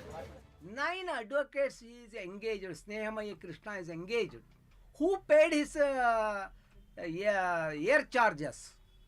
From whose account it is paid? Who paid his this stay in a 3-star or 5-star hotel? All these things are to be known to the general public in the Karnataka. Snehamai Krishna, who also faces a fresh FIR in a domestic violence case, claims there are attempts to hinder his activism, which the Congress government strongly denies. ಯಾವಾಗ ನಾನು ಹೋರಾಟಗಳನ್ನು ಪ್ರಾರಂಭ ಮಾಡ್ತೀನಿ ಅಂಥ ಸಂದರ್ಭದಲ್ಲಿ ಇಂಥ ವಿಚಾರಗಳು ಬರ್ತದೆ. ಹಾಗಾಗಿ ಇನ್ನು ಮುಂದೆ ಈ ಥರ ನಾವು ಇನ್ನೂ ಬರ್ಬೋದು, ಹೊಸದು ಬರ್ಬೋದು. ಸೊ ಇವತ್ತು ನಿಟ್ಟಿನಲ್ಲಿ ಸಂಚು ರೂಪಿಸ್ತಾ ಇದ್ದಾರೆ ಅಂತ ಮಾಹಿತಿ ಬಂದಿದೆ. ಸೊ ಅವ್ರು ಏನೇ ಸಂಚು ಮಾಡೋ ನನ್ನ ಹೋರಾಟವನ್ನು ನಿಲ್ಲಿಸಲ್ಲ. Never our party or the government has stopped or threatened any of those RTI activists or those who are filing complaints against our ministers or the chief minister. I totally deny any allegation of that type of whether Krishna Snehi or anyone. Even if the politicians deny this, the timing of the FIR as well as the complaint against those who took Siddaramaiah to court paves the way for questions on whether this is a political attempt to silence the critics. With camera persons Kumar and Govind, Pratibha Raman in Bengaluru for NDTV. And news just coming in that Prime Minister Narendra Modi has dialed Prime Minister of Israel Netanyahu, and he has put out a tweet saying that spoke to Prime Minister Netanyahu about recent developments in West Asia. Terrorism has no place in our world. It is crucial to prevent regional escalation. He goes on to say that, and in order to ensure safe release of all hostages. Prime Minister Modi also says that India is committed to supporting efforts for an early restoration of peace and stability. So clearly, as the tensions or the crisis in West Asia escalates, we are seeing this important phone call being made by Prime Minister Narendra Modi to Netanyahu. Ghazali is joining me live from the newsroom. In fact, he's joining me live from outside now in Delhi. Ghazali, coming to you, the fact here is that Prime Minister Narendra Modi and Bibi, as he calls him, have a great diplomatic relationship. The question is how much of that will translate into Bibi actually listening to what Prime Minister says. See, we know that, the relations between India and Israel, and especially under Prime Minister Modi, he enjoys a good camaraderie with Mr. Netanyahu. But when it comes to asking for de-escalation, the entire world and all the global superpowers, be it US, UK, France, Germany, the European Union, everybody has been begging Mr. Netanyahu not to escalate the situation on all fronts. Yet it doesn't look so that perhaps Netanyahu or Israeli government is in any mood to accept any kind of ceasefire, a temporary pause to the war, because what we saw in the last 48 hours after Hassan Nasrallah's assassination in Lebanon, Israel continued its attack and took out Houthis in Yemen through aerial attacks. It also attacked and killed some Hamas leaders in Lebanon itself, and yet another attack in Syria as well. So Israel doesn't seem to be in any mood to accept any kind of talks until it takes out all those who were involved since October 7 in attacking in Israel at different borders, Lebanon on the north and Gaza and Hamas towards the Gaza. And right now, though the Prime Minister enjoys a good relations with him, and he has spoken to Mr. Netanyahu in the last 1 year since this war broke out multiple times, appealing that this escalation should now stop and Israel should also accept a ceasefire. But we heard the defense minister just a couple of hours ago. He was with the army troops on the northern border of Israel, asking his troops that we will take what it takes to eliminate all the threats on the northern border of Israel, and that also hinted that perhaps Israel is planning for a ground invasion into Lebanon. At this time, it is significant that Prime Minister Modi spoke to him, because he happens to be one of the very few global South leaders to have spoken to Mr. Netanyahu, because all this while the Middle Eastern players, be it leaders from Qatar, Egypt, Turkey, who also happen to play the role of mediator, as well as US, France, UK and Germany. These were the leaders from these states were in touch with either Netanyahu or were part of the peace efforts. But now Prime Minister Modi have spoken to him. So we'll have to see whether we get to know what kind of response Bibi gave to Mr. Modi, or whether he will change his plans and not escalate the situation on all its border areas. Continue to be with us, because I have another question for you, Ghazali. As the war in West Asia intensifies, we are seeing the statement which has been issued by Hezbollah as well, that they are ready for any on-ground invasion by Israel. And Israel has also continued with its strikes in central Beirut. Where is it all headed? Is it sharpening the battle lines with the countries all over the world taking sides? See, Maria, realistically thinking, Israel has been going after Hamas for the last 1 year, yet the rockets are flying into Israel from Gaza. The same goes with Hezbollah. These organizations don't run they do run under a leadership, but their decision, their momentum doesn't stop with the killing of one leader or the other. Because everybody from Iran to Yemen to Lebanon to Syria, all these leaders very well know that Israel has the might to strike and take them out anytime through the day. And that is what Israeli Prime Minister also issued a statement addressing the people of Iran, that we are not enemy of Iran, but we want a regime change there or a change in Iranian system. So right now, even Hezbollah the deputy chief of Hezbollah addressed the nation saying that perhaps we are ready for a ground invasion.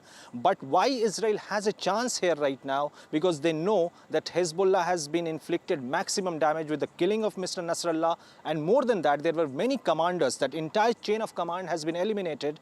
Iran has not hinted that there would be immediate retaliation. So with these two circumstances, Israel sort of sniffs a chance that if they go for ground invasion, they may not face a lot of resistance. But things can change, and West Asia, the situation changes every minute. Till morning, it was being perceived that perhaps Israel will not attack anyone beyond Lebanon. It killed some people in Syria as well. Attacks happened in Yemen as well. People have been taken out, or those affiliated with these Shiite militia groups have been taken out in Iraq as well. And that is why for Iran, it's under intense pressure to ensure that its leadership and its axis of resistance partners don't feel that perhaps Iran has abandoned them. And Iran also knows that it doesn't have that kind of military capabilities to counter Israel. More so, its partners like China and Russia have not shown any kind of a stand that they will militarily support Iran if it takes to the offensive against Israel. So as of now, Israel certainly has an edge militarily as well. And the way Mr. Netanyahu has reacted in the last 1 year, that despite all the appeals of ceasefire, despite all the appeals of de-escalation, he has not chosen, and he had his way, and he will perhaps go for ground invasion into Lebanon as well. All right, Ghazali, thank you so much for joining us. Shifting focus now to battleground Haryana.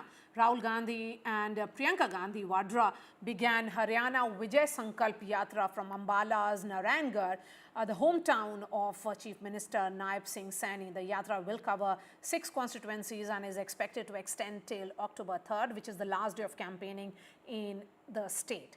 Rahul has so far addressed 2 rallies in Haryana, while his sister Priyanka Gandhi Vadra began the first campaign in the poll-bound state.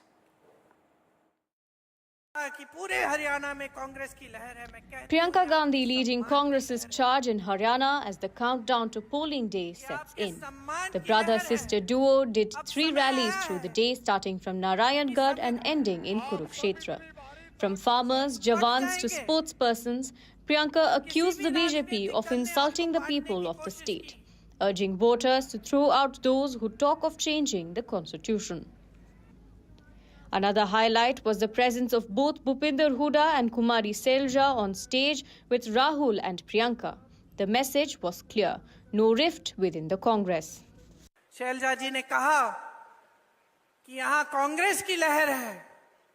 Hooda जी ने भी कहा कि पूरे हरियाणा में कांग्रेस की लहर है। मैं कहती हूँ ये आपके सम्मान की लहर है, और किसी भी राजनीतिक दल ने आपको बांटने की कोशिश की और आप बट जाएंगे, आप इनके बहकावे में आ जाएंगे, तो आपको अपना सम्मान वापस नहीं मिलेगा। In Haryana, election campaign is in full swing, and you have seen Rahul Gandhi along with Priyanka Gandhi. They are holding a rally at Narangarh, and from here they will kick-start their road show from here. What they are trying to do, what we have seen, they are trying to make a huge momentum among the voters of Haryana, and now this road show will be started from Narangarh after addressing the people of Haryana. Rahul Gandhi went into his yatra mode, launching the Haryana Sankalp Yatra. Addressing a rally in Dadri, Defence Minister Rajnath Singh hit back at Mallikarjun Kharge's comment about staying alive until Prime Minister Modi is removed from power. अब मेरे को तो 83 years चल रहे, इतना जल्दी मरने वाला नहीं हूँ। जब तक मोदी को नहीं हटाएंगे तब तक मैं जिंदा ही रहूंगा। कांग्रेस के अध्यक्ष हैं, मैं उनकी बहुत इज्जत करता हूं। आयु में हम लोगों से बहुत बड़े हैं। परमात्मा करे कि आप 125 वर्ष तक जिंदा रहें, और 125 तक आप वर्ष तक जिंदा रहें, और तब तक मोदी जी भी भारत के प्रधानमंत्री बने रहें। This comes after Union Home Minister Amit Shah's response on social media to Congress President Mallikarjun Kharge. Amit Shah accused the Congress President of outperforming himself and being disgraceful. He said this was a display of spite and that he dragged the Prime Minister into personal health matters. He also said, as for the health of Mallikarjun Kharge, may he continue to live for many years to see the creation of a Viksit Bharat by 2047. It's a high-stakes battle for both the BJP and the Congress in the Haryana Dangal, with both parties facing challenges. The countdown to voting on the 5th of October has begun, and all party bigwigs are giving it their all. With Gurpreet Chinna, Bureau Report, NDTV. And the Supreme Court today has come to the rescue of an 18-year-old son of a Dalit daily wager from Uttar Pradesh who was denied admission to IIT Dhanbad for narrowly missing the deadline for depositing the acceptance fee of 17,500 rupees. The CJI in fact said that he cannot allow such a young talent to go away and ordered IIT Dhanbad to admit the student. ये बोला कि petitioner ने अब का पूरा process कर रखा था, सब कुछ एडवांस एडवांस दिया, सीट भी अलॉट हुई, तो उसे सीट क्यों नहीं मिल रही है? केवल फाइनेंशियल प्रॉब्लम के कारण उसे उसकी सीट नहीं छीनने जा सकती, इसलिए बोला कि पैसा उनके तरक्की में बाधा नहीं बनना चाहिए, इसलिए उन्हें IIT मद्रास को IIT धनबाद यानी IIT धनबाद में सीट मिलनी चाहिए. In more news, the Supreme Court today heard the RG car case and said there have been substantial leads in the CBI status report. The circulation of photos of the woman doctor who was raped and murdered at Kolkata's RG Car Hospital in August has hugely upset the apex court. The court said that the centre must take action to stop this. The next hearing has been scheduled for October 14th. Joining me now is Saurav Gupta, who's joining me from Kolkata. Saurav, we are seeing progress in the case. Of course, the CBI has been investigating the case, and the junior doctors who resumed their work had been saying that they would be waiting for Supreme Court's verdict and what the centre tells the court, and thereafter deciding what next for them in terms of their protests. What are you picking up from them? Well, I mean, the doctors, of course, are in a bit of a dilemma whether to go back to protest or whether to, continue doing the work that they resumed, because this is a case that investigation is going to take some time, and the investigation is not going to be completed overnight. As far as the security is concerned, what the state government has told the Supreme Court is that by the 15th of October, they plan to complete all the work. Now, when it comes to building restrooms, setting up CCTV cameras, or building infrastructure to support the security mechanisms that have been put in place, it could take some time, and the state government has told the court that it will take some time. Also, pointing out that the state is grappling with a flood situation in several parts of the state, in practically all entire state, with South Bengal facing floods, then now North Bengal. So, obviously, this is something that will take some time. The state government has said 15. And the other thing, of course, is, as far as officials and the threat culture that these students have been talking about, the state government has informed the court that if the CBI investigation comes across any name, they should forward it to the state government, and the state government will take appropriate action. So, a very important hearing in the Supreme Court. The Supreme Court also going through the CBI status report, but also giving the CBI time to investigate, because that's one of the things that, they've been looking at, and obviously they've said they need some time, and of course the next hearing perhaps things will be more clearer. All right, thank you so much for joining us, Saurav. And after Bengaluru and Uttar Pradesh, it's the Delhi government which has now decided to make the city pothole free by Diwali and repair 1,400 kilometers of roads managed by the Public Works Department, which is the PWD, by the end of October. The Chief Minister, in fact, of Delhi, Atishi, has divided the responsibility amongst the top AAP leaders.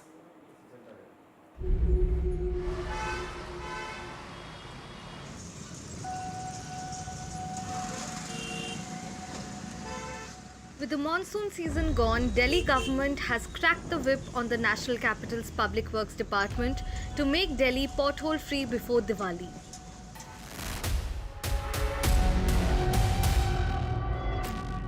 आने वाले 3 से 4 हफ्ते में सभी सड़कों को बनाया जाएगा, सारे पॉटहोल्स को रिपेयर किया जाएगा, और हमारी ये कोशिश रहेगी कि दिवाली तक हम दिल्ली वालों को गड्ढा मुक्त Delhi, pothole free Delhi de sake.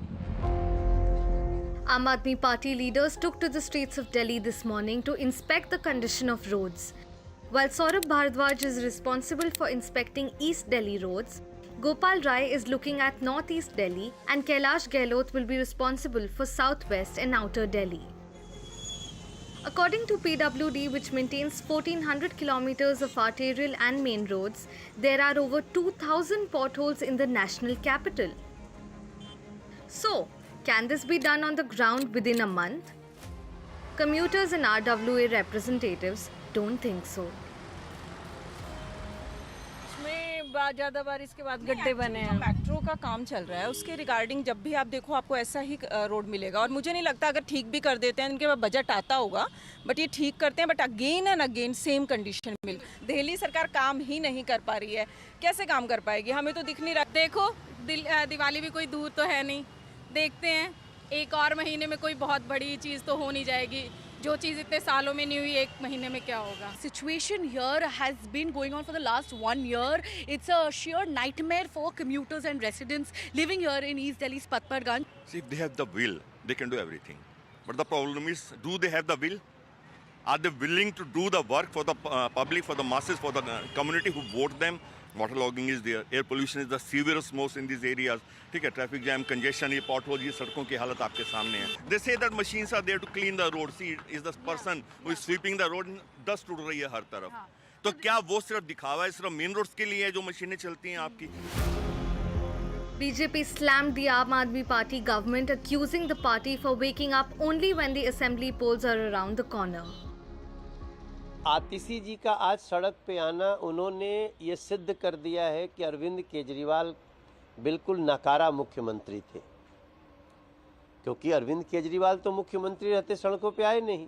बिल्कुल ये पॉलिटिकल ड्रामा है। अगर इनको लगता है रोड ठीक नहीं है तो मैदान में आए, मैदान में सीएम को भी लाएं, सबको लाएं और अधिकारियों को दिखाएं कि इस रोड को रातों रात सही करें। क्यों नहीं ठीक होगा?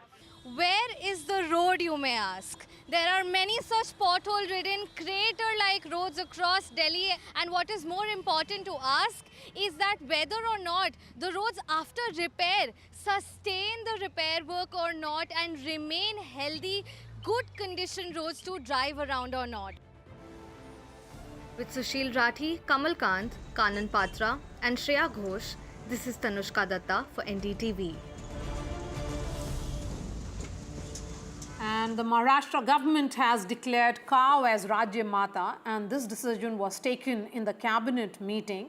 It becomes important because Maharashtra is going to polls in the next 1.5 months, and the Shinde government has cited cultural importance of cows in the Indian tradition. In an official order, the Eknath Shinde-led government said that cows have been an important part of the Indian tradition and hold a spiritual, scientific and military significance since times immemorial.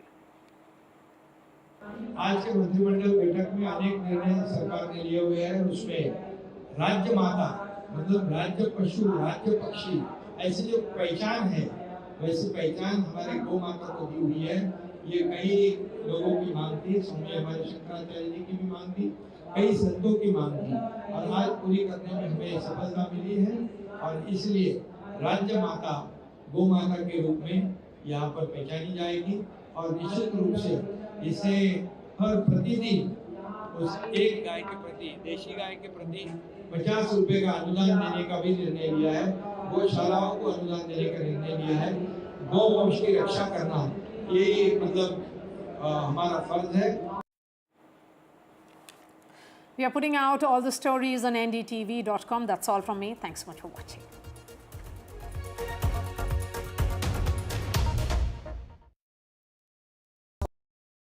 Loan मिलेगा या नहीं ये आपके credit score पे depend करता है। तो आज ही पैसाबाजार.com पर जाइए और अपना क्रेडिट स्कोर चेक कीजिए फ्री में, क्योंकि लोन की जरूरत कभी भी किसी को भी पड़ सकती है। बस एक्टिंग करा लो इनसे।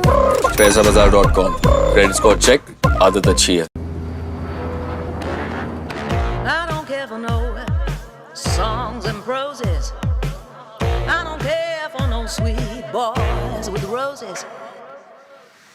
All I want is a touch of love. Loan मिलेगा या नहीं ये आपके क्रेडिट स्कोर पे डिपेंड करता है। तो आज ही अपना क्रेडिट स्कोर चेक करें फ्री में पैसाबाजार.com पर। लोन की जरूरत कभी भी किसी को भी पड़ सकती है। ठीक से एक्टिंग नहीं। पैसाबाजार.com। Hi, I'm Kareena Kapoor Khan.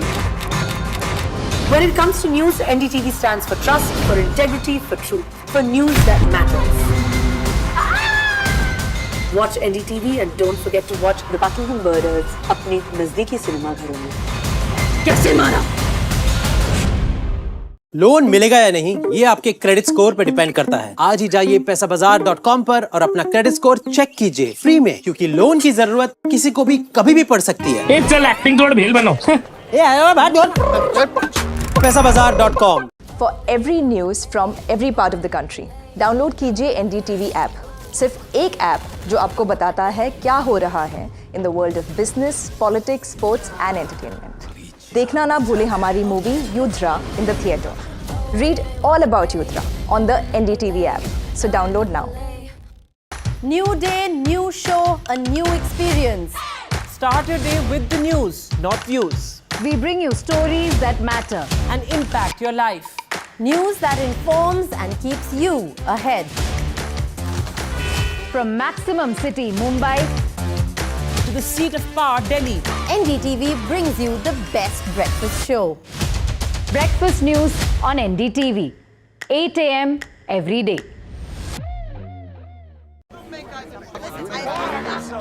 I don't care for no.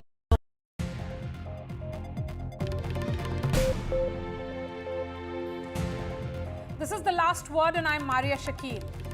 In a bitter display of spite, Congress chief Mallikarjun Kharge's comments at a poll rally in Jasrota in Jammu and Kashmir has led to Home Minister Amit Shah describing it distasteful and disgraceful. Mr. Kharge fainted while addressing the election rally. When he resumed, he said, and I quote him, "I'm 83 years old. I'm not going to die so early. I will stay alive till Prime Minister Narendra Modi is removed from power," unquote. Mr. Shah, that is Home Minister Amit Shah, said Kharge's comments show the hate and fear the Congress has for Prime Minister Modi. Remember, Prime Minister Modi had also called and spoken to the Congress president and inquired about his health. Today, senior BJP leader Rajnath Singh also reacted to Mallikarjun Kharge's comments. Let's listen in. अब मेरे को तो 83 years चल रहे, इतना जल्दी मरने वाला नहीं हूँ। जब तक मोदी को नहीं हटाएंगे तब तक मैं जिंदा ही रहूंगा। कांग्रेस के अध्यक्ष हैं, मैं उनकी बहुत इज्जत करता हूं। आयु में हम लोगों से बहुत बड़े हैं। परमात्मा करे कि आप 125 वर्ष तक जिंदा रहें और 125 तक आप वर्ष तक जिंदा रहें और तब तक मोदी जी भी भारत के प्रधानमंत्री बने रहें। And joining me now, Guru Prakash Paswan, national spokesperson of the BJP. We have Dr. Pooja Tripathi from the Congress, Rashid Kidwai who's a senior journalist, and also Sandeep Shastri, national coordinator of Lokniti. Guru Prakash Paswan, why should this be given the color that is being given by your party leaders? No, Maria, who started it? I want to ask you tonight, this attack or this diatribe by the Honorable President of the Congress Party of bringing his health in political discourse, this is clearly erosion of political discourse. What do we need in political discourse? Discussion on policy issues, discussion on public concern. But time and again, he has been indulging in this sort of a conversation. This is something which we must take cognizance of. And this is not the first time. There is a design to it, Maria. You look at it, Zahrila Saab, who said it? Mr. Kharge. Neech Jati, who said it? The Congress Party leadership. And on the other hand, when it comes to Bharatiya Janata Party, when it comes to Prime Minister Modi ji, Prime Minister Modi had the magnanimity, Maria, to give him a call and inquire about his health. And this is not for the first time. Previously also, when Madam Sonia Gandhi got unwell, Prime Minister Modi gave a call to Madam Sonia Gandhi during the election campaign and inquired about her health as well. Politics must be about magnanimity, Maria. We belong to the generation of Atal Bihari Vajpayee ji. Atal Bihari Vajpayee ji had that magnanimity, and today that magnanimity is clearly missing. Across the political spectrum, especially led by the Congress Party, we are seeing a complete erosion of political discourse, which is which is not good for the health of democracy. So the health of democracy, constructive discussion, solution-oriented discussion, positive discussion is what we need. Dr. Pooja Tripathi, one would say that, Congress president's comments have been deeply problematic. Here is Prime Minister Modi extending that political courtesy in making that call and inquiring about his health. But when it comes to Mr. Kharge, why should he actually say that he will not die, quote unquote him, till the time he has removed Prime Minister Modi from power? I mean, Why take the discourse to such a level? And let's not forget that he is the head of a political party. Madam, Kharge made a very political statement. You know, the ethos of democracy is that power is not sacrosanct, and one has to face elections and go. And nowhere he made a personal comment on Modi ji. What he said was, कि मैं आपके साथ, I'll extend, not just cherry pick Kharge ji's comment, I'll extend what he said. मैं आपके साथ आखिरी दम तक लड़ूंगा, मैं आपके साथ आखिरी दम तक रहूंगा. He gave a call to a political fight to Prime Minister Modi. We really don't need sermons from Bharatiya Janata Party. The same Bharatiya Janata Party's chief, the National President Laddoo ji, wrote a very divisive, very vengeful and a very vindictive kind of a letter a few days back. This is the same Bharatiya Janata Party who called a respected ex-PM. The Prime Minister Modi called a respected ex-PM कि वो bathroom में raincoat पहनकर doctor साहब नहाते. This is the same Bharatiya Janata Party. Not far along in Lok Sabha elections, they dragged Rahul Gandhi's maternal grandmother. You know, this is all coming at a time when there has been a war of words, or should I say war of letters, that has played out between the BJP president and the Congress president. Mr. Kharge expects the BJP leaders to not target Rahul Gandhi. Then why is he going ahead and targeting Prime Minister Modi? He is targeting, he has given a political statement. He said कि मैं जब तक मरूंगा नहीं, जब तक मैं मोदी जी को हराऊंगा नहीं. You know, he talked about freeing the country from the divisive process of Bharatiya Janata Party. Okay. He never made a personal comment on Prime Minister. Okay, so this is political rather than personal, Guru Prakash Paswan. You are intending to make it personal. Exactly. No, Maria, for how long we are going to defend the Congress leadership statement like this? Mr. Rahul Gandhi goes to a foreign soil and makes uncharitable comments about our 6 brothers.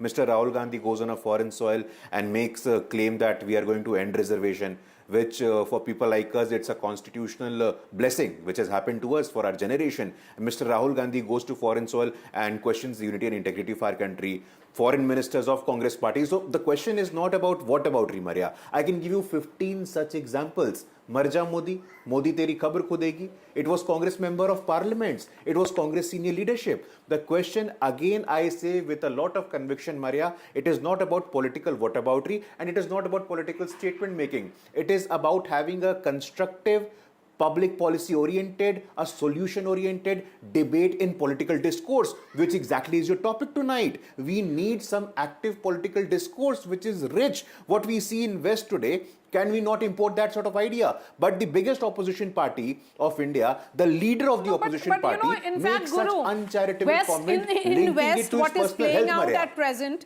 particularly the discourse during the US election campaign, is worse. You know, the kind of, repartee, or should I say, the words being exchanged between Donald Trump and his counterpart, Kamala Harris, is actually the new low in any kind of politics. So India certainly doesn't need to learn from the West. But having said that, let me bring in the 2 analysts, Sandeep Shastri and Rashid Kidwai. Sandeep Shastri, one may say that this was said in a political way, that I'm going to continue to fight. That was Mr. Mallikarjun Kharge saying it. But the sense that it has got is very, very different. The form it has taken is very, very different. Maria, as we all know, politics is a perception battle. So what is political can very, very easily be made personal. And what is personal can easily be made political. I think the whole debate we are having today is linked to a much wider question.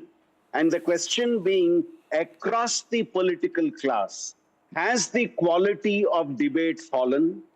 Across the political class, has it become fashionable to attack the opposite side at a personal level?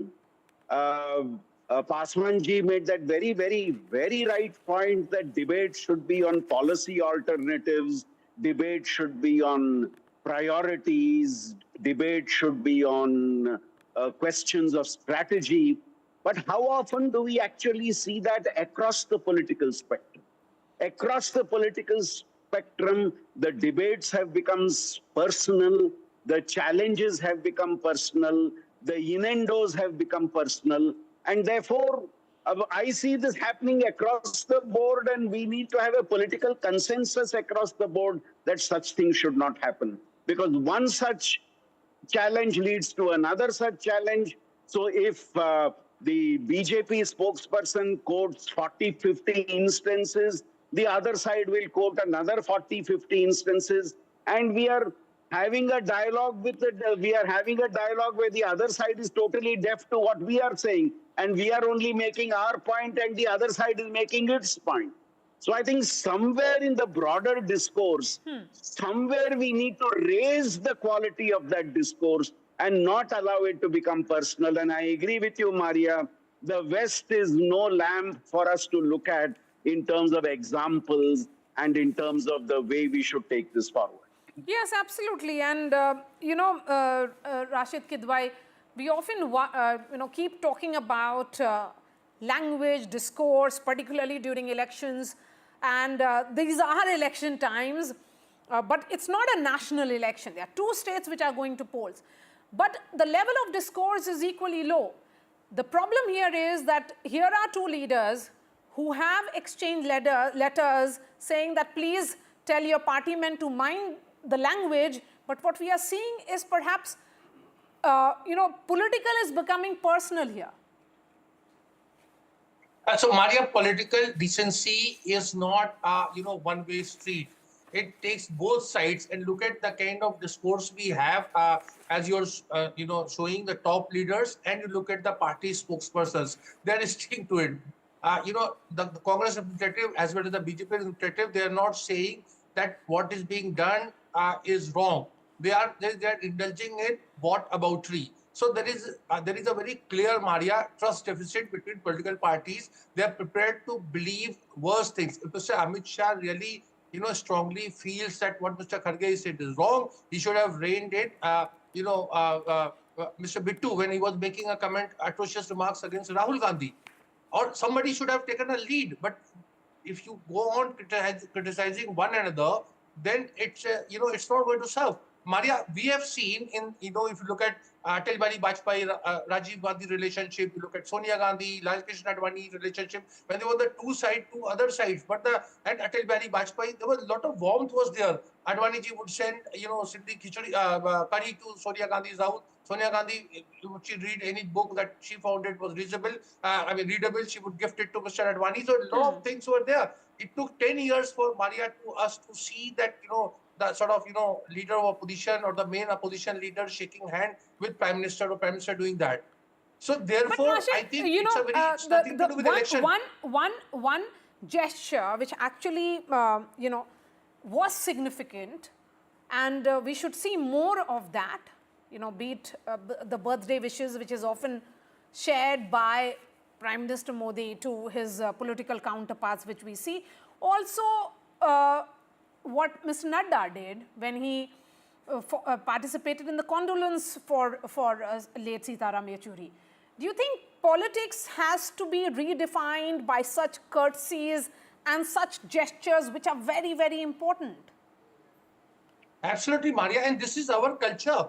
This is our civilizational ethos. Yes. To say that that we should look up at West and all is wrong. This this is a very Indian thing that we should be doing this, but we are not doing it. If somebody calls the the principal opposition leader constantly Shahzada, what does it mean? What is the meaning of Shahzada in democracy? So when that time we laugh, we say that, oh, what a remark! It's a sort of master stroke. And similarly, the kind of thing that Chaukidar Chor hai and several other references. What Mr. Guru Prakash here is doing, he's mixing oranges with apples. You see, he's saying that Rahul Gandhi went and said a thing about caste and all. That is not relevant. Here, the thrust of the debate is personal remark, tasteful remark. Aapka matbhed ho, manbhed nahi hona chahiye. That should be the theme song. Absolutely. And Bharat ki sabhyata or Bharatiyata, as we keep talking about Guru Prakash Paswan, you can take countless examples, so can your political opponents. Because, as far as the discourse is concerned, we keep talking about each election, it is going low. But what is worrying here is that right at the top also, there are these comments which are being made, which are becoming problematic. Mr. Kharge perhaps should not have said that. But on the other side, is it all right for, your minister to say what he did? No, Maria, let me make this very clear. People do remember saying Shehzade, but at the same time, Mr. Rahul Gandhi was reprimanded by the Supreme Court of India. And then thereafter the people of India, when he said Chaukidar chor hai, and then he had to apologize to the Supreme Court of India. So Mr. Rahul Gandhi, I'm not saying, and like I said at the outset of the debate, Maria, it's not about political whataboutery. And when I indicated that we need to look at the West, it's not USA specific. There are many Scandinavian democracies today which are having a mature discussion. And I stand by you. When you say that we are a civilizational democracy, we are the mother of democracy, Prime Minister Modi has said it time and again. I come from Bihar, where Shali is the oldest republic. We have had the culture of debate. We come from Bihar. There is a culture of debate between Mandvan Mishra and Adi Shankaracharya. So the question is not that. But today, who is responsible? Where does the buck stop, Maria? This is really important. And I can give you. And when Rashid ji says that Rahul Gandhi going to a foreign soil and making different statement has to be looked separately, I disagree with that. Mr. Rahul Gandhi on a foreign soil said that Indian media हमसे सवाल नहीं पूछती है. Indian media government की media है. So if this is not a new law in political discourse, then what is, Maria? Mr. Rahul Gandhi is the leader of opposition. Mr. Rahul Gandhi is occupying a constitutional position and making such comment about constitutional authorities. How is it not lowering the political discourse? I want to ask Maria tonight. He is raising question mark on the unity and integrity. He is raising question mark on the long-standing policies on which there are established principles. Then how is it not lowering the political discourse? This is beyond my comprehension. Like I said, we need to go back to Atal Bihari Vajpayee ji's time, during Atal Bihari Vajpayee ji's time, and we represent that tradition. We represent that Sanskriti of Atal Bihari Vajpayee ji. We remember the parliamentary debate. Look at the television debates today. The television debates today across the political spectrum is stooping to such a low. Who is responsible for that? But primarily, when you call for someone's death on camera, Modi teri kabr khudegi. Who said that? And in return, what do you get? In return, Prime Minister Modi gives a personal phone call to Mallikarjun Kharge, inquires about his health. Maut ka saudagar, Sonia Gandhi ji, what does she get? In return, Prime Minister Modi, during the campaign, in the middle of a campaign, gives a call to Sonia Gandhi. This is the example of magnanimity. And this magnanimity comes from Atal Bihari Vajpayee ji. This magnanimity is there in Bharatiya Janata Party. But have you ever heard counter examples in the Congress Party? Okay. Absolutely not. Okay. There is no such example that the Congress Party gave a call to the Bharatiya Janata Party leader कि आपकी तबीयत कैसी है? Dr. Pooja Tripathi. I think my fellow spokesperson Guruji is very influenced by Atal Bihari Vajpayee. So I'll quote Atal Bihari Vajpayee only when he said कि सत्ता रहे ना रहे देश रहना चाहिए, and he reminded the present Prime Minister of the Rajdhan. You know, Maria, nobody among us, nobody among the political circles want this the slugfest that everyone has been indulging into. But what we have seen in last 10 years, the political opponents have turned into enemy. You know, khuni panja. You know, very cherry picking Guruji will not help the purpose. Who started khuni panja? Congress ki vidwa. You are asking a martyr's wife, Congress ki vidwa, every other day. You're talking about taking examples from the West. You're talking about the constructive policy decisions. You should go back to Bharatiya Janata Party and tell them that they should not use the campaign voice of mutton, mujra, mangal sutra, aapki bhains phol lenge, and things like that. And this is the political discourse we are talking about. Nobody talks about unemployment. Amit Shah ji wrote a very long worded comment on Kharge ji taken, but he will not say about the 221 people who have lost their lives in Manipur violence. This is what I'm saying. This is the government of misplaced priorities. They'll just go about in campaign, abuse Congress, Sonia Gandhi, Rahul Gandhi, left, right, and center, then become very pious, very magnanimous. That they gave a call. These are the same people who have given every abuse in the world. And this, what we have seen, what I agree with Rashid ji, what we've seen is the lowering of discourse, and nobody is happy with it. In the last 10 years, in the parliament, look at parliament is opposed with Modi. Look at how confrontation happens in parliament. And he's talking about leader of opposition. Leader of opposition has a duty. Prakash Paswan, a quick word, and then I bring in the analysts again. No, Maria, I was not intending to indulge in whataboutery. but the sort of statements were made here. Angika Datta, what about the allegations made by Angika Datta on the leadership of your party, madam? Will you ever answer for it? Archana Gautam, a Dalit woman, allegations on your senior party leaders, will you ever speak on them? Radhika Khera, who is now with Bharatiya Janata Party, she has said, अब मैं आपके बीच में नहीं बोल रहा था. देखो, this is the lowering of political discourse, Maria. This is the lowering of political discourse. I did not speak. He was listening to you, Doctor. You don't have to outshout each other, Dr. Tripathi. This is not how NDTV does debates. Please be patient. You got your time. Let him speak now. Thank you so much, Maria, and thank you that your viewers got an opportunity to see that who is responsible for lowering the political discourse. They will not speak on Angika Datta, they will not speak on Archana Gautam, they will not speak on Radhika Khera. Women leaders of your party, madam, have come out and said, casting couch chal raha hai aapke yahan. But you will not speak on that. But Maria, that was not my intention. I was not going to point out what Kamal Nath said about a Dalit woman MLA ki Tanchmal hai, about Imarti Devi. I was not going to say anything about the silence of Mr. Rahul Gandhi about the RG Kar incident. Which can be made by the Congress party. So you have your own leaders who have lowered the discourse. So this is really what aboutry that you're indulging in. While you say you do not intend to. Maria, like I said, in your debate, Maria, in your debate, I have been saying this. I am saying this for the third time that there was no intention in my mind to indulge in what about Ree. लेकिन जब मेरे मुंह में उंगली डालोगे तब तो मुझे बोलना पड़ेगा ना. What did she do now? She was listing with all the allegations, so I have to respond to it. I have to give a counter to it. Angika Datta, your leader, has made so many serious allegations against Mr. I don't want to name him, Madam Archana Gautam, Madam Radhika Khera on RG Kar, this incident that shook the national conscience, Maria. Not a single word from Sonia Gandhi, not a single word from Priyanka Gandhi. Okay. Mr. Rahul Gandhi said कि ये तो diversionary technique है. What about that? If I show, can I come in? Yes. If I show you what Rahul Gandhi said about Archikar incident and Priyanka Gandhi, will you eat your words? You don't have audacity to speak on Brij Bhushan Sharan Singh. You don't have audacity to speak on Prajwal Ravenna, and you've come in with a very. This is exactly the problem, Maria. This is the problem, Maria. For every comment on one side, there can be comments on the other side.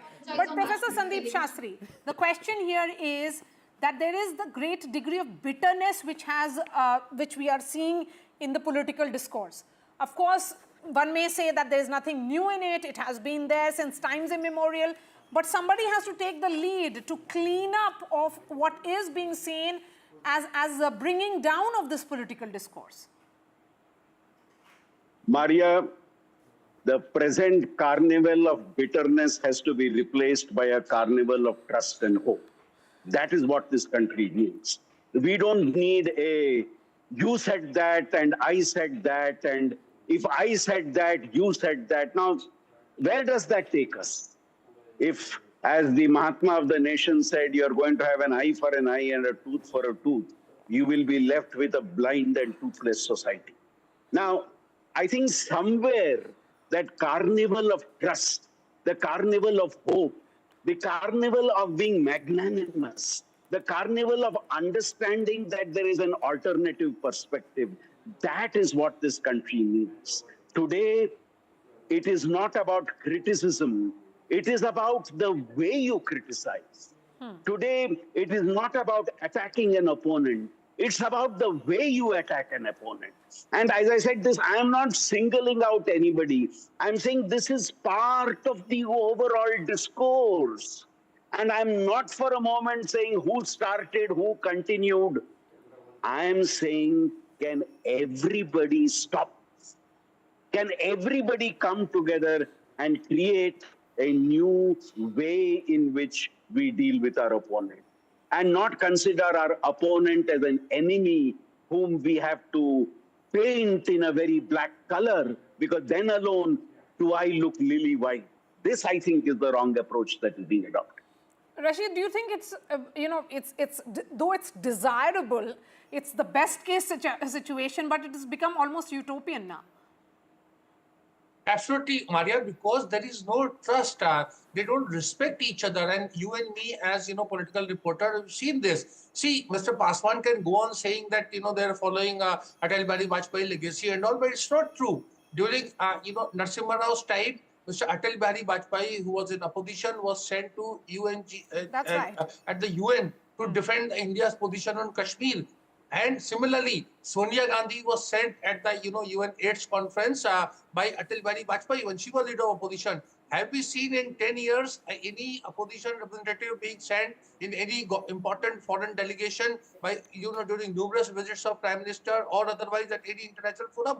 So I'm not making a case for opposition. I'm saying it takes two to tango, and it is the government's job to bring opposition closer. It's not opposition's job to bring government closer. So therefore, I think Mr. Guru but Rashid, here is the Prime Minister who has made that call, inquiring about his whereabouts and health. So he has taken that step. You have other BJP leaders, right from Home Minister Amit Shah to even the Defence Minister, all of them saying that they pray for Mr. Kharge's health and long life. So it is not that either of them are saying the comments or indulging in the comment which is being made by the Congress president, but it was made by the other side.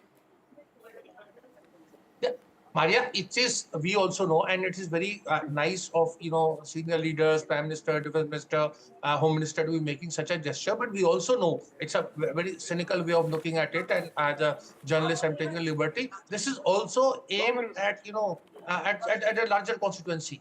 All right. This is here also that kind of that emotional connect is missing, and I would say the same thing about opposition making such a gesture. So therefore, I'm saying the heart is not in it, and therefore we see this kind of discourse. All right, Rashid Kidwai, Sandeep Shastri, Guru Prakash Paswan, and Dr. Tripathi, thank you so much for joining us. We are putting out the entire discussion on ndtv.com. That's all from me. Thanks so much for watching. And right here in the studio, we have Vishnu Shom, who's back after his whirlwind tour of Prime Minister's US visit. Still recovering from jet lag. But be that as it may, we've got an exciting program. You were mentioning the Prime Minister. He's in fact spoken to Benjamin Netanyahu, the Israeli Prime Minister, just a little while back with one clear message: terrorism unacceptable. This, of course, comes at a time when we're seeing a great deal of tension in West Asia, where it just seems that this war which has been taking place is now expanding a great deal. Syria, Yemen, of course, Lebanon. Even today there was more attacks on Beirut. Where is it all headed? That's discussion number one. Discussion number two, are you fed up of those pesky callers every afternoon? You get those calls saying, we're calling from such and such organization, please invest in us, etc., etc. In a few days, that might just come to an end. All that and a lot more right here on Left, Right and Center. That's after this short break.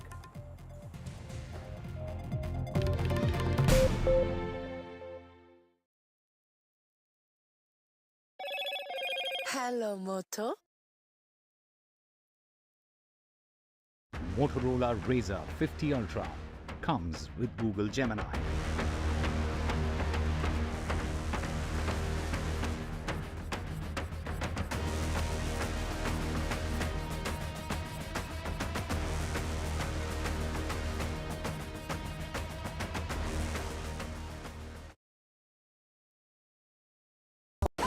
Cappuccinos to go. I don't care for no songs and proses. I don't care for no sweet boys with roses. All I want is a touch of love. Loan मिलेगा या नहीं, ये आपके credit score पे depend करता है। तो आज ही पैसाबाजार.com पर जाइए और अपना क्रेडिट स्कोर चेक कीजिए फ्री में, क्योंकि लोन की जरूरत कभी भी किसी को भी पड़ सकती है। बस एक्टिंग करा लो इनसे। पैसाबाजार.com, क्रेडिट स्कोर चेक, आदत अच्छी है। Some people say the metaverse will only be virtual. One day this lecture hall will be made of code, and driverless cars would be trapped in intersections. But even in this maze of the future, you can't wish away health. It's time to become more resilient.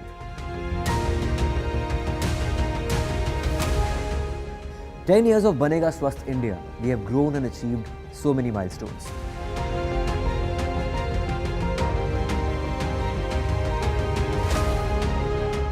And now I have a plan to beat the urgency, to stop breathing with difficulty, to relieve getting choked with inactivity.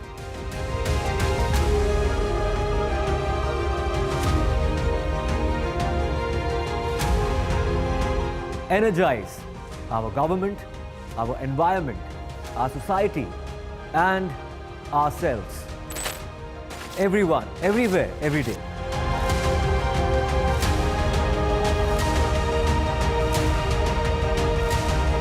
बनेगा स्वस्थ India, one world hygiene.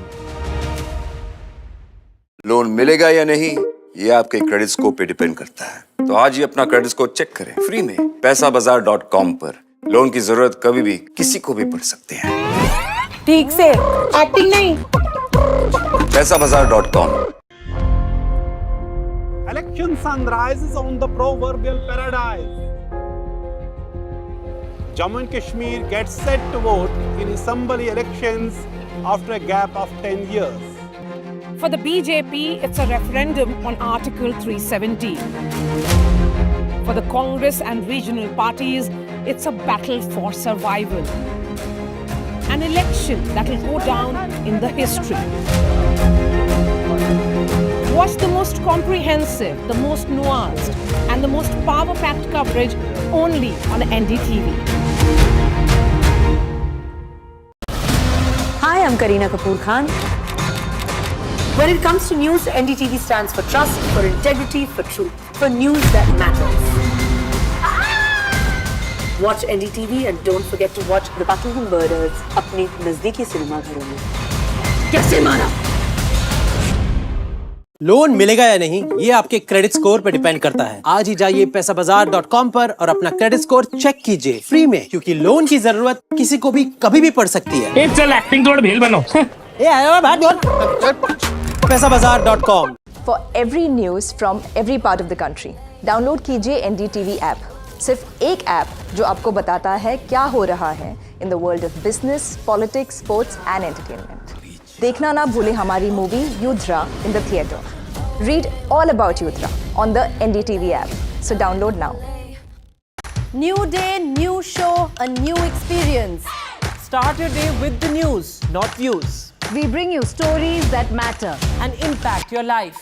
News that is When Israel continues to strike Beirut in Lebanon, Syria, Yemen, what many say is a huge escalation of the crisis in West Asia.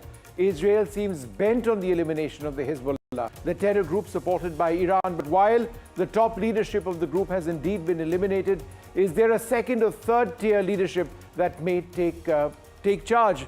That situation now is getting absolutely critical. There have been attacks in Syria, apparently by the US also involved over there. 37 militants have been killed in Syria. That's just one aspect of the news. We'll be looking at it all with wonderful experts from around the world. Is this now an all-out war, what we'd all really been worried about? Also on the program tonight, are you tired of those pesky telecallers, spammers, irritants who call you, waste your time, and potentially scam you as well? Well, you clearly are not alone. Now, the Telecom Regulatory Authority of India, the TRAI, is cracking the whip by systemically getting rid of spammers. TRAI, remember, a month back, issued a directive instructing all access providers to block any traffic containing URLs or over the OTT links that have not been whitelisted. In other words, those which have not been allowed for use are banned. So how is it all going to work? We've heard this all before. Getting rid of these callers, these pesky callers, is it going to change our lives? Think about it. It is such a hindrance that we are discussing this as a major topic on the 9 p.m. news on Left, Right and Center. The headlines at this hour first.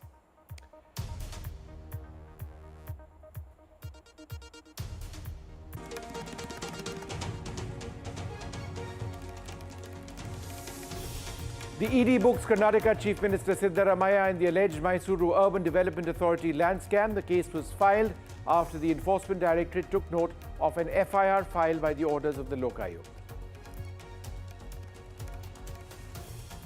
The battle for Haryana enters the slogovers. Congress leaders Rahul and Priyanka Gandhi begin their yatra in the poll-bound state. Mallikarjun Kharge and Rajnath Singh entwined in a war of words. Both parties put up united fronts to fight rift speculations. The Maharashtra government gives a new status to the cow, ruling that the animal will now be called Rajya Mata or Mother. The Eknath Shinde government says the declaration in the poll-bound state is related to cultural importance. The Supreme Court comes to the rescue of a scheduled caste student who defaulted on his IIT Dhanbad fee, just couldn't pay. The court ordered his admission, saying that young talent cannot be allowed to go away.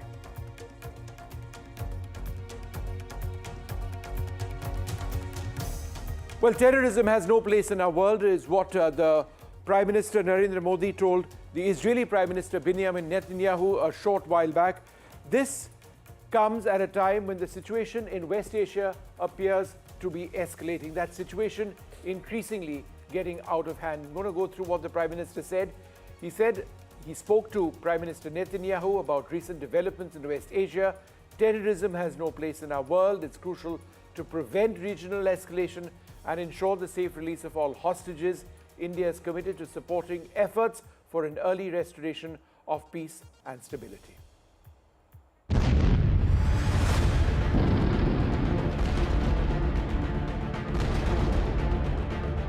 As Israel continues with its aerial strike in Lebanon, it has now hinted for a full ground invasion in its neighborhood. The defense minister of Israel visited the northern border and encouraged its ground forces to thwart any attempt for Hezbollah. אני אומר כאן לאנשי המילואים ולאנשי הסדיר, כל מה שצריך לעשות, נעשה. המטרה שלנו זה להחזיר את תושבי הצפון לבתיהם. עבור החזרת תושבי הצפון לבתים שלהם, אנחנו נהיה מוכנים לעשות כל מאמץ. זו המשימה שלכם, זו המשימה של צה"ל, וזה מה שנעשה, ונפעיל את כל מה שצריך. את הכוחות שלכם, כוחות אחרים, מהאוויר, מהים וגם מהיבשה.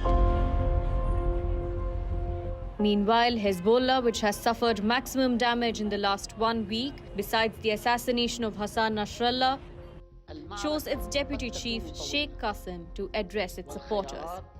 This was the first visual appearance of a Hezbollah leader after the killing of Hassan Nasrallah. نحن نعلم أن المعركة قد تكون طويلة والخيارات مفتوحة أمامنا. سنواجه أي احتمال ومستعدون إذا قرر الإسرائيلي أن يدخل بريا قوات المقاومة جاهزة للالتحام البري. But Hezbollah's key supporter, Iran, doesn't seem to be interested in escalating the situation with Israel. ما اگر شرایط اقتضا بکند و اگر زمان آن برسد الی بیت المقدس رو تا خود بیت المقدس ادامه خواهیم داد. The situation in Lebanon remains dire as thousands have been left homeless and some have even entered into Syria, forcing the caretaker Prime Minister of Lebanon to say that he is ready to accept immediate ceasefire. نحن كلبنان كحكومة وبعد اتصالي والموافقة مع الرئيس بري نؤكد على تعهدنا بتطبيق ما توصل إليه كل النقاط التي وردت في البيان، ومنها وقف إطلاق النار فورا من أجل بداية البحث بتطبيق 1901 كاملا، وهذا هو المهم بكل حذافير ما هذا ورد بالبيان، فنحن نقبل به ونرحب به ونتعهد بتطبيقه فورا. هذا موقف اللبناني الأساسي والرسمي الذي أعلنته ببيان صدر في حينها. أرحب بالنداء الذي صدر، واليوم بعد اجتماعي مع الرئيس بري أؤكد مجددا على موافقتنا على هذا. Iran has hinted that perhaps it will not retaliate immediately, and Hezbollah has still to choose a successor in Lebanon. And meanwhile, the international community is begging Israel to accept a ceasefire and not escalate the situation on its northern border. Amid all this, the bigger question is that whether Israel will accept ceasefire or will have its way and get into the ground invasion of Lebanon. In Delhi, Mohammad Ghazali for NDTV. Well, joining us now, a very special guest, Ravi Agarwal, the Editor-in-Chief of Foreign Policy. Ravi, thanks very much for being with us. It's quite clear that Israel is intent on eliminating the leadership of Hamas and, of course, Hezbollah now. They've eliminated already many of the top leaders of Hezbollah. But do we know whether there is a tier 2, a tier 3, a tier 4 in place? In other words, is this a war, a battle that can go on indefinitely?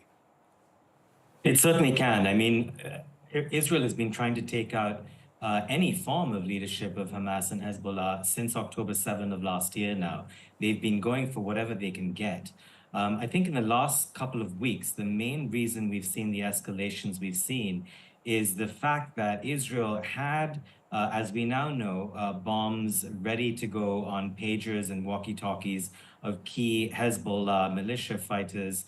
And it was forced to have those explode because it was worried that the intelligence around that was going to leak. That, of course, led to the escalation where we're at right now, where they needed to move quickly, having used up, one of their best forms of intelligence, one of their best preemptive strikes on Hezbollah, to then hit the group at a moment of immense weakness, take out its leadership. And that's what they're going to try to do in the coming days, potentially with a limited ground incursion to take out as many Hezbollah fighters as they can. Remember, they have long seen Hezbollah, which is much bigger, much more equipped than Hamas ever has been. They've seen it as a loaded gun pointed at them, funded by Iran, and they want to degrade it